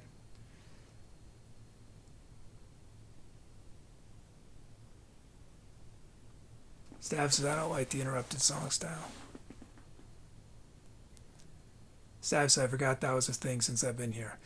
And the fact that I don't interrupt songs means I can release albums, right? That's a big advantage. The fact that I don't have any audio alerts means that I can release everything I do as albums and put them on radio or something. We had ETC radio for 2 years.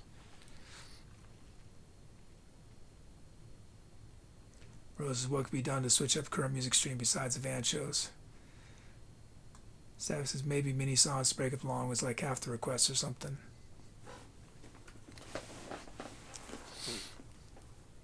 I mean, I think there's a lot that can be done, but but the biggest thing is if there's nobody coming in the first place, it doesn't matter what I change, right? I could just start doing cover songs, and if nobody's coming in, it doesn't make a difference. That's partly why for the Etc. Kids Social, and I could be totally wrong. Well, at this point, I have no confidence that anything I do is going to, bring more people. Part of me just feels like what I do is always going to be esoteric, and from my own sense of self, that's fine, right? I don't care. I've never done this because I want attention. But my hope by doing these social media things that are basically condensing the show down to a minute is that, and explaining the show over and over and over again, it's interactive. You help me make the music. You pick the sounds. You name the songs. That people will come in, hopefully, with an idea already of what it is, and be more receptive to give whatever happens a chance because they're already invested in the concept of the show. But nothing I've tried has worked yet, so there's no. I don't know if this will be any different.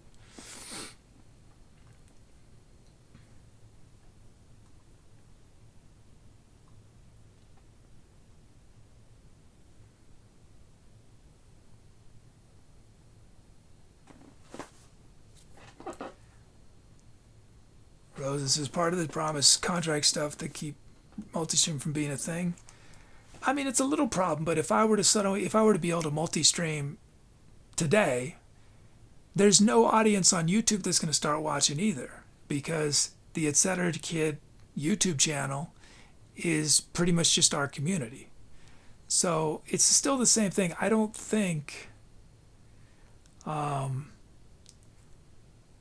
least as of now, there's no evidence that I could ever make this work just streaming, even if I were to multi-stream. Now, the problem is all I want to do is live, right? That's really all I want to do. And it's not that I don't enjoy the non-live stuff. I can enjoy it, but it's not at my core what I want to do. And so I don't have the same capacity to put I would not be able to put myself through what I put myself through for the last 6 years for Tommy Pneumatic, right? But I've kept this going. I've moved twice. I'm about to move into a van, trying to keep the improv going because that's what is I love live. I love letting whatever happens happen and then move on. Move on to the next one. So it would be, if Twitch, if you're watching, really nothing changed with your policy change. We need to be able to multi-stream to YouTube for it to make any difference whatsoever. So Twitch, please, for us tiny little partners and affiliates or whatever, please, if we go out of business because we cannot multi-stream, it doesn't help you. But even if we could multi-stream on YouTube, I don't think it's enough. I have to figure out some other way that's not streaming. Because the problem with streaming is it requires that it's limited, right? I can only stream so many hours. And whereas if you post a video on YouTube, that video is working for you 24 hours a day, right? So that's the smart thing to do, and that's what all the Twitch gurus tell you to do. And right, but it's finding the thing that is going to feel okay for me, and that I'll be able to keep doing without going crazy. Let's see, catch up. He says you have a great personality. It's engaging. You is literate and educational. I think you keep forgetting that besides music, people also come for you. Market yourself as you are, and you can do that without selling out like those promos you just mentioned. It's that one gear that needs to be the right size and the right timing and will dominate streaming land.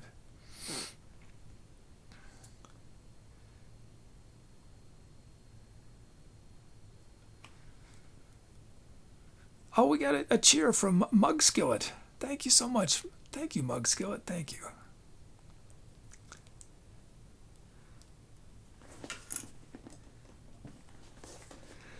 Yeah. Well, I tried a couple of those little things, the little, YouTube. I put them on TikTok, I guess. I did TikTok and YouTube, those shorts where I condensed a song down into a minute, where I said, challenge me, I played the sounds right. But I only did 2 of them, and I got burnt out. And part of it was I got burnt out because I was just in here, and I'm just so burnt out of being in the same place. And I'm hoping that being in the van, being outside, I love being outside, and that it will inspire me to have more fun with that stuff. And that it'll, like what I'm just responding to what you're saying, and that it'll make it easier for me to, I appreciate you saying that there's something about me that is, I don't know if I agree with that, but I appreciate you saying that. And if that's true, that hopefully some of that, it'll be easier for that to come out once I'm outside in the van and living a life that does intrigue a lot of people. Not everyone, of course, but at least some people. So hopefully that will, it's very different me sitting in here doing 20 videos in a row where it's like, okay, chat challenged me and they challenged me to do a song with these 6 sounds. Here's the sounds, right? And it's the same video. Even if the music's totally different, it's still the same video over and over again. I'm hoping that if it's me out in the desert, even if it's a different desert, it's different places. It's more vibrant and alive and interesting. And maybe it's only more interesting for me. I don't know, but we'll see.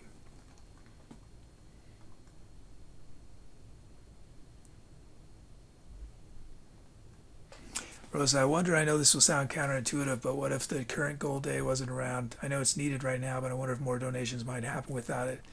This is all hypothetical. I wonder because some of the things people might want from you is locked behind a goal, and not everyone has enough to throw you to unlock goal. Well, the thing, Rose, and remember that the reason for this complicated system is that goals represent money and time. And the goal for the day pays for the show. So if the show isn't paid for, and then I'm now having to commit money and time when the show hasn't been paid for, that doesn't work. So basically the alternative is to have no goals and only a goal for the day. That I can't, goals do not work. Goals don't work if the goal of the day is not being met. So that's why the goal has to be met for them to be available. I don't know if that makes sense, but it's like, if you think about, one of the goals is an encore, right? An encore means essentially an extra 45 minutes to an hour for me of time. So if we don't have a goal for the day, then, and I do now an extra hour, I've done a 5-hour show now, and I don't have the money that I needed for that day to pay for the bills. So I can't really change that system.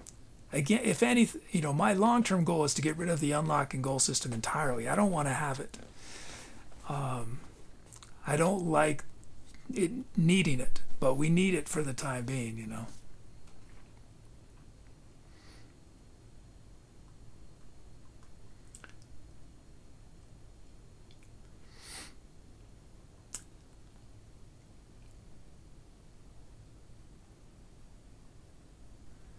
So I would suggest getting involved with the charity train. I've done some, I believe I've been a part of some of the charity things over the years.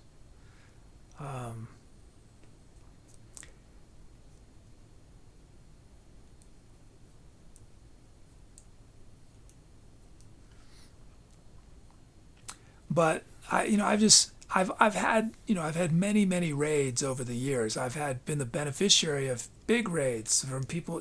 We've had tremendous support from a lot of music streamers who really believe in what we're doing. We've had support from Twitch, right?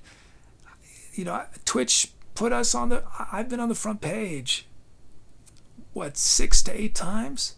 We have 5,000, 10,000 viewers. And if anything is illustrative of the fact that what I do just does not appeal to a lot of people, even though some people feel, or, Twitch is willing, says this is something that we want to give exposure to, right? But what happens when we're on the front page is we get lots of people say, oh, this is really cool. But it's not something they see themselves watching over and over again. It's like they like the concept, but at least in the moment, it doesn't seem like the kind of thing that they're going to. And part of the is that, Twitch is ultimately not a music place, it's a gaming place.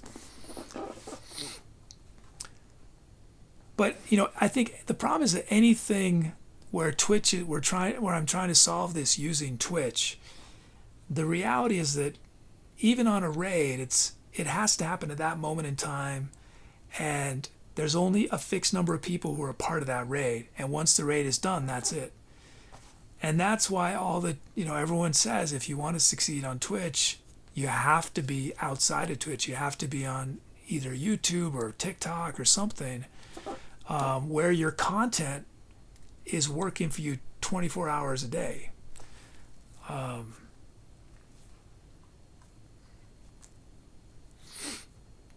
So I feel like I don't mean to be, I don't want, I feel like it might seem like I'm negating what people are saying. I appreciate all the comments, but it is, this is something that has been existential for me for 6 years. So I've thought through many of these things and tried a lot of different things. Now, I have probably not tried things long enough, as Muti and Rosen were getting to, I do run out of patience with ideas if they don't work, if it's not something that is core to what I believe in. I do have limited.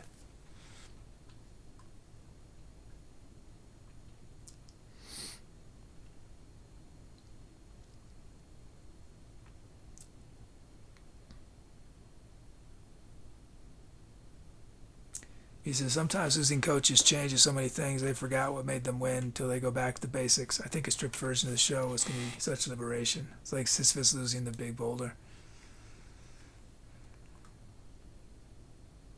Muggs goes, his time equals money.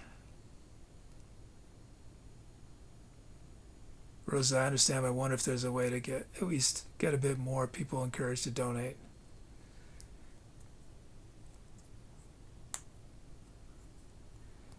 But like I was saying before, I just don't feel good about that anymore, I never felt good about it, but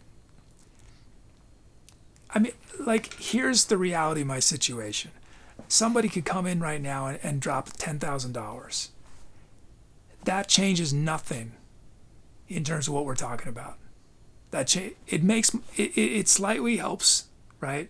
It helps a lot, right? 10,000 is a lot of money. But it's like if you have a ship that's sinking, just having a few more people to bucket out water doesn't make a difference. And that's the situation with this show, is that a little more money, or even if a big donation comes in, yeah, it helps, but it's not enough. The only thing that gives this show a future is more people here. That's it. Nothing else. That's the only thing at this point.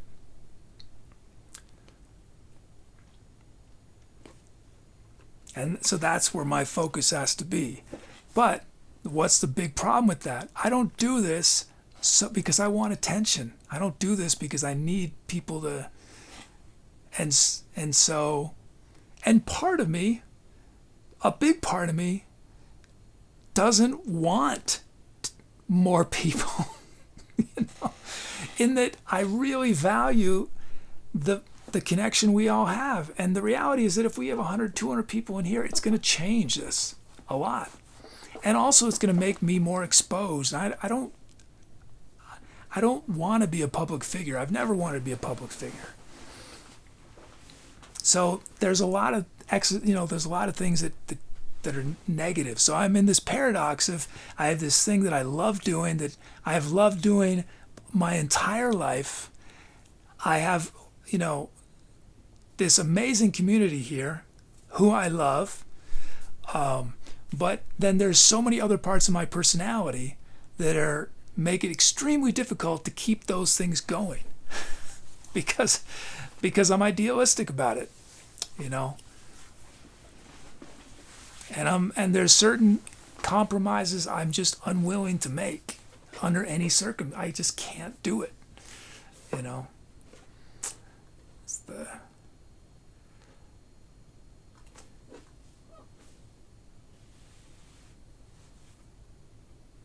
Beauty says, bro, negate away. I'm an outsider. Right? You live in it. You got the credit monster haunting you. Yeah.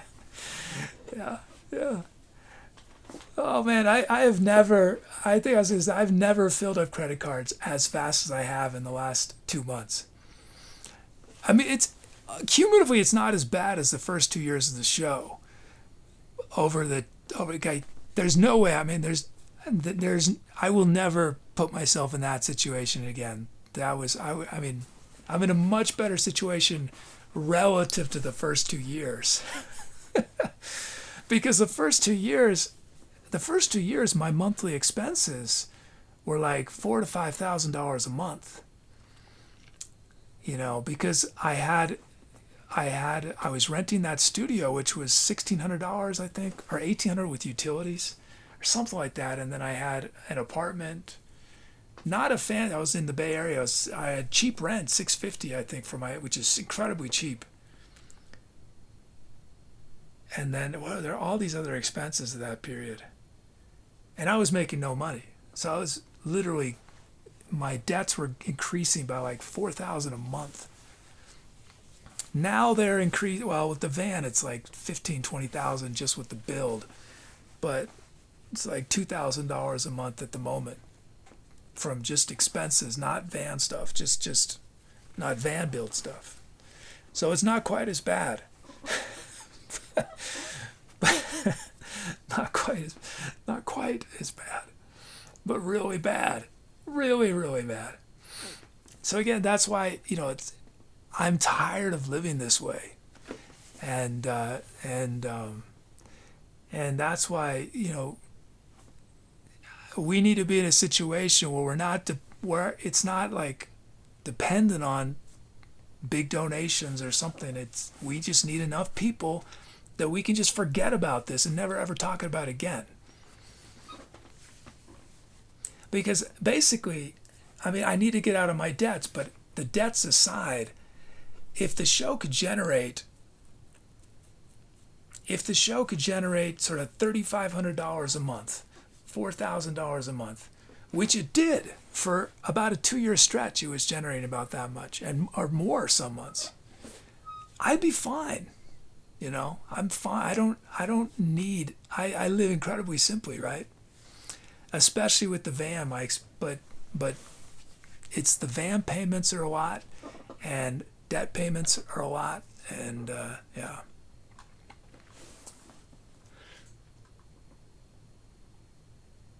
Oh, Woodwees. Hey, Woodwee. Woodwee says there's something about Twitch that has to do with shared experience. I wonder, since you're doing something new every time, that by definition it's hard to share. Yeah. People can't relate as well to harmonies, for example, because they're unique. They can appreciate the process, but that doesn't work long term. I agree with you that getting out to places that people can relate to in the wild may be a compelling thing for you. Yeah. Mark says you might be a mint chocolate chip delicious, but if chocolate peanut butter is available, you're going to be skipped. Yeah.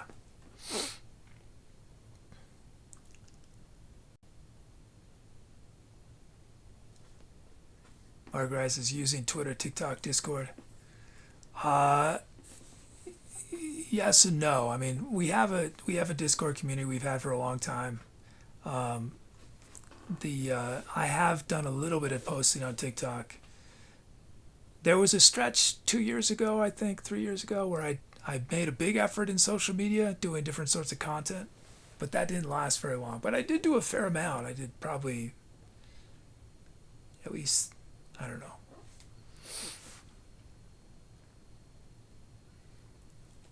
But to my knowledge, I only know of maybe 1 or 2 people who have ever come here based on anything I've done outside of Twitch. So 99.9999999% of our growth has been from raids. Most of our community is from the first 2-3 years of the show. The vast majority of the community over the last 6 years have been from the first 3 years. And we definitely have, there's definitely newer members who are amazing, but just from a numbers point of view, it's primarily people, who've been watching a long time.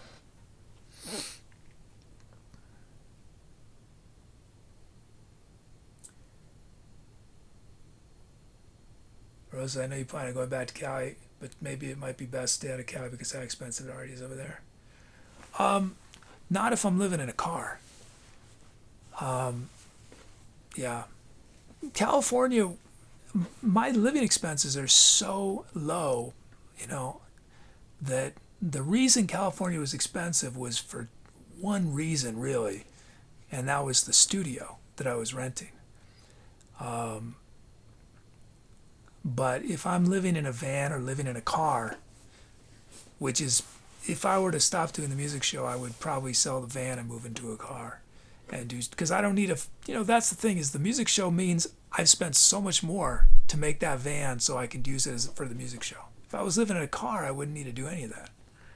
But yeah, that's what I was saying, is if I can live in California and they have the much higher minimum wage, I could get a job that doesn't annoy me. Right, I could get something that I don't have to use the part of my brain I don't want to use and live in the vehicle and do really well.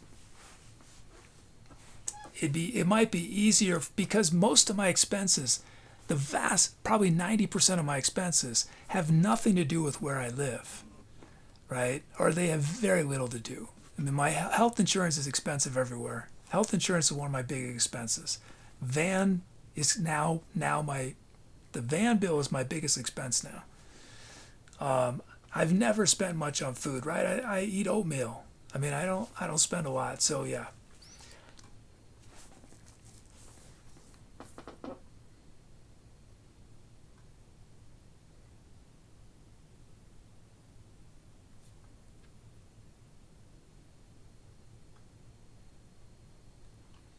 Luis, is there any money in those YouTube channels to follow the lo-fi? Could you set up your radio stream there? I think the only possible way that radio could work is if it was incredibly curated. But I was doing, we had Twitch radio, ETC Kid Radio for what, 2 years, and I had to stop doing it for some technical reasons that I changed my setup and it didn't, but we rarely had more than 2 viewers. So it's just the nature of my music, because it's improvised. It's not instantly, it takes time to develop. That's why the songs are 15 minutes, 20 minutes long, is that it takes a little while. And so there's lots of opportunities to change the channel, so to speak, if it's radio. Versus radio that has 3-minute songs. Right, if you don't like a song, it's done almost immediately, and the next song instantly starts with the hook. Everything's already there. Whereas with my songs, right, I start with one sound and then I add a second sound and the third sound, and that first part might not really go anywhere, and then we go to the second part. Maybe it's not till the third part. It might not be till 15 minutes in where the song really gets going. So yeah. But I had it on YouTube too, and we had radio on YouTube, and it didn't seem to work. I think that would be a great tactic if I had shorter songs that were more polished, more produced, finished, less evolving. My tracks evolve, and I don't think that works super well for radio. I think you want something that's, short and sweet and straightforward.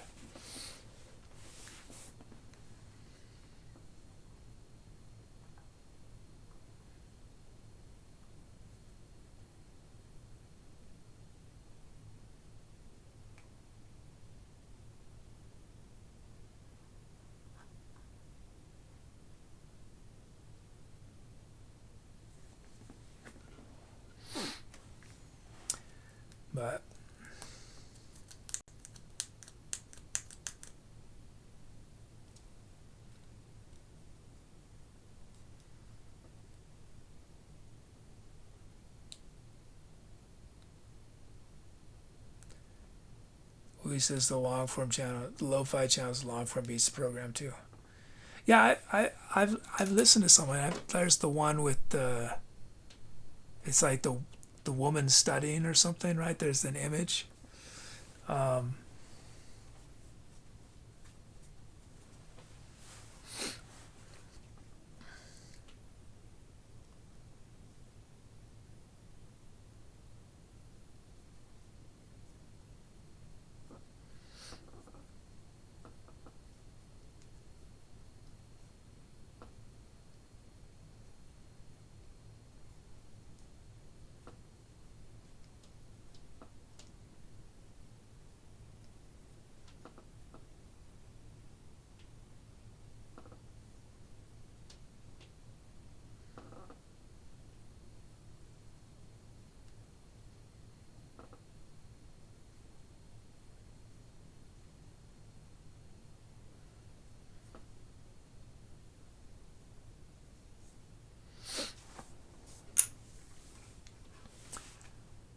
Thanks again, Staffy, for that donation. Because I think the shared experience mentioned earlier is a good point. That could be the one thing missing.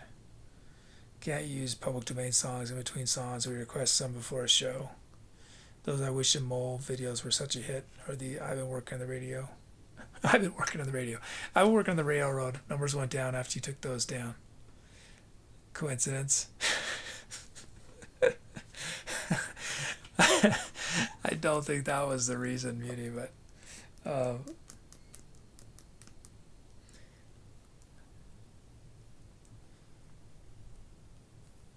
I think it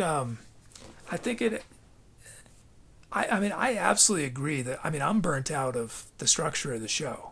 So I agree that all those things would make this a more dynamic show. But again, like, the biggest issue is that nobody's coming in the first place compared to when I first started, right?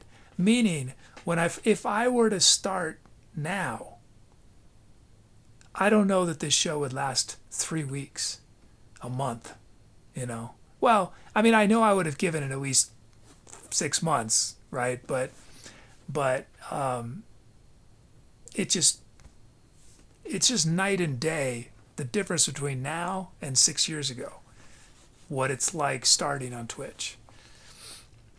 So I don't think there's,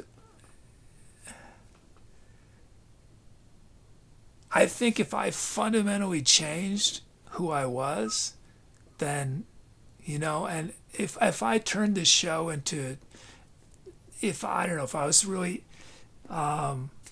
if I sort of adopted that sort of Twitch, how should I describe it? Just the very confrontational Twitch style where everyone, people are intentionally dramatic and reaction, right? That thing that's giving constant stimulation of tension and release, or it's mostly tension, right? Maybe that might work, right? But I think the only way I could succeed in, and I don't like that word, but from the point of view of me being able to keep doing this, right? That's how I'm defining success in this context, is me being able to keep doing this, keep being able to do music on Twitch. I think I would have to radically transform who I am, and that's not going to happen. Seagull says, you look kind of like Kevin Bacon. Is that a good thing? Oh, you said you like it. Oh, that's good.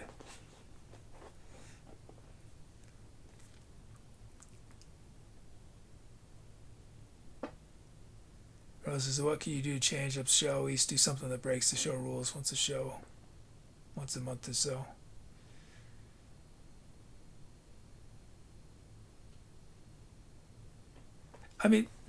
There's tons of things that could be done, right? That's how I would prefer to be spending my time the last 6 years doing mostly practicing and then spending time doing interesting things for the show. The core part of the show, right? The music. That's what I want to be doing. But I can't. I can't worry about that when the ship is sinking because I don't think it'll make a difference. It's why I can't practice, because if I could, practicing does nothing to help the show. It helps me, but it does nothing to help the show. And if the show isn't going, then so that's the problem. That's where I felt trapped for the most part this whole time, is that so much of the time I put in has been in these aborted attempts to, try to promote the show that I eventually run out of steam on because it doesn't work. Or I'm trying to figure out ways to, fund the show. I've had very little time to spend on actually doing more music stuff with the show. But but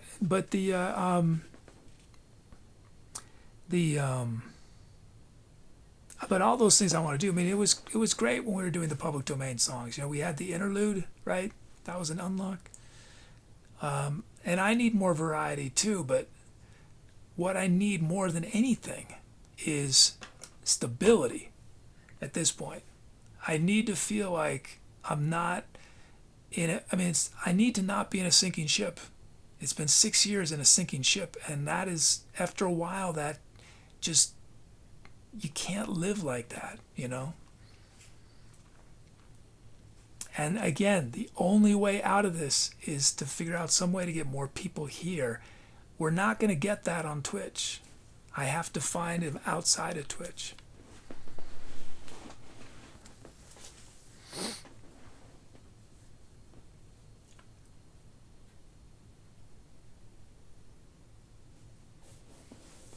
But like Muti was saying, I mean, just it's gonna be a big change, at least for a little while.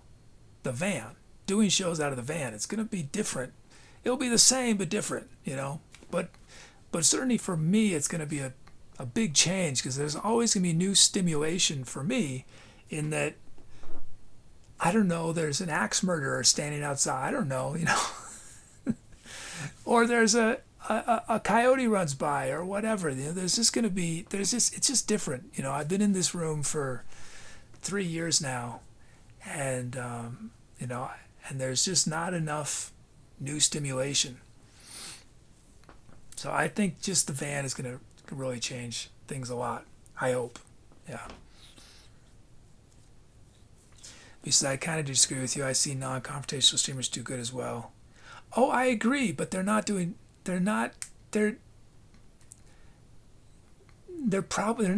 I'm doing, right?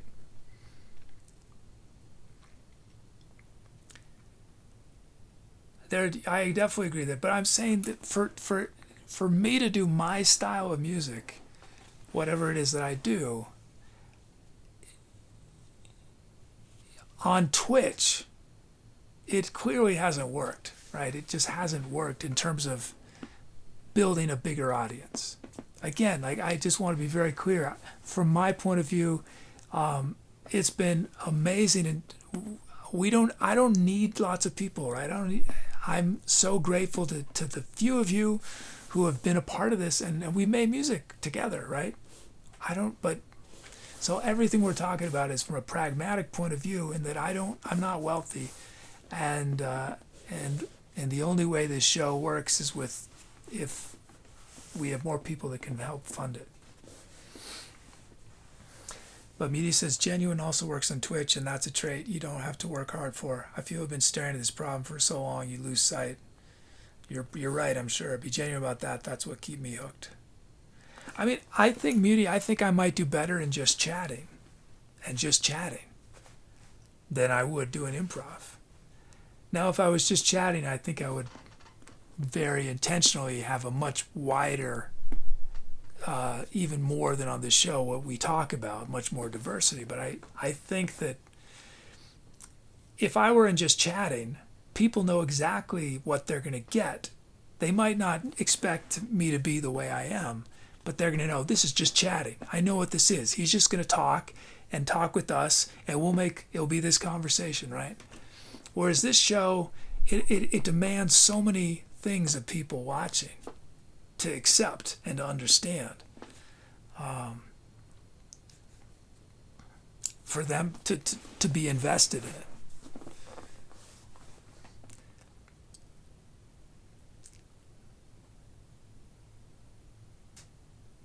But I appreciate that, Muty. I appreciate that.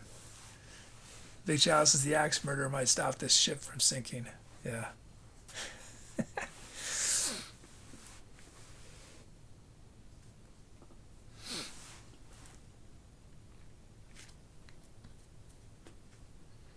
Oh, and thanks, Rosen. Yeah.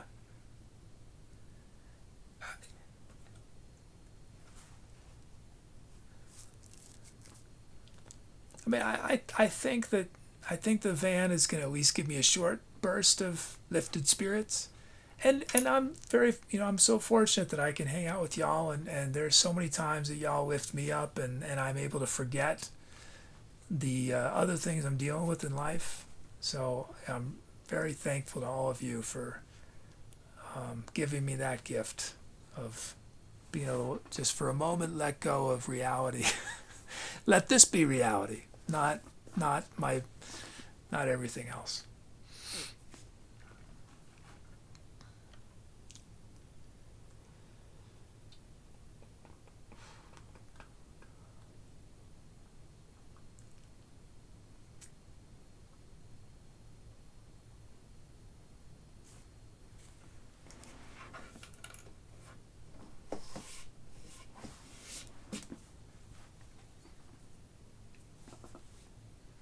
Oh, thanks, ETC Sim.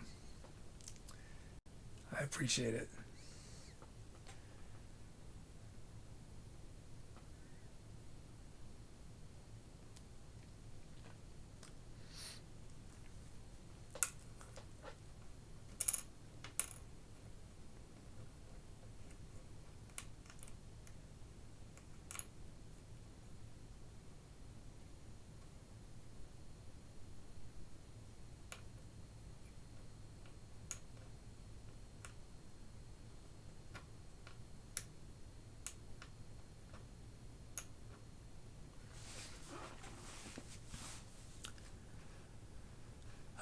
Da, da, da, da.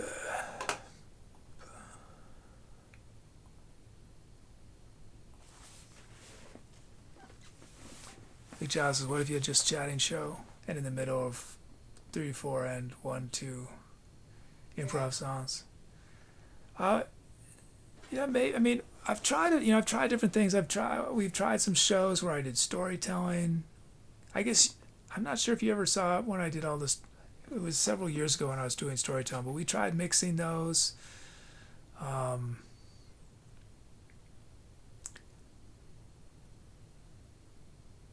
But when I said I think just chatting could work, I don't know if I said work or work better. I think the more accurate thing I would say is it'd be more accessible than this show.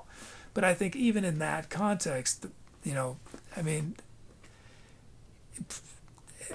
every Twitch sort of person who advises, I don't mean Twitch the company, I mean people who the influencers of becoming a Twitch streamer, everyone is the only way at this point is to do stuff outside of Twitch. That if you're just depending on Twitch, it's not going to work. That when I started, there was the whole grinding thing, right? You just do as many hours as you possibly can, and that sort of worked for me to start, but then it stopped working, and it didn't make a difference to do more hours. I saw a point where it didn't matter. I was still doing 30 hours a week on Twitch. It didn't matter. And that's why I've slowly reduced shows, because I realized that it actually was hurting me doing more shows.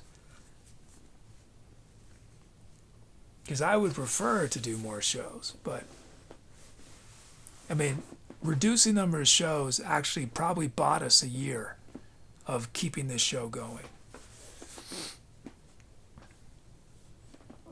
Big Child said I really mean just chatting because of being accessible as a bonus. Yeah.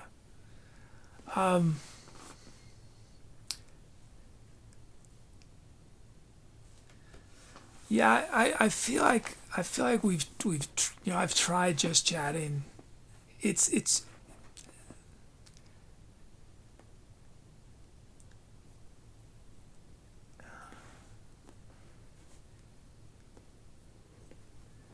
I don't know. I feel like I've done things in lots of categories and including just chatting, and it won't. I've just given up on Twitch being the way that's gonna work on its own. I have zero evidence at this point that Twitch alone. The only hope I have at this point is that somehow I come up with something that I enjoy doing, that I can promote on other platforms that will bring people here. But I mean, Big Child, I think in the van, I think it we'll try. We're gonna try that for sure in the van. I'll be doing just chatting in the van. Yeah, I think it's just right now. I don't think that there's enough. I don't think it would really. I would have to a few hours.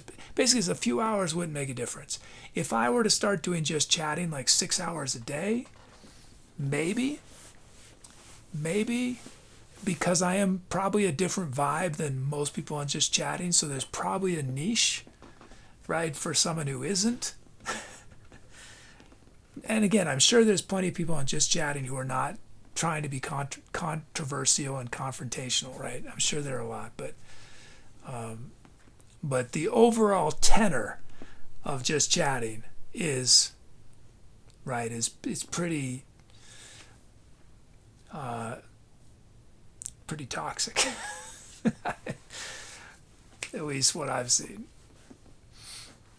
So, but Big Child, I think when there's the van, there's that hook of, oh, you live in a van?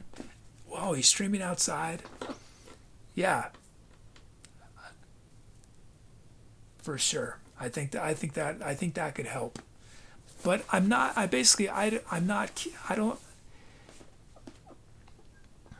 yeah.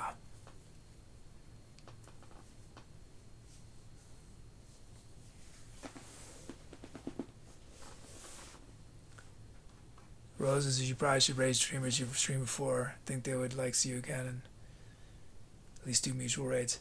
Again, I just fundamentally do not think that growth is realistic on Twitch at this point. So I've had tons of raids, and while they were key to at a certain point they didn't matter anymore. I hate to say it, but at this point I am very appreciative of raids, but they don't have an impact anymore. They did, but they don't anymore. I mean, I don't want to say they have zero impact, but they have very little impact. Not enough to make a difference. Not enough to turn things around. It's just, and I know how difficult it is to be on Twitch now, and I think that makes it even more why I want to raid people I haven't raided before, is because that might be the only raid they ever get. ET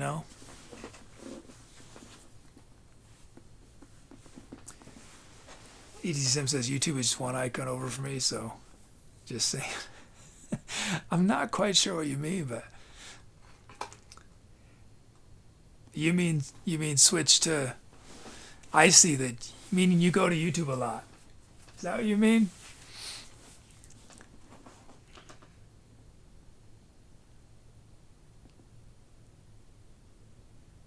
I don't know, it's just there. Yeah.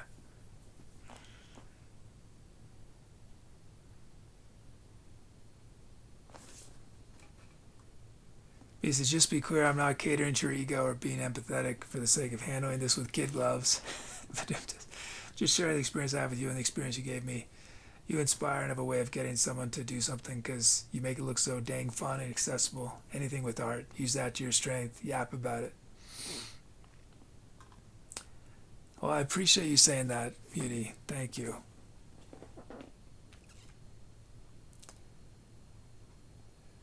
Thank you.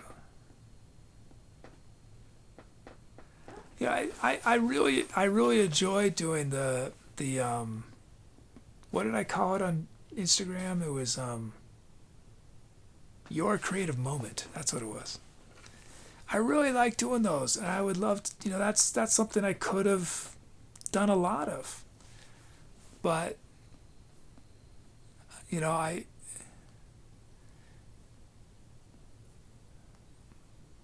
I need that evidence that it's actually getting new people, because ultimately it is I care about it, but it's not the core thing, right? For me, it would not be a satisfying life if that's all I were doing. And because of that, that makes it ultimately a peripheral thing. And these peripheral things, Badly Translated Game Show or Creative Moments or Tommy Pneumatic even, if they don't ultimately help the core thing, which is improv, and will always be improv, I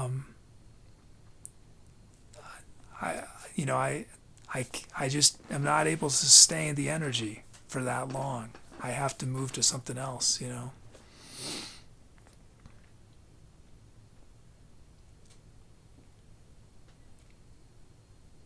But yeah, I forgot I did one of those in the first episode of Tommy Pneumatic. We'll try to do some more in Tommy Pneumatic, some creative moments. I wrote a whole bunch of I probably have 10 or 15 more creative moments that I wrote that I never filmed. I mean, they need to be edited, but yeah.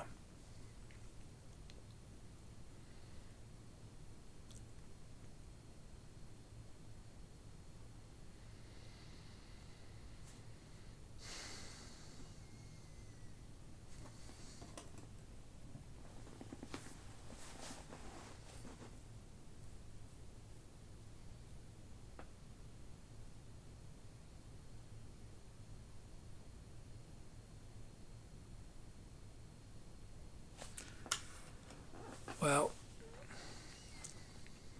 it's around that time I said I'd be winding down. Oh, good night, Big Child. Thanks for everything, Big Child. I appreciate it.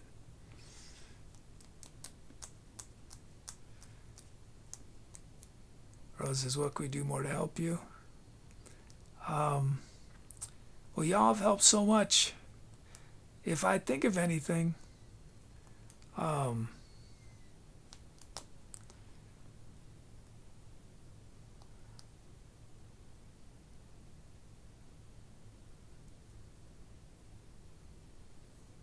I mean, I really do think it just comes down to me finding something that I can put on social media that I can be authentic and genuine about and enjoy doing at least somewhat, that works, right? That's going to appeal to people. And then at that point, and then, maybe it's something that y'all can help me make, and y'all can share it. But I mean, that seems to be the key, the big challenge, right?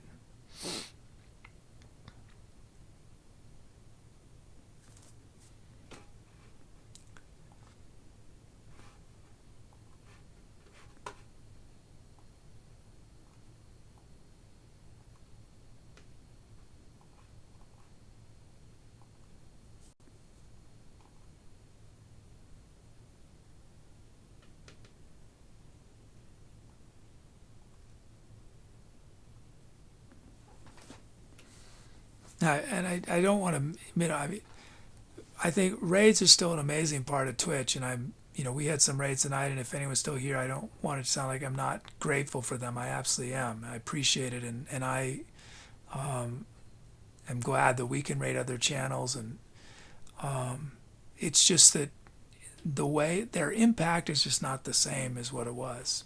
I had one raid in December of 2016, and I went from averaging probably 5 viewers to like 30 or 40, like that. One raid, and it changed the future of the channel. And that was from a couple streams. And I mean, that one raid, I cannot imagine a scenario where this show would still be here if it wasn't for that first raid from a couple streams. And then we had a raid from the Bob Ross channel in April of, or 4 months later, and that bumped things up by an average of 10 viewers or something, 10-20 viewers. So at least for me, raids have not had, we were lucky to have 1 or 2 people from a raid come back now. Whereas that first raid from a couple streams, we're talking in an instant, essentially 200 people or something became part of the community and kept coming back. Because it's not just, remember, when a channel averages 50 viewers, that means they probably have a core audience that's somewhere between 200 and 1,000 viewers. It takes a lot of people to have a small average like that. Hey, Jason.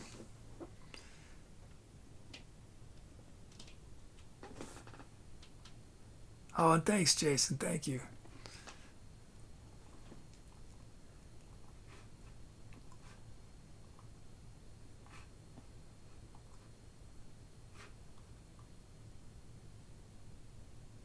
Swatter, you came from... Yeah, I think that, that seems... I don't know why I feel like that too. I just have, I think I remember that. And a couple streams have given me many raids, which I remain extraordinarily grateful to them.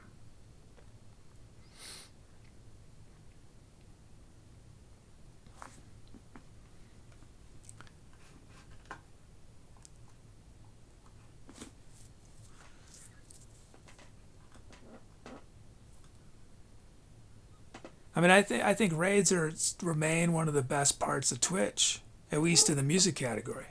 It's a really awesome thing that it happens, that people want to share each other's communities with each other, be supportive. So I think it doesn't have the same impact at all that it did, but it's still a beautiful thing that it happens.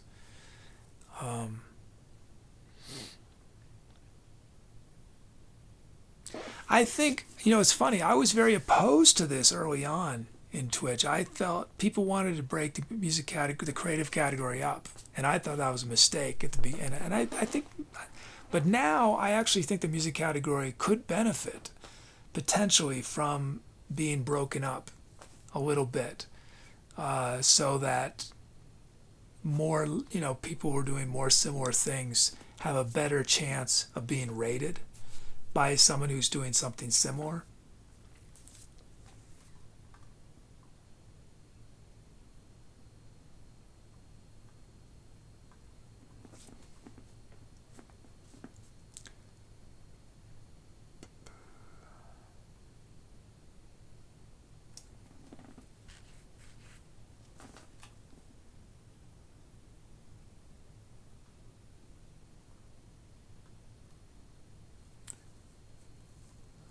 He says, no kid for a week. Now I know what Cussy feels like. Yeah. Oh, that's right. Oh, I'm not going to see y'all for a week. Well, we might do a bonus talk stream.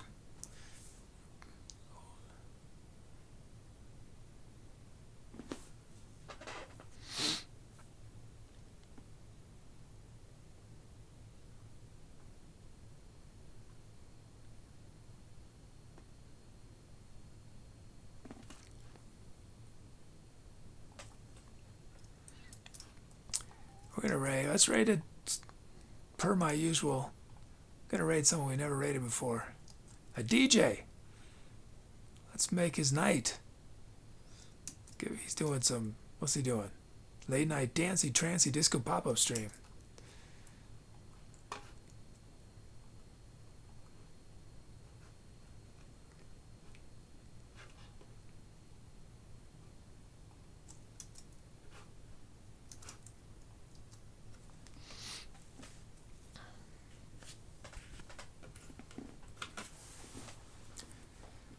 Thanks everyone for hanging out. Thanks for putting up with me while I go through these rocky waters.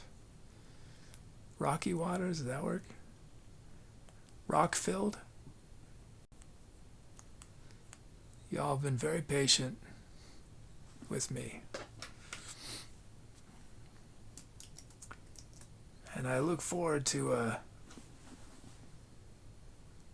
getting to the point when we're not talking about this ever again.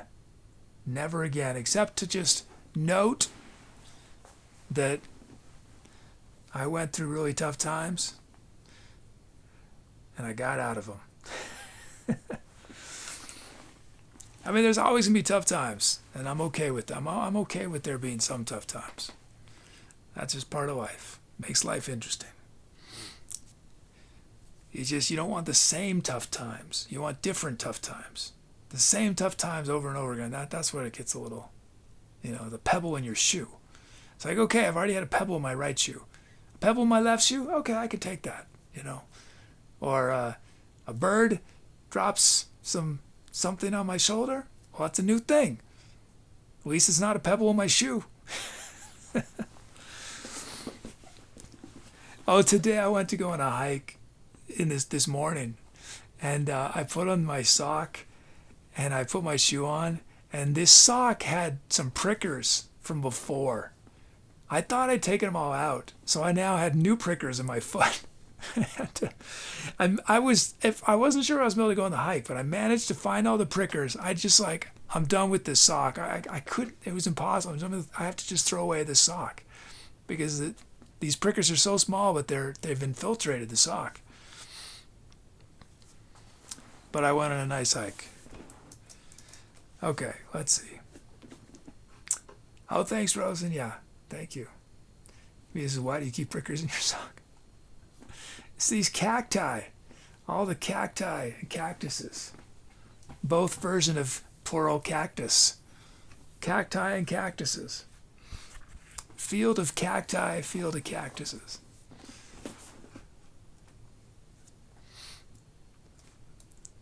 Oh, it's fine, Rose, and I'll still be able to get to my bed in time.